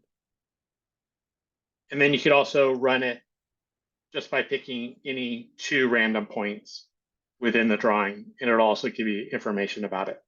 So if I had 2 feature lines that I wanted to know the grade between a lot at two points, I could quickly use this CGS list command. And so I use that one quite a bit to figure out information. If you do a lot of land surveying work, I like the CG list command to find information about lines and curves. And so you can go ahead and select this. You can select a line. And then at the command line, it's going to show you line data for the selected object or the selected line. If I do it for an arc, I can get information about that arc. It'll include the tangent, arc length, chord, radius, delta angle, and the course for it, as well as the information about the points of the arc. It also works on polylines. So I selected this arc of the polyline, and it provided information about that. And then it'll return line data about that selected polyline as well. So I can quickly go through and check maybe the Civil 3D labels. Maybe you have someone in the office who really likes taking Civil 3D labels, exploding them, changing the values, and you just figure this out when you're ready to go out the door. This would be a good check to say, hey, what did they really change? Is it really good? So you can double check the work or the labels before it goes out the door. And then hopefully have a conversation asking them not to explode stuff in the future.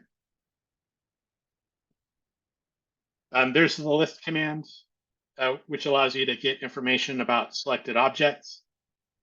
So I can go ahead and select this lightweight polyline, and it'll return information about the vertices, the radiuses, about the selected polyline. And this will work on any AutoCAD object or Civil 3D object. Although some of the information for Civil 3D objects is a little bit less verbose than I would like to see. There's even a time inquiry. So it's going to tell you the exact current time, when the drawing was created, when it was last updated, and then it'll show you how long you've been editing the time. So I'll use this. I track my time per project, and sometimes I forget to start it. And so if I know I've been in the drawing since I started working, I can run this command and figure out, oh, this is how much time I should put on my timesheet and put it in there.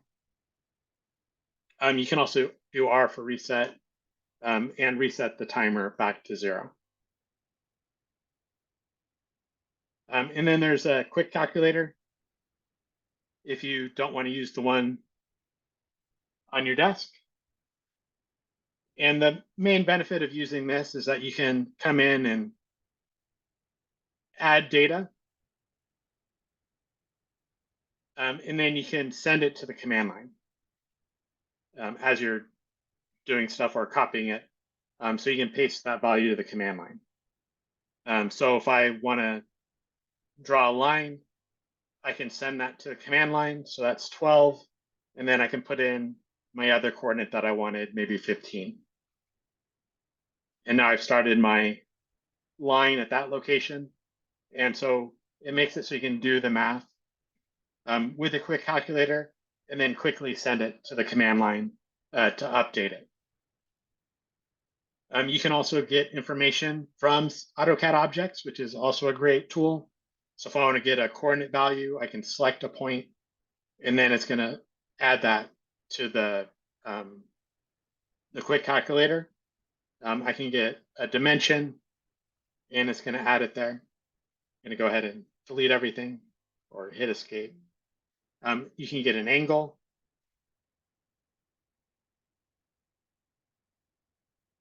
And then you can get an intersection of 2 lines defined by 4 points to help you do some math for it. You can also find scientific abilities, units conversion, so you can convert from one unit to another. And then there's also some variables that you can set up here down below. It's probably a underutilized tool. If you're doing stuff in a calculator on the side and then typing it in, this might save you some time as you're doing stuff.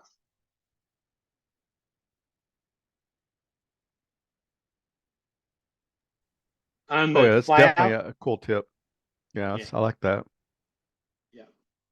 And then on the flyout, there's some Civil 3D commands. One of them will allow you to get the minimum distance between 2 entities. Sometimes we need to figure out, like, maybe the requirement is 12 feet minimum distance between 2 objects. We can use the minimum distance between 2 entities. Maybe I'm going to select this alignment and this alignment. And then there's an option to draw the shortest line. So I'll say yes. And so the minimum distance between the 2 alignments is 20.95 feet. And then that's greater than the 12 feet that I hypothesized. And so I know my design is good there. It'll draw a line since I told it to. The one thing I don't like is you have to go find it on where it put it. I can't really find it. And when that happens, I select the alignments and then I isolate objects by using the isolate option. And then I can run the command again, select both alignments, draw the shortest line, say yes. And then now I can quickly find where that line is drawn without all the other line work in the way. And so then I can say, oh, maybe I need to make that a little bit bigger, modify my design. Or maybe I find that someone's tessellated a curve instead of drawn in a curve. And maybe I want to go back in and do it. I don't have a data set for this one in this drawing, I don't think. But if you have 2 surfaces, yeah, I only have 1 surface in this drawing. You can use the minimum vertical distance between 2 entities to figure out what that distance is.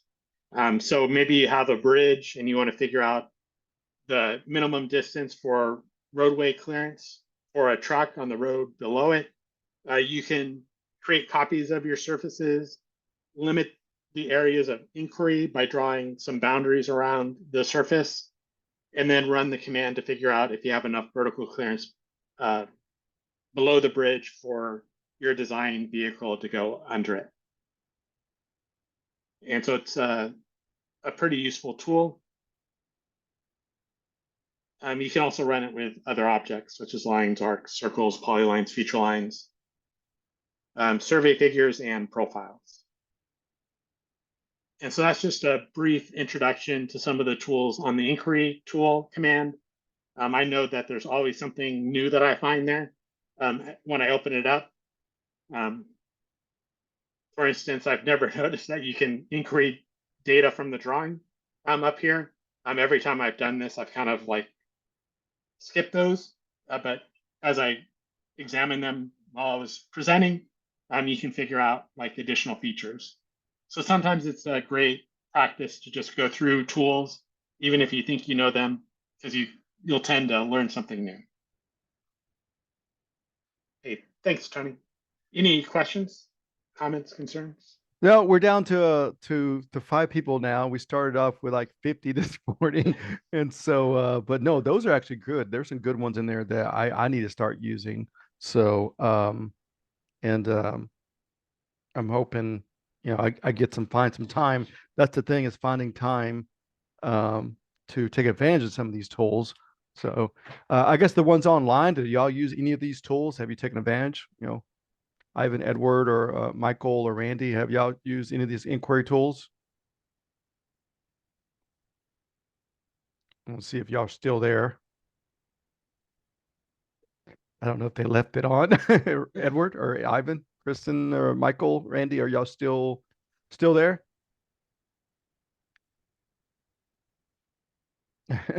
No, no. Yeah, I guess we're down. Yeah, I haven't used those tools. Okay. Okay, so I guess this is the last session. I'm the last person. I'm gonna do a quick little tips and tricks on the vehicle tracking software. And then we'll end today's session. We've had a long 8-hour webinar, and I'm gonna do a very basic tips and tricks. For those online, how many of you actually use the vehicle tracking tools? Anybody? Raise your hand if you have. If you've used it. And it's a separate application to turn analysis. So, yep. Okay, so I'm going to talk about the roundabout tool. And there's 2 different ways you can do it. And let me turn on my camera here. So you can build the roundabout tool. Let me share my screen now. And share screen 1. All right, I'm back in my InfraWorks model. And I can take that center on alignment that I had and use InfraWorks if I'm doing something very basic and simple. So I've already exported the XML file, and I'm now going to bring in through the data sources that XML file. I created a new proposal up here, and I'll come in here and say XML, and go to my downloads folder, and then select the roundabout A. Whoops, roundabout A. And it's going to recognize this. I'm going to configure it to make sure it is a road. It's under roads. It is on the NAT83 coordinate system. And there it is. There's my 2 generic roads. Now I could always change the style here of what I'm typically using out in this subdivision area. So I'm going to go into my styles palette, change these roads to something that's more of a residential road. Let's go down to my road styles. So there's my roads. And maybe I'll use this one with sidewalks, and I'll just drag and drop into my model. There's the other one, and I'll drag and drop, which is really nice dynamic update. All right. So now I want to turn this into a component road. I'm going to go ahead and convert this into component road. Okay. That way we can take advantage of some of the parameters built in. Go ahead and convert this into a component road.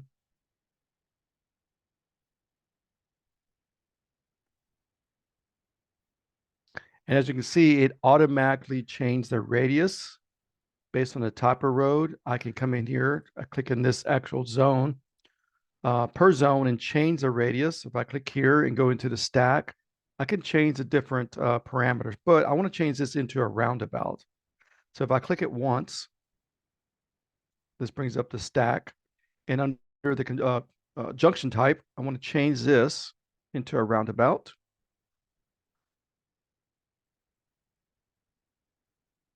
Give it a few seconds, it'll update the model.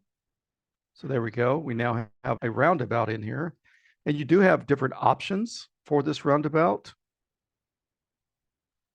Let me click it one more time. And if I go down to the standard source, we have a few in here. So maybe I want to do the rural double or mini roundabout or urban double. Let's see what that one looks like. And you have somewhat some flexibility with this. You know, there's not much things you can change in here. But what the cool thing about this is that you can take this and now bring it right into Civil 3D, and it brings it in with alignments and corridors. And now you can continue making the final edits in Civil 3D. Now, if you don't have InfraWorks, you know, it is pretty nice to, you know, to take this already, and it already has all the alignments that we need for targeting for this roundabout. And you can easily add another road to make another connection here. But now if I go to my other model, let me check what else we have in here for this roundabout. So if I click it once, you can change that inner diameter. Look like I probably can't actually. Let's see if it'll let me. And it's not letting me. But typically I can. I can probably come in here and change the slope, change that diameter by using the grips. So in here I can pull this out, make it wider. So everything you see with grips is what I can change for the roundabout. So I actually made this a little offset there, but I'm going to undo that. I don't want to make it offset. But the thing what's missing is some of the signage, the crosswalks. I don't see any crosswalks in here. Curb islands. So it's missing some of these other parameters for the roundabout. So that's where you can take it into Civil 3D. So I'm going to go ahead and close this. Okay. And open up Civil 3D. And this is the same file location. I have two alignments. I have a surface, and I have vehicle tracking installed. And I'm going to go into my add roundabout. Okay, and we have our scales, we have our surfaces. Maybe we want to select our surface existing, final surface. Maybe it'll be my corridor PG for now. And you want to build a corridor, create a corridor top surface, outer curb and ground cut and fill assembly, markers, yes. Okay. And there we go. And I'm going to go ahead and you can go ahead and change the parameters now or do it later. But here it says, okay, we have our style here. This is the urban single lane roundabout. This is the style that I have here, and I'll show you how to get back into that model. And this is the actual drawing styles. That's basically the visual style how that roundabout's going to be displayed. That's traffic lanes and alignments and signage and text and stuff. So you have different options in here. So I'm going to go ahead and click OK and select my insertion point. I'll hit Shift right click, select the apparent intersection. And as you can see, I got my first roundabout. Okay. I'll go back to my vehicle tracking, and under the roundabout tools, I said I can add maybe an approach. So I'm going to select this alignment, select the roundabout. Oop, let me try this again. Select the roundabout, and then select the alignment center line. And here I can set that the lane width. So I can say that's a 13-foot lane for approach and departure, 13 also. We'll click OK. And then I can create another alignment to continue on creating this. 13 and 13. It's not set in stone. You can always come back and make changes. And we'll create one more approach for this roundabout design. 13, and 13. And you can create more lanes. You have an option to create multiple lanes, up to 4 lanes. All right. So here we have just conceptual 2D roundabout. Now you can make all these edits. Yeah, I think somebody had to go, but you can make all these edits even with Civil 3D or the vehicle tracking. So notice here, I kind of get the same tools in Civil 3D versus vehicle tracking. It's just different icons. So it's kind of rebuilding here. Okay, so it actually built the corridor right now. So I'm going to freeze the corridor for right now. All right, so that way I just get the 2D. Okay. Now, when I click the roundabout design tools, I have all these Civil 3D editing tools to add approach, add a slip lane, splitter islands, crosswalks, speed striping and rumble stripes, and so on and so on. Or I can go to vehicle tracking tab here, and then these are all the editing tools. I can click on edit, this edit button, and select the roundabout. Select this roundabout. And now I can make all these edits in here for each one of these. And you definitely want to turn on the diagram here. That way you can get a diagram of what you're editing, because it's extremely helpful. So if I come in here, select this approach lane, and it's telling me it's the west one. Turn the diagram. There it is. And let's say I want to put maybe, let's go look here, a crosswalk. I can check that and say, okay, on the west side, there'll be a crosswalk, and it'll be maybe a signalized pedestrian non-detector. And we'll just hit apply to see what that looks like. Close that. And give it a second.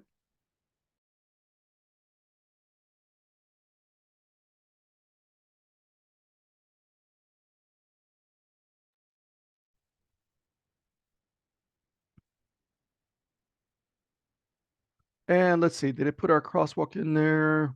Okay, there it is. So you can see right here, it did put one crosswalk, but it only did on one side. We want to put another crosswalk over here. So let's go add another crosswalk. So I'm back into the vehicle tracking. I'm going to click the edit button, select the roundabout, and then go back to this west, and under sidewalks over here, I can hit, okay, we want to do an exit 1, 2. We want to kind of match the same one. Okay, and hit apply. And now we see it over there. I don't know if you can tell, but it's actually shown up now. Okay, and then I can actually change something a little bit better than that. Maybe it's striped, so signalized pedestrian, the zebra. Hit apply and okay. That will show our ADA crossing across this roundabout. We'll close this, let it refresh the model. There we go, as you can see. And we can also add a an actual island in here, a refuge island. So let's go look at that.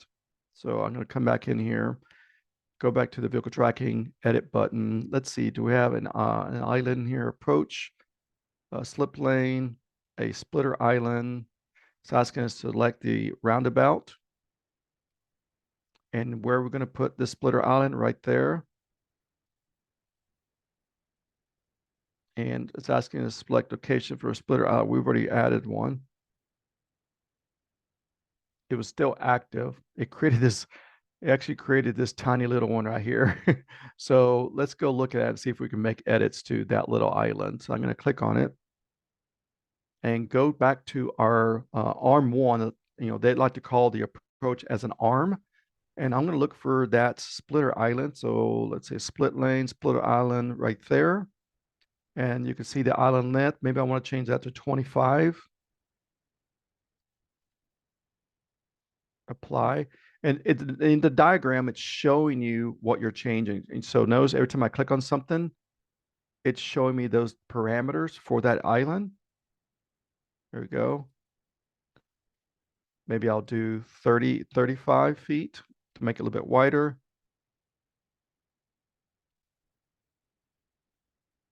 Okay. curved. You can see here I have options for curve, fillet. I'm going to hit apply. Now this island is not big enough to have the crosswalk, cross through it. If I made it maybe 65 feet, let's see.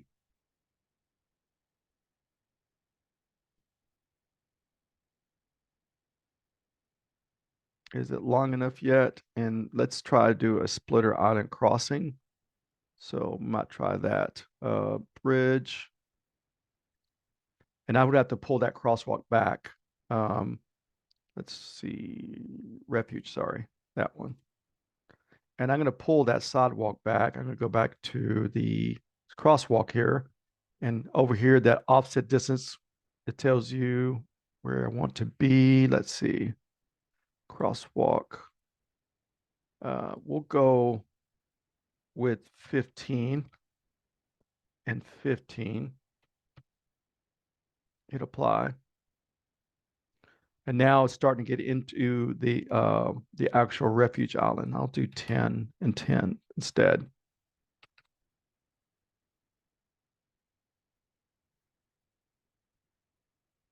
And by the way, right now on that splitter island, you can change those little radiuses, how you want it to look. You see how it's jogging, gives you a little diagram. Projected. Let's see what that one looks like. There we go. So if you wanted to put a curb or striped, you can see what it did here. It actually cut through the island, refuge island, or little curb island. All right. Now all the signage is there, all the markings are there. Just to let you know. Let me close this. All right. So everything looks pretty good, right? But typically you're not going to leave it like this. When you're actually going to print and look at the plans and stuff, you want to create a style where it visually just shows the concrete stripe, the concrete curbing and striping and signage. And that's why you want to go into the actual roundabout style. Now there's two different locations to access this dialog box. You can go on, click on the actual roundabout. And on the contextual ribbon, let's go to the roundabout properties. And that's with Civil 3D, and you'll go to general and then select under appearance, drawing style. Okay, that's one method to get to that file. The other method, close that.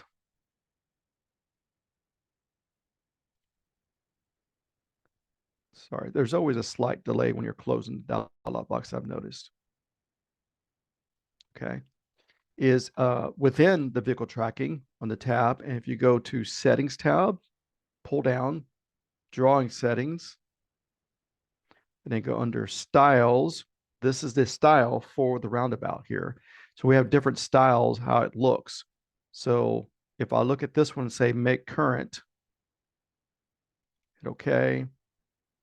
That's going to be the current one if I create a new one, but let's change the style of this one that we already have in the drawing. So I'm going to go back to roundabout properties and then go to the general. And then over here, I'm going to select dark color for light background and apply. You'll see how the appearance looks different, as you can see. And then if I go to the next one, it's going to be monochrome for dark background. Apply. Okay, and then you have another one and apply. There we go. So that one actually even has less markings. This one actually turned off, it screened back the markings and left the alignments on, what you're seeing here. Let me just close this. But you can create your own. Right now I can come in here, create my own style that doesn't have a lot of the stuff that I don't need. That way I can switch back and forth. One's for design, and when you get ready to print, you switch it back. So let's go back into the properties of this. Create a new style. So over here, I can hit new style underneath the appearance under general tab. Give it a few seconds, and then this brings up a brand new, it's kind of like its own layer manager. So I don't need to see all these different values. This is a brand new one. I'll call it like, single lane roundabout, or even a traffic circle, is another term that people use for one lane. Okay. And then I don't need to see a lot of this stuff. I can uncheck what I don't need to see. So crown lane lines, add symbols. Okay. Vertical lane path. Okay. Lanes. Nope. Crosswalks. Yes. And I can change the colors on the fly here. So I want this to be yellow. We do have curb line. Yes. Edge of pavement.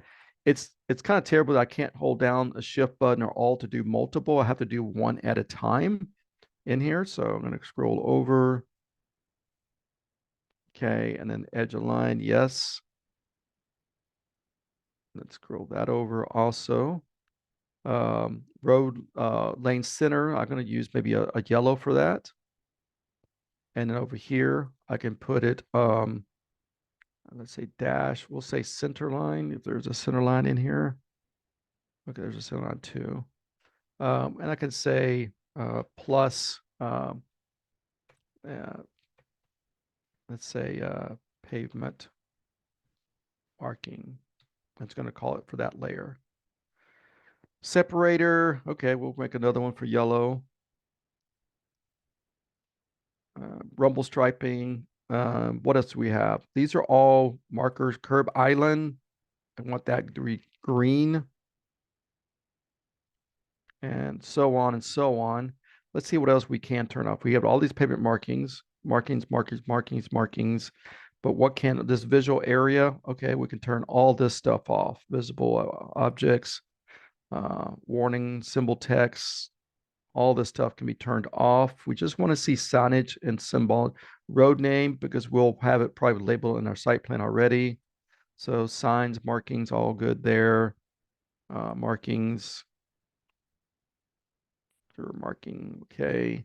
What else? Yield. Vehicle fast lane line. Fastest line, sorry. Split line curb, yes. Triangle, this construction triangle. I don't think we need that. Roundabout overall crossing slope. Separator, roundabout lane separator. We might keep that. Curb island. Okay. Let's see. Minimum radius. Okay.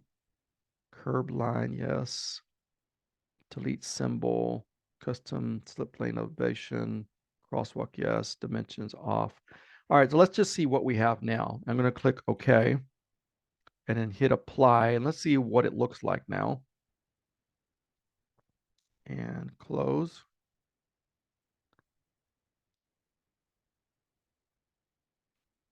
Give it a, I already see some of the line where it has changed. I can see my outer edge striping. Now the markings, let's see if I can identify those markings and turn off those markings. So I'm going to go back in there, go back to the roundabout properties. And let's go back into the edit here. And I'm looking for something that's, let's see here. It's going to be one of these objects in here that are still on. Add symbol, transition, crosswalk, okay. Well, that's on. Yeah, it's going to be one of these in here that's actually that marker, that magenta marker. And click OK. I've just turned a few of them off. Okay. All right. Once you get it like you want to, now you can go make some edits into this roundabout.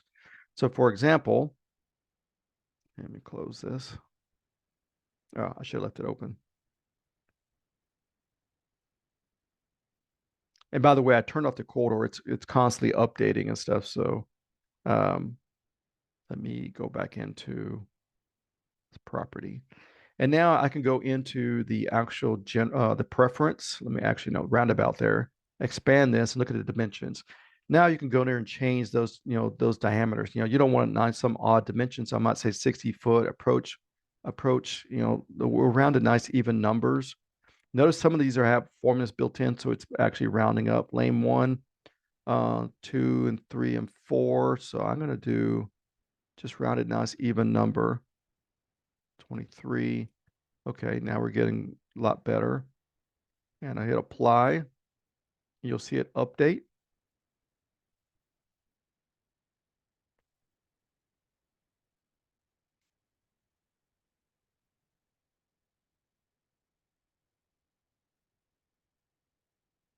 And you also have a section here for crown lanes. If you want to make it crowned, you can turn that on. If you want it to crown through the actual roundabout levels and grading, if you want to set some grading criteria, like over here, I can say that the apron around the roundabout has a 2% cross slope. So notice here we have cross slopes parameters, and it's showing you for the lanes how it looks. So you have total control over that, as you can see, the diagram. Okay. Take elevation from existing, so it's actually looking at the existing elevation, and then it's going to modify the crown elevation. Okay. Name, align names and arms. That means that the street name is going to align with the actual alignment that you see here. So maybe the street names, it will align with the actual alignment. That's what this little checkbox is. I have it turned off though. Okay. All right. Now the corridor is off, and I can show you what it looks like now. It's nothing but targeting. That's all it's happening is a bunch of targets. And by the way, the signage, you can adjust signage. You know, there's an option here for signage. I don't know if you saw that, but let's go look at the corridor.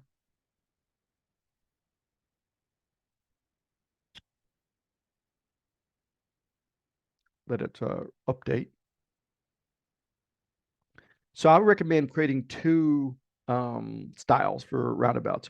One for design. Let's see what design look like. That way you can see all the alignments and stuff. And then the other one is purely for plan production. You switch it over to plan production. If I go look at the corridor now, you'll see all the corridor targeting under the parameters. As you can see, all the different items. There's a lot, and that's just for one roundabout. You know, that is a lot in there. And if I go look at the targets for that one, scroll over. This is going to be targeting other alignments within the traffic lanes and edge of. So there we go. You can see roundabout 1. Can I make this larger? And then there's a targets here, elevation, and there's one horizontally for the targets. All right. Yeah. And did it build a surface? Let's go see if it built a surface. I think I did turn on. Oh, there it is. I'll turn it on. Let's see what it looks like. Sometimes I still have to make edits to the surface. So I'll come in here, say proposed surface. And yeah, you can see here, there's some triangulation needs to be fixed in here with the surface, but it's usually a simple fix sometimes. It could be the break lines. Yeah, there's a break line issue that needs to be updated in here. And usually it's, let's see if I can figure this out. Sometimes it's, go into the properties and surface. Let's just see, it did top. That is break lines, and let's just see if that will work.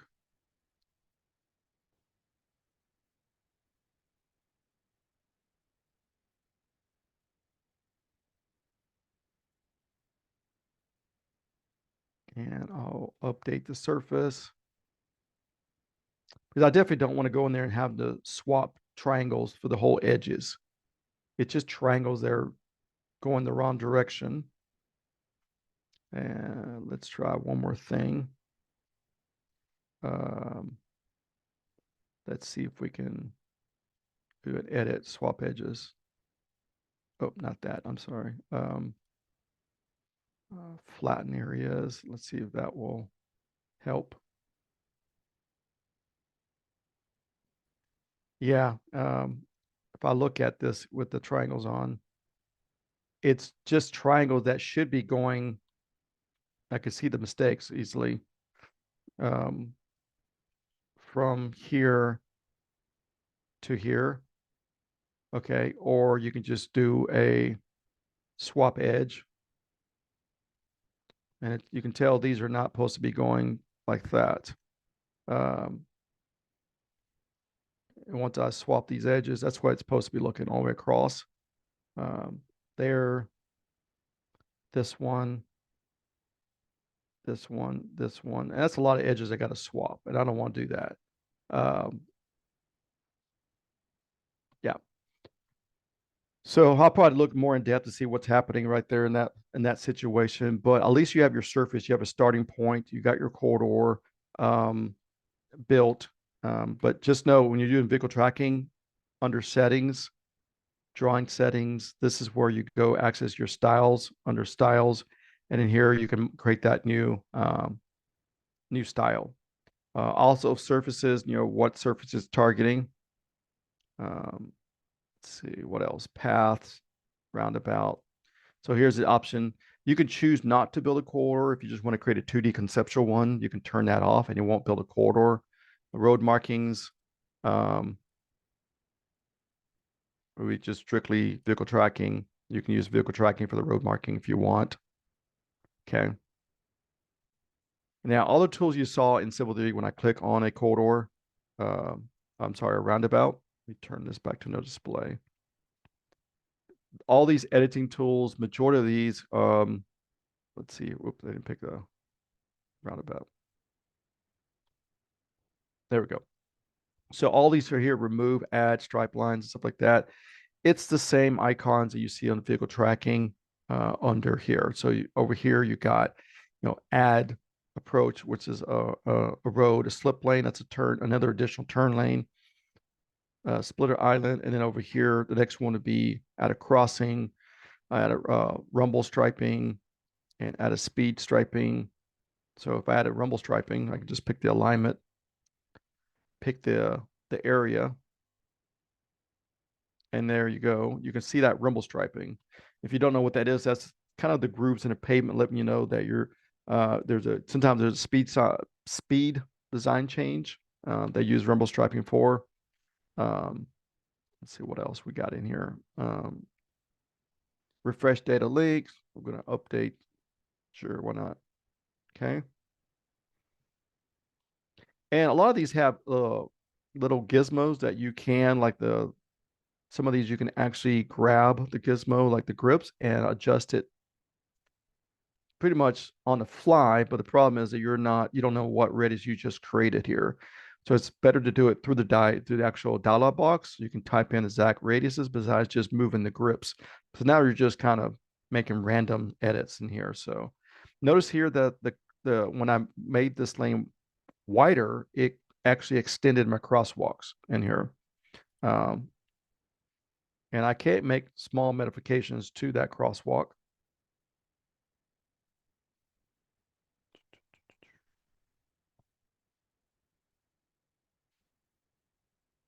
Okay. Sorry, I was going to the properties, but let's see here. Properties, roundabout, and then the west, and then crosswalks.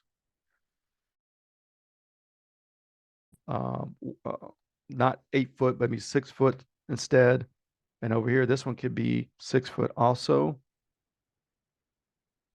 There you go. You see how dynamic it is. So, and you can push it back and so on. So, all right. So I'll stop here. It's already 6:30, but I just wanted to show you how easy it is to create a roundabout, just a conceptual 2D roundabout.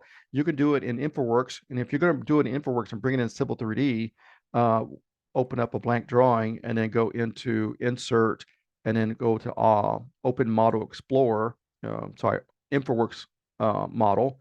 Point to that SQLite file, and it will bring it in as a corridor with the alignments straight from InfraWorks.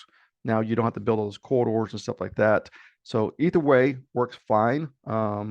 Just note that the ones in InfraWorks are very schematic. It doesn't have all the detail information and parameters that the vehicle tracking does. So any questions before we conclude for the day?